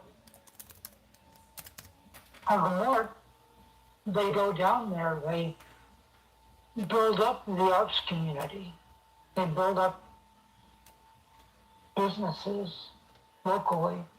You know what? It's worked every single time that we've seen it happen. say, if you ever get a chance of looking up, oh geez, what is the name? Not Albany. There's a city in New York that started paying out time currency. Magnificent job.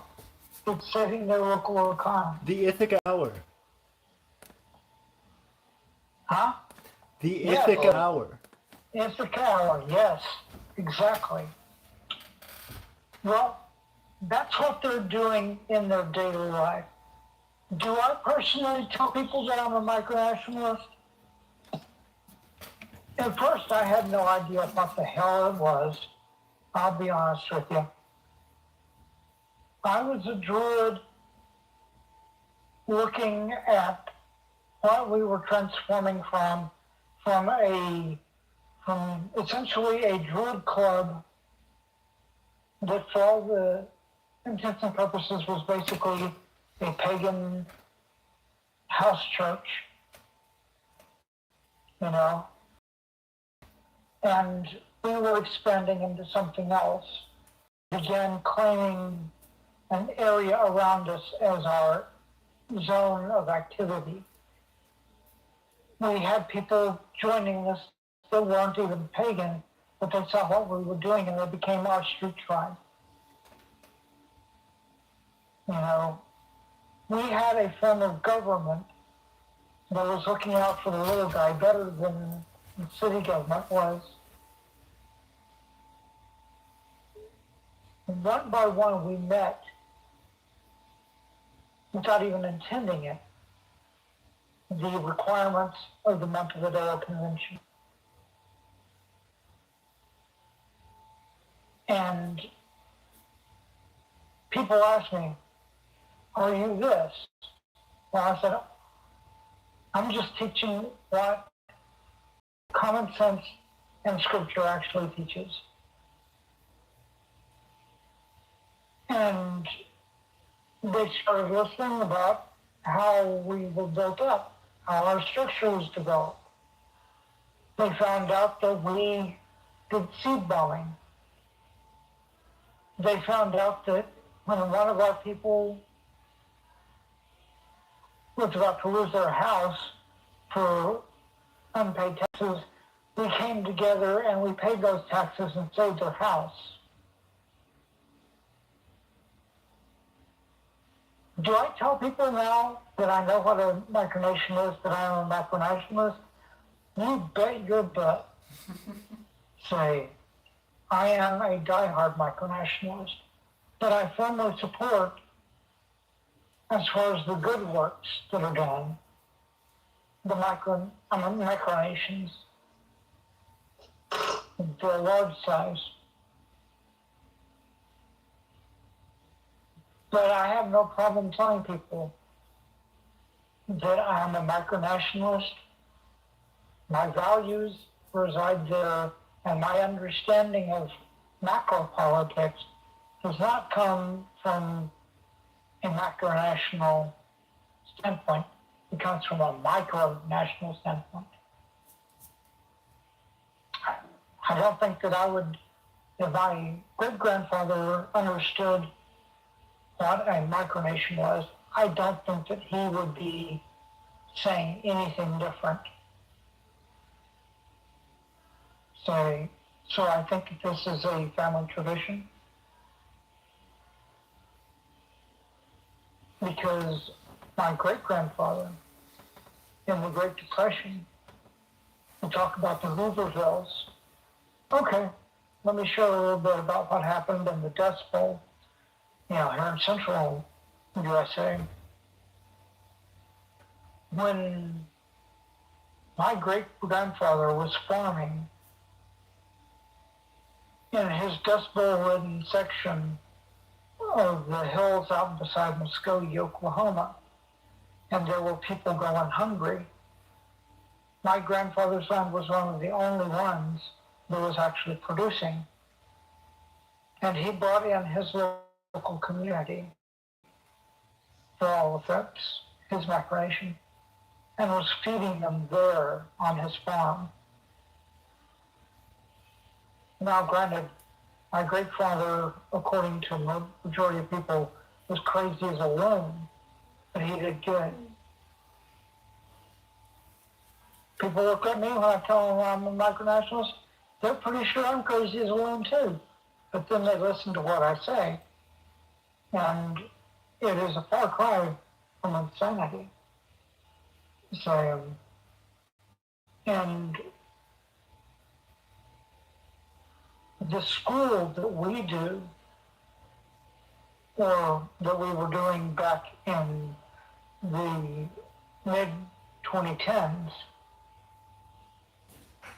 we provided, as a micronation, very public micronation, by the way, we fly flags here when there's something going on. We don't fly them all the time, but it's enough to make people ask what that green flag with the white cross on it is, or what that flag with the 3 stripes on it is. And we tell them it's a micronation. So, and I am proud to be a micronationalist.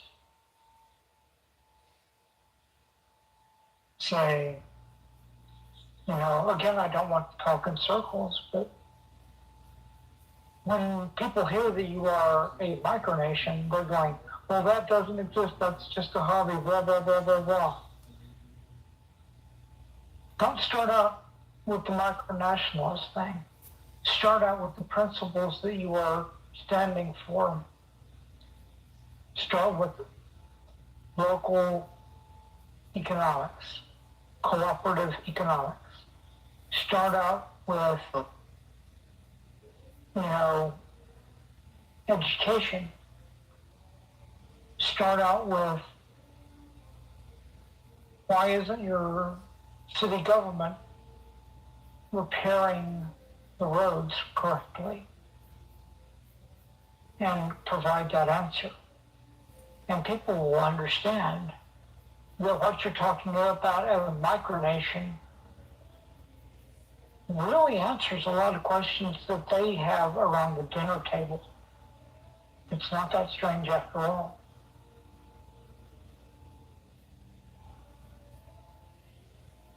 Really good talk. I enjoyed that. I was gonna say, Tom, that is really a beautiful sentiment.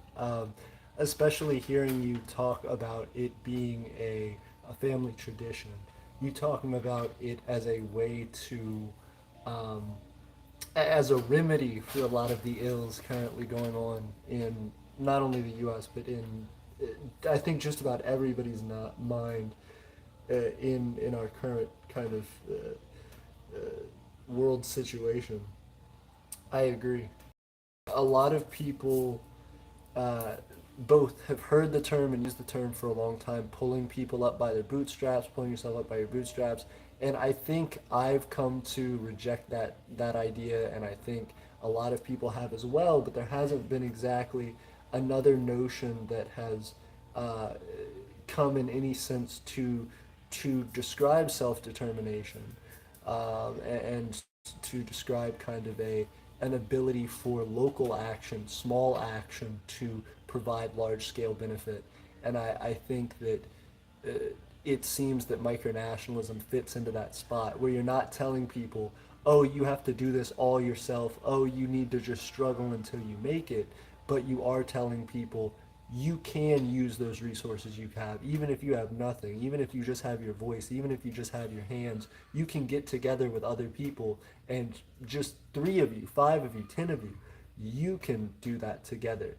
That can become something independent of anybody else's desire to help you or not. There is some positive action that can be generated there, and I really respect your sentiment, and it touched my heart. It really did. Thank you, Tom. Look up the 7 principles of Kwanzaa. It will tell you so much about how a community can do it. It provides a blueprint. So, I have to. I have to agree with AP though, because I mean, like, it has made me think a lot about how I approach micronationalism now. Because I mean, like, when I first thought about micronationalism, I had thought I have to do all these crazy things specifically in a certain way so I can gain my independence fully from the United States. I don't have to do that. I just have to build my community that I originally wanted. And it's not something that I have to do alone. I can invite the other members of my community in to help me. And on top of that, I don't have to hide the word micronation from them because a micronation is a community. It's a small, national identity, I guess you could say. Yep. But I guess what I'm trying to say is, like, in the past when I have told people about how scary of being a micronation, they have kind of shied away from it and kind of almost labeled me as a cult leader. I have been called a cult leader several times, and I don't have any things that even define me as a cult leader, other than I have land that I want to invite people to be able to live a prosperous life, rather than, have to constantly work for breadcrumbs. So yeah, I've been through a similar situation in which people have said micronationalism is fake and it's all like role play or something, and people pretend to run a nation. But I don't believe that. I believe it's people coming together to build a great culture and community, and really like express yourself in the utmost purest way. I'd say it's a form of expression of it's form of freedom. You can basically create your own nation, which it's just I don't know what I was gonna say, but yeah, it's a great example of freedom of expression.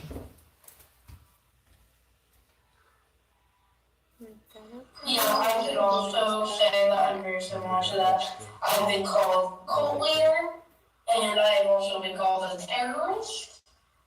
And they really are just nonsense titles that try to devalue the nation, try to make it seem less of what it truly is. And I to be honest, I don't really care that they think I'm a cult leader or whatever, because they're nonsensical and they're not going to listen to you because they think you're just trying to quote unquote get them in the cult. But it kind of is annoying at some points, because they spread it to other people though, and then rumor spreads. I'm gonna be like the one outlier for this. I actually don't talk about it because I did mention it once to my parents, and my parents are like, "What? That's kind of weird." So I just don't talk about it. I don't want to be. My parents think micronationalism is like a play thing, like role playing. The thing is, the thing about it is, people. It depends on the person, because there can be nations that, or micronations that are just purely a joke and should not be taken seriously at all. But then it just devalues the entire community. That's why I don't think they should even be considered a micronation or should be kicked out of the community. Because they just devalue these actually hard-working projects and make them seem like a role play. I don't think we should kick people out or gatekeep this community. Yeah, I do agree that there should be a way to kind of differentiate, and there's kind of realist kind of micronations, and then there's simulationists, and that's how we just into the further separating common just person, curious. if the If common we don't person even looks need to up leave around the micronation, Photoshop, we can and just even go if they see ahead. something from like Darren from We can Super just pick a Brother, picture of he's it, fun and download all, it he to me, helps you and with then your throw it into micronation, Photoshop.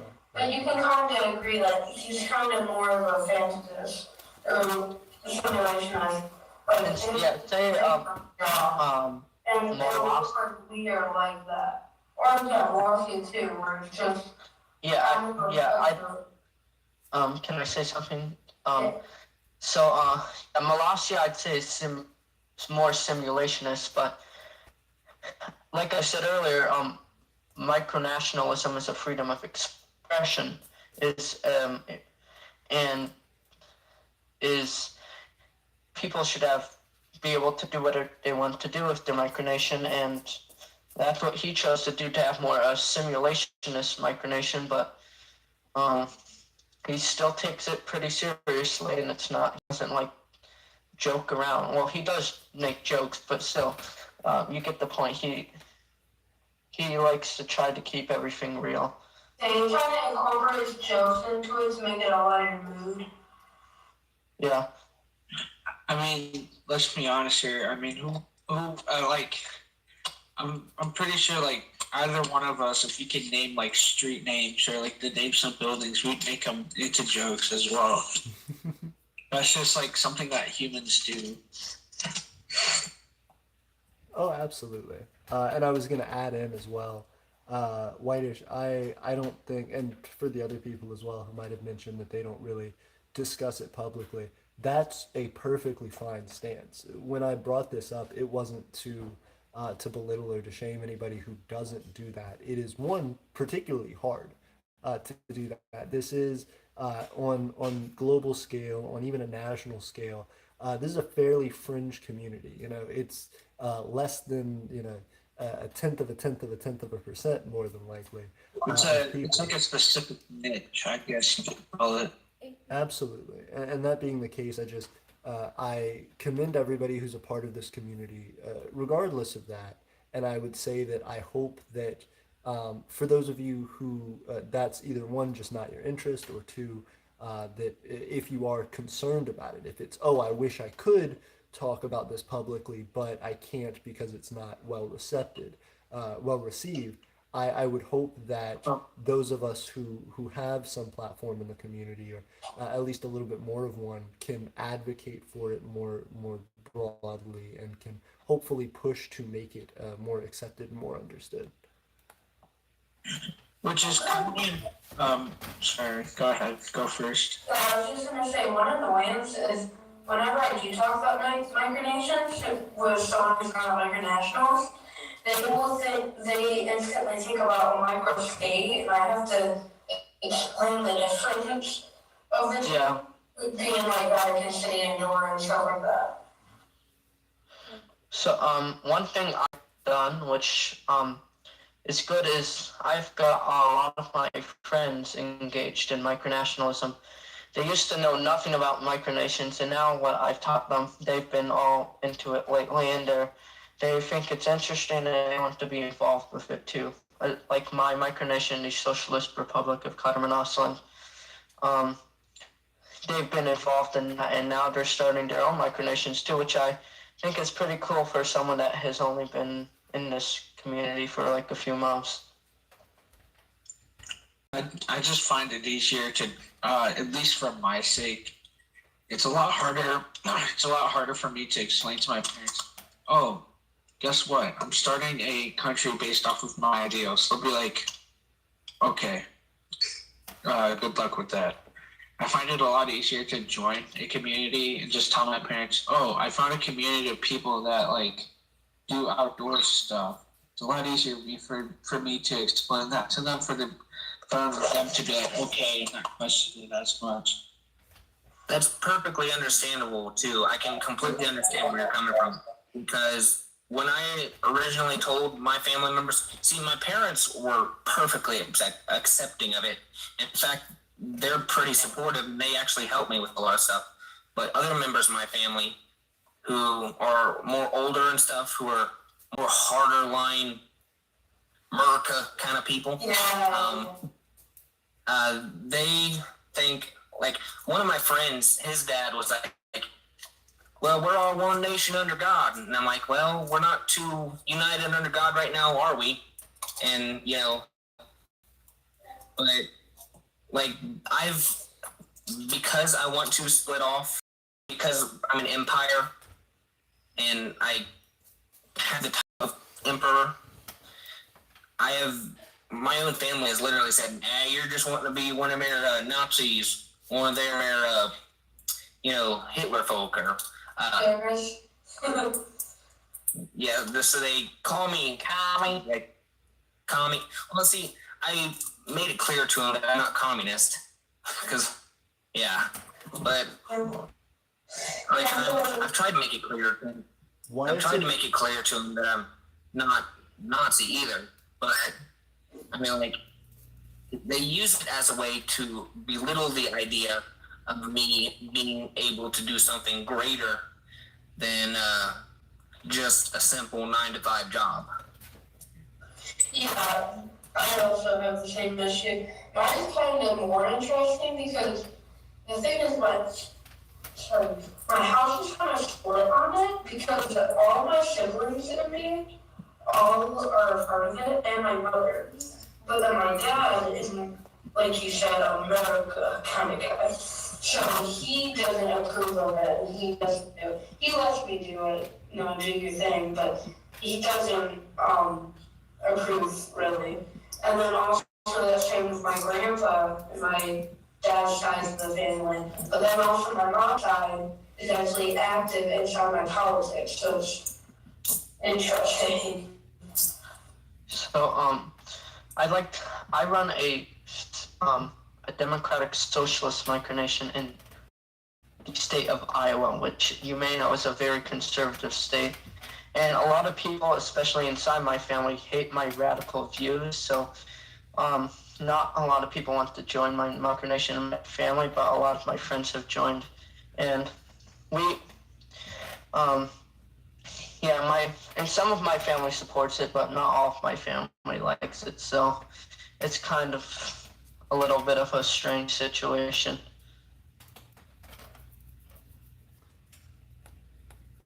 I was gonna say I can definitely appreciate that though. I think first off, with a lot of things like that, that's probably who you're gonna find support with. I'm not saying that there can't be certainly people, of course, like Tom, who are more open-minded and who have lived experiences that promote kind of open consideration of new ideas. But there are plenty of people who just have lived lives that haven't searched for those things, or haven't felt comfortable accepting different things, or maybe have seen things that are new and different that have concerned them and scared them, or have worked out bad in a negative way. So I can definitely understand that. I would say definitely don't be too hard on your family about not accepting your stuff, and know that it's great that your friends are trying to help you out with that, because ultimately, as you grow, as you develop, as you continue to progress more, you will be able to find success in the way that you're naturally supposed to. There are going to be people who are the right people with the right ideas that come to support you, and it's ultimately going to, I think, be a lot easier for you to work with a base of people who already get behind the things that you're talking about, that you can move forward with, rather than having people join who you're constantly having to fight tooth and nail on every issue to try and make progress with.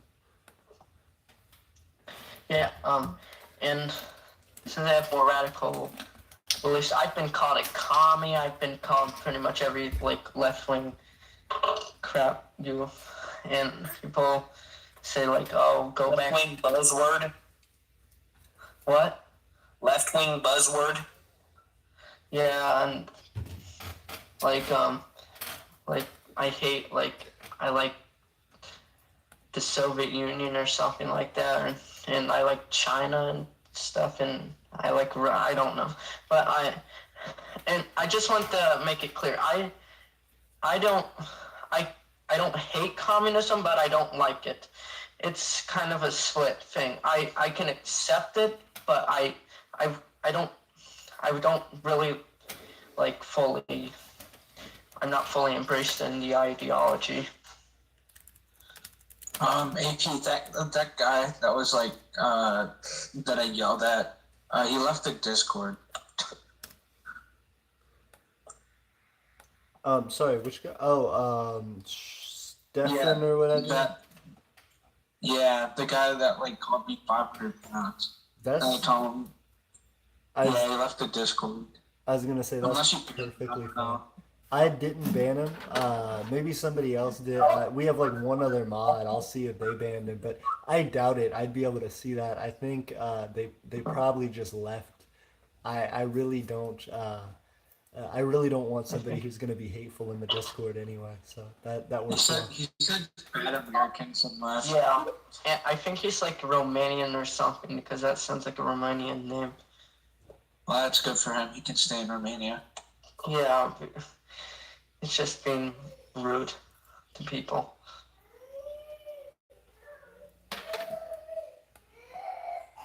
Yeah, I definitely appreciate everybody's input on the topics. I know it is getting a little bit late for me here, so I'm probably gonna wind down the stream in just a few minutes.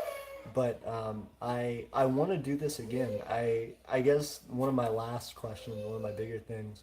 One, I have a topic that I pitched last stream. We did a Twitter Spaces, and I asked everybody what they thought about something effectively like a for one of our future streams, effectively like a micronational Shark Tank, where we allow everybody who wants to, will reach out Discord, Twitter, Instagram, and see any nations that feel like they're either just getting started or they haven't really gotten a shot to really express themselves or get their reach out in the community to kind of make themselves known and give their elevator pitch to us about their government and what they want to do. Can I say something? I'm friends with leaders of a lot of other nations, like some that are even going to Microcon, like the Excelsior Republic. You probably haven't heard of it, but they're going to Microcon. And a more famous one, the Aeternia Empire. I talk with the leaders sometimes, so maybe I can get some of them in there. And some lesser known micronations of close friends of mine. So you said like a does that mean they're like trying to combine with Aeternia or like what? Or are they just expressing themselves in a Shark Tank like style? So Shark Tank is the TV show Shark Tank. Yeah, it's like investment. they bring in their item and they show it off. They show it off and display it in front of these people, and they choose to either invest it or buy their product. But I don't think that's what he's meaning. It's like to buy your nation. Yeah, I know. I can say like To give your nation more attention and focus. Yes, so I think the way that I would pitch it to the people who would be on the panel, first off, I would say whoever, I missed who it was that was speaking at the time, but whoever it was that said that they know some people in other nations, in fact, all of you, if you do want to reach out to other nations, any and everybody. Yes, please. I'm no way qualified for that. I'm just an Aeternia. I mean, I can probably give like judgment to some, but like I don't own my own nation, so I don't know. But just saying, I'm pretty good at judging people, so I should do good. I appreciate it, and absolutely, we will have to figure out and kind of create a panel of people. I don't know how many we want to have on the panel, but we will figure out something effectively like this where somebody can join and we'll have our panel all talking and we can kind of make those pitches. And then I think the concept will be if you weren't a part of a micronation, like if you weren't already either a citizen of another micronation or if you never led your own nation and you were trying to join the community to become a part of one, would you, after listening to that person's pitch, would it sell you on it? Would you want to become a citizen of their nation? And then that'll be kind of how we play the idea. Yeah. If they sound like they're a good nation, then yeah. Well, yeah, it's just what you have to do. Essentially what the point is We're seeing how well they can market their nation. Yes. How well they market it, and then of course, just based on the merit of the ideas, how successful we feel it would be. And could I pitch like my nation, say so? Absolutely, that would be the concept. Yeah, we would just get anybody who wants to pitch their nation to come in. Yeah. Sorry, AP. I would be very interested in being a judge. Extremely interested, but I don't think I would want to pitch. That's perfectly fine. We can definitely talk about all of that as we get closer to setting it up. The final thing that I wanted to say. Oh, I'm sorry.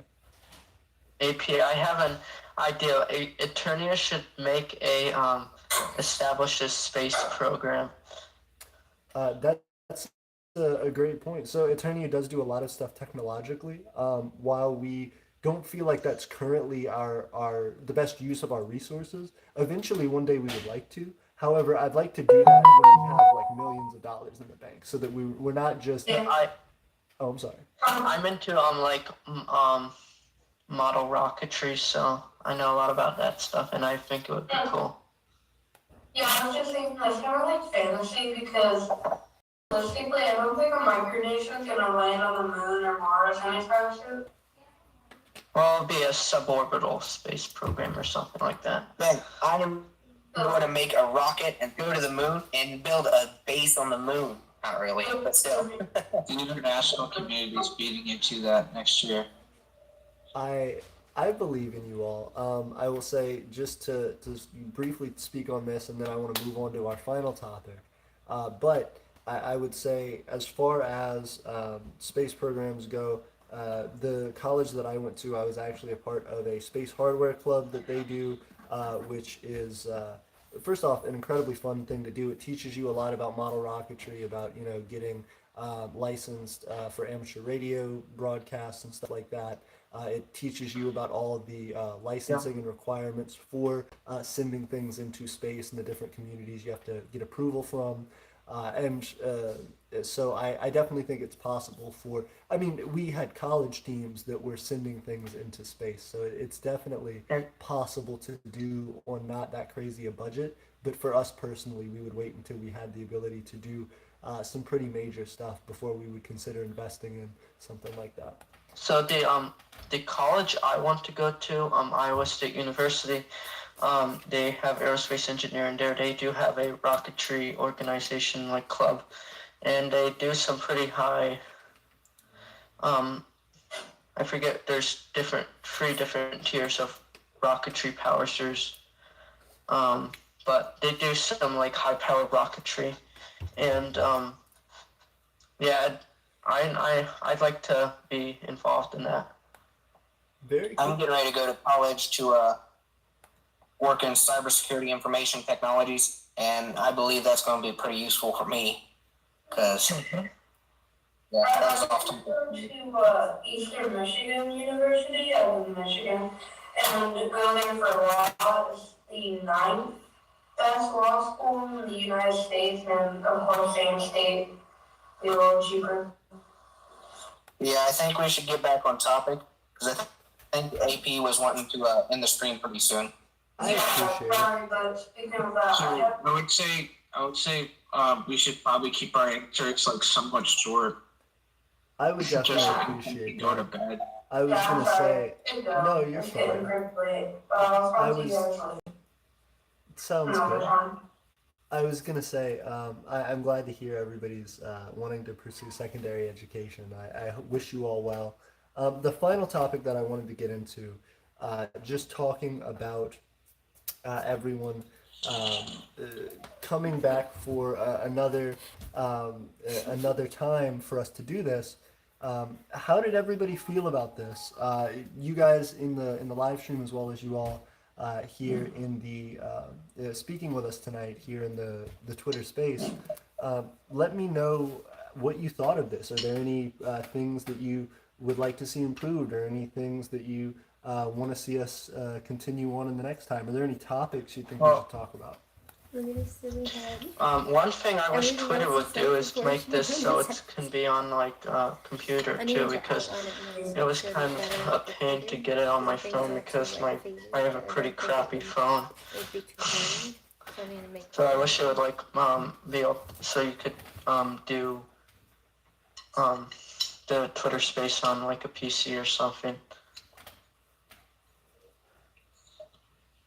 Thomas, you want to say something? Well, let me let a few of the others go first, and then I'll type in just a quick thing. I'll go ahead and say that I did have a good time doing this because, I mean, this is my first big movement actually into communicating with other micronations outside of my an organization that I'm part of called the League of Independent Nations. This is my first big move outside of that and into the micronational space, and I just want to say I had a great time doing this, and I hope to do it again soon. I think that this was a lot better than asking questions on the live stream on YouTube, even though it's like AP has to like read comments and answer those and then figure out what's going on here, because a lot of the times us have runaway conversations about other things.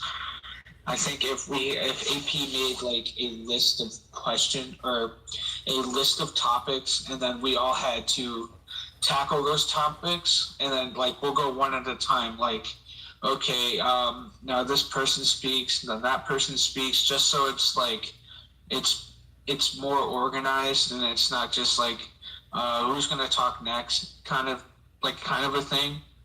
But I think probably making these discussions more organized would probably be a little bit better for people to understand each other's ideas and stuff like that. That's something I do agree with, and something that I've kind of thought throughout the conversation a bit is there was times where it kind of got all muffled and conjoined, and if there was a way to kind of make it simpler for things to be more organized, I guess you could say, that would probably be better if we can come up with a way to make the conversations a bit more organized rather than a bunch of jumbled conversation. And I think people should have a time limit so it like doesn't, so people don't like talk for like 30 minutes. That would be. Oh, I liked your talk. That was really interesting. I, at this point, would like to say that I am so glad to see that it is people who are much younger than I am coming into this. I know some of you think, well, I've been getting through this and this and this. I remember being in third grade, and when the first rumblings of this stuff was occurring, and I had developed a free press newsletter in my elementary school.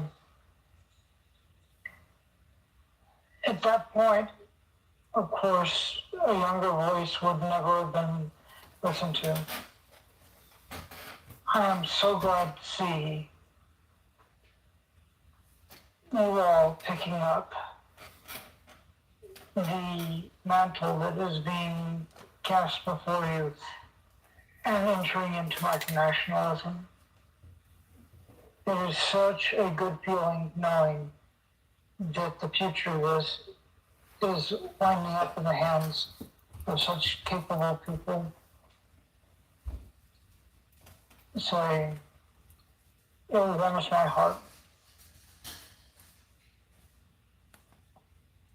Thank you so much, Thomas. I really appreciate that.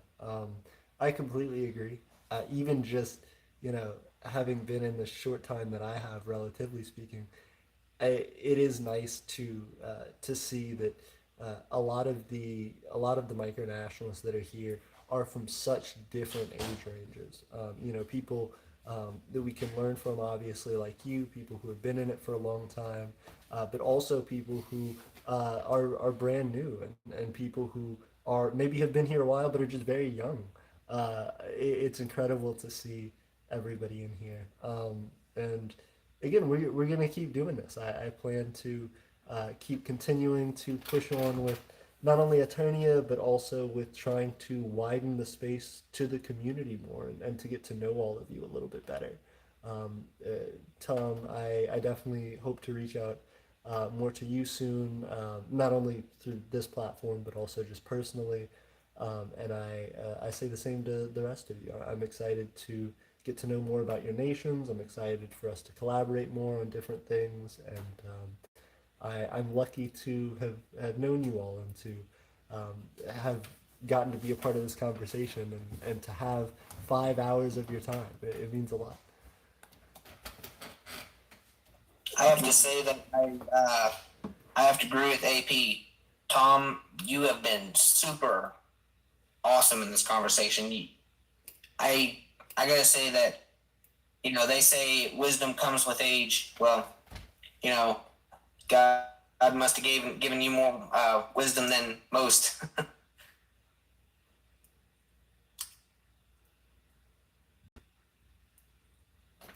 I appreciate the compliment. So, And sorry. go ahead. And your speaking was very well for you having a stroke, by the way. It wasn't hard to understand you. Thank you. I was very fortunate that the stroke was relatively mild. It caused some problems, but it was relatively mild. But it was in the pons region of the brain, which means that one side or the other was not affected more than another. I've almost died twice in the last year, so I feel myself very blessed to be able to be on here tonight with y'all. Like I say, I'm so glad to see the future of all this in such capable hands.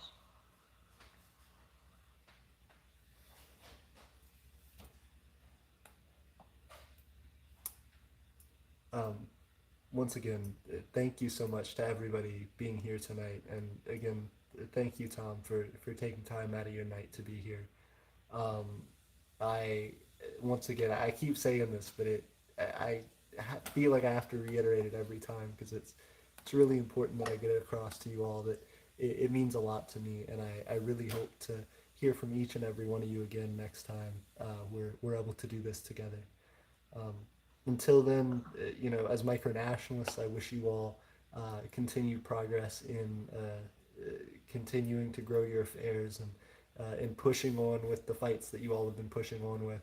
And on a personal note, I wish you all a wonderful night, a great tomorrow, and I hope that you all feel comfort in knowing that whatever your personal lives are like, that you have my support, and that you have, I think, a large community here of people across the world, it seems like, who appreciate you, and who value you as a person.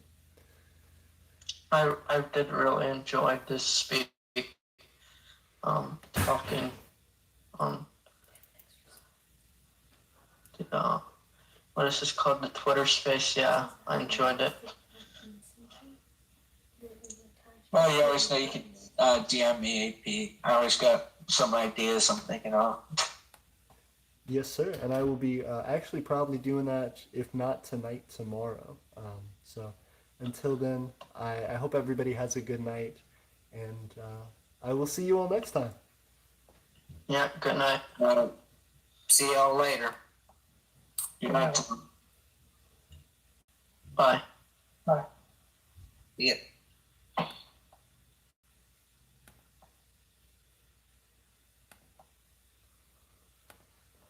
Oh my God, guys, that was incredible.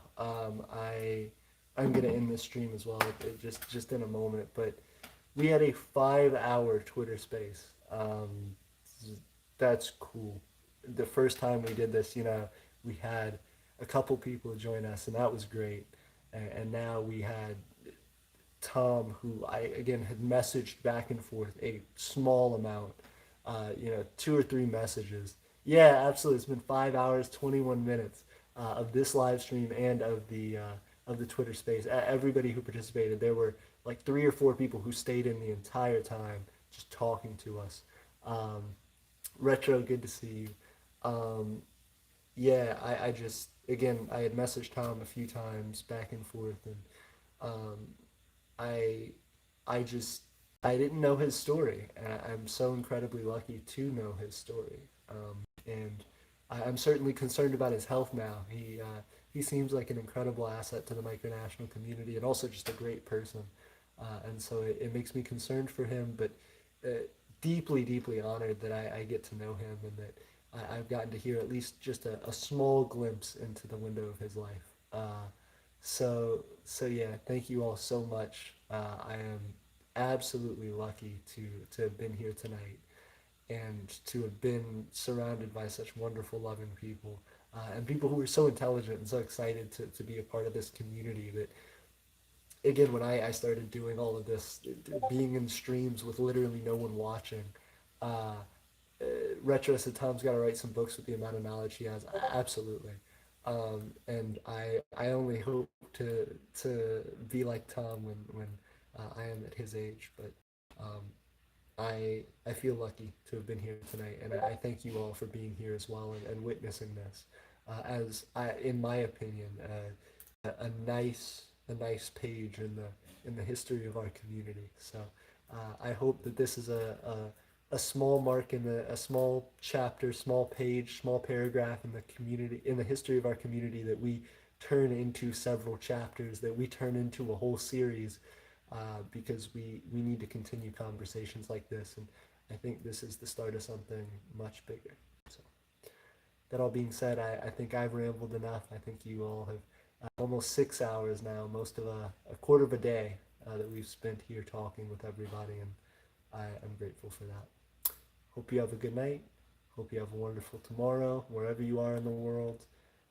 As always, I'm Emperor AP. And this is the lovely, amazing, smart, and one of my favorite people, probably top tier for sure, person,